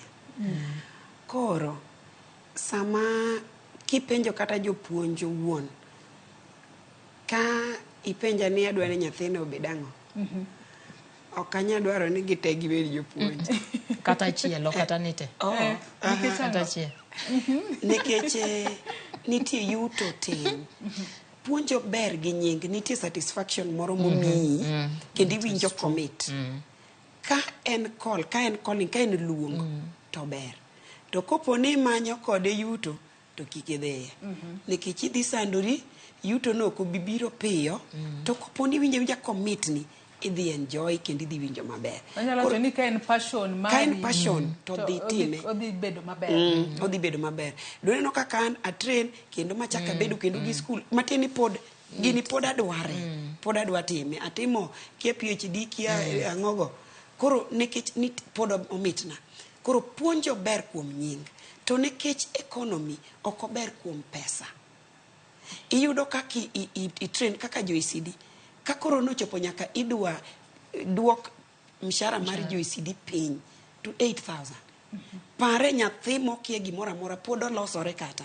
Nyathi biro school, idwa chako train kanyo, ming'ise kaka idhi e cho, ming'ise kaka imako kalam, ming'ise kaka iwacho good morning, ni good morning no fulango, moko wago dala. Idwa duoko msache to siling 8,000 kendo kijachir. Ok awinj ka en gimoro maber kendo miyo japuonj luor. Kanya opuonjo to osetieko puonjo to nyathi odhi yudo kata odhi to dhi ginene welding maber kabisa. Iyudo ka ja welding oloya gi mshahara mang'eny kata ja boda mokano pesa maber oloya mang'eny. Koro puonjo ber ka en luongo to ok ober ka e pesa, nikech pesa no kibi yude piyo to ibo bedo ni dhi skul okinyi saa 2 katin kata ka odeko tia saa 10. Onge gimi nyati mpogre gi mano. Kasto giko mar dwe idwa mi siling 8,000. Dong ng'ano yanyi. Kendo iwinjo ka chunyi njawne. To ka en luong tiboko ni onge wach ahero nyithindo.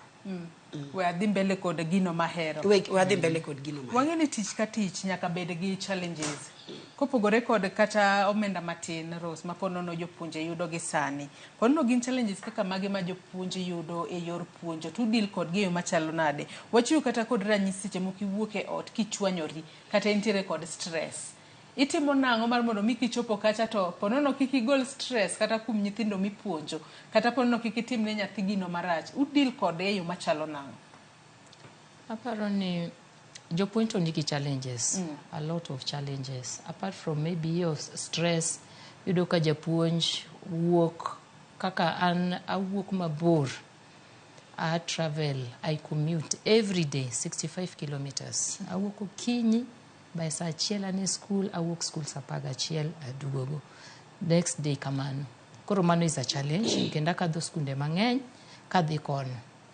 2, nitie challenge mar government no decide mondo delocalize jopuonj. Yudo ka japuonj okawi oteri makweni kucho. Okaw japuonj to in gi family. Koro such a person ineno ka kata performance mare nyaka bed gi to matin. Nikech ok obi function without the family. Nikech nen ng'ama oseng'iyo gi family to koro ikawe itere. To king'iyo kata sani nitie promotions. Sani TSC ok promote on merit. Nyaki apply midhi for interview ekiyudo. These promotions gen tie. But yudo ka jopuonj gin relaxed. Why? Momme o qualify but ok odwa dhi nikech ang'o? Nikech ki apply midhi timo interview mikadho. Ikawi titeri e school moro from yani mantie yeye kucho kama pok ni nyono kata. Koro jopuonj kama gintie ng'ato okay grade ni oyieni, you can be a deputy, you can be a head teacher, but iamua ni hapana for the sake of my family anwa beda classroom teacher nikech gi kama ne kaka gitime. Koro kanyo sirikal to ok timnwa maber. Nikech nyaka iser chopo grade minyalo gine but nikech mano koro moni nikech gibro teri nyalo teri witi iwiti kumabor mabor mabe kata pok ni chopo. iteri kono to you are not a local kono be titeri ye kono. Koro most of the teachers, man is a challenge. People don't apply for any promotion. Atolingalinga kacha bora ni en gi family ne. Yes. Koro kacha cha bichung salary botembre nadi uchung mana kacha. Ina kanyo. Yes. Matinen ponono kata dongruok moro makare be ok nyal neno. Madam Rolex korka kori bene ni challenges mage ma iseneno kum higni mabendi sebedo kipuonjo e sekta mara kaka japuonj. Sani jopuonj nitie gi stagnation e job group achiel. Kaluwore gi ok idwa noteri kuma bor. Koro yudo ka job group ni nya bede igni kata par. Kitambo idhi interview kaka interviews makoro no e Oland sani. Iyudo ka jomo apply gin ji 20,000 tidoro ji 1,000 and something. Idhi ikawo ji 1,000 gi to joma moko gi bocha kodo. Koro nitie stagnation ma chunyi dhi ol. Apply igani, iga machielo ichaki apply. Koro chopo kama koro iweri go, iyueyo, idhi mbele gi puonjo kama intie nyithindo miero, gidhi mbele, Nyasaye no gwedhi ni nyithindo go. Igwedho gi ka gidhi ini dong kama intie. Kasto commuting mawacho no, ka opo in mabor to family ni be nyaka ibedgo.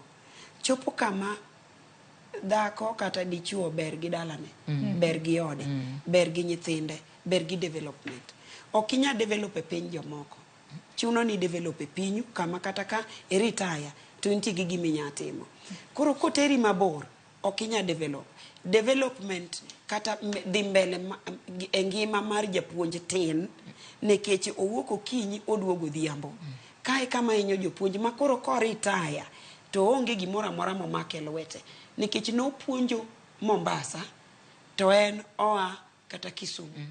Onge gimoro amora monyalo loso kaka japuonj dala gi kuno manyalo bedo ni kaka retirement. Ok inya chako biashara kasti keto ng'ato. Kama ni kaka biashara dhi kethore. Koro japuonj onge gimoro amora monyalo timo mopogore gi puonjono nikech en mabor. Stagnation bo stagnate kanyo. Koro gin gik moko ariyo ma very serious. Rose anno ka ing'isa ka ni wadong' gi dakika ariyo kende. Ang'eni kuom higni 26 misebedo kipuonjo. Akia kinyalo wache kata jomogi isepuonjo ma kineno kibedo piny kaka Rose ti feel proud ni Macha is my student. Kachiel kod in bende anyalo mi thuolo makende mar mondo mi dhiala ni japuonj manopuonji momiyo koro Rose osebedo japuonj be kuom thuolo mar higni 26 koro. Erokamano Joyce. Mokwongo adwaro dhialo japuonj na mokwongo ma en minwa. En a teacher by profession and she's a retired teacher. Ne Mrs. Margaret Ounda, I celebrate you. Erokamano kuom bringing me up. Nyasaye mondo gwedhi.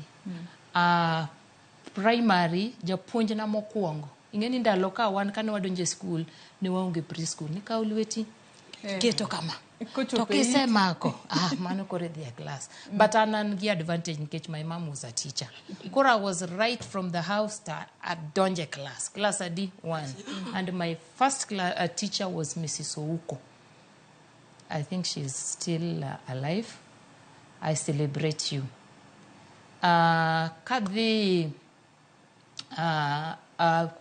by then our head teacher, Mr. Agengo, I think he's the late now. Still celebrate him. And Mr.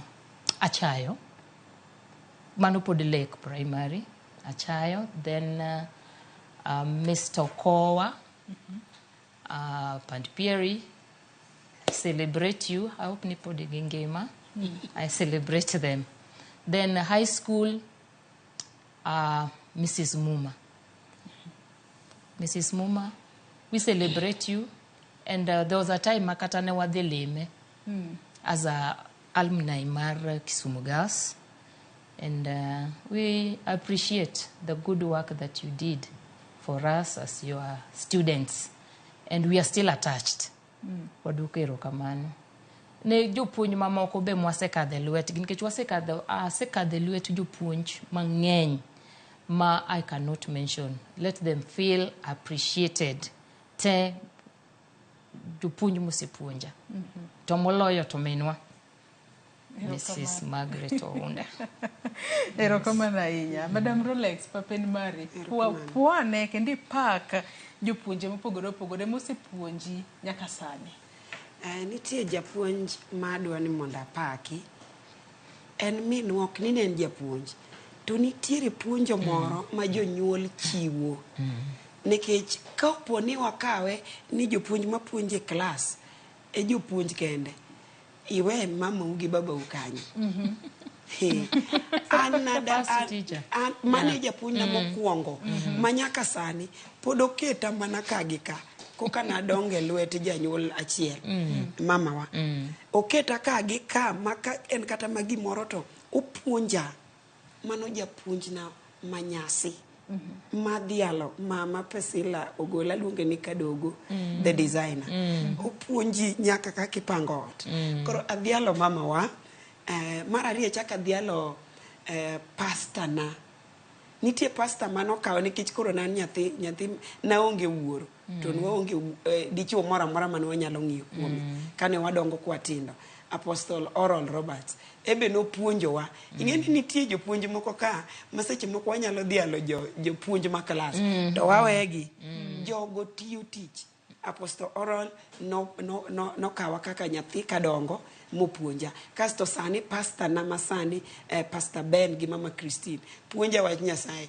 gino kik wiwa wilgo puonja wach Nyasaye e kanisa kan nitie jopuonj manyasi Pastor Ben Okelo gi mama Christine Okelo Apostle Ben jopuonj na manyasi emoketa wanted kasto japuonj na ma secondary manopuonja physics ni Mr. Muom eto notiyo koda gi boka sasa koro no chwadara ng'eny momiyo amako physics en physics ni oket kuma gi kiboko en e kiboke mopike kato kete kumi kiboko santa ng'eni winje makare mana mapiyo kwete kingisa ni thuolo marwa rumo erokamano koro ago erokamano ne Mr. Mto gi jopuonj mang'eny moka nya liste nikech sa ng'eny to kendo gi jonyuol mochung' gi nyithindgi adwa ni mondo agon erokamano kadok ir jonyuol agon erokamano mine kod wuone mokawo ngima mar nyathi tipuonjo nyathi ok idhi e tich tewe nyathi ne japuonj kende puonj nyathini kopo ni timo mano a celebrity nikech kanyo nitie chunya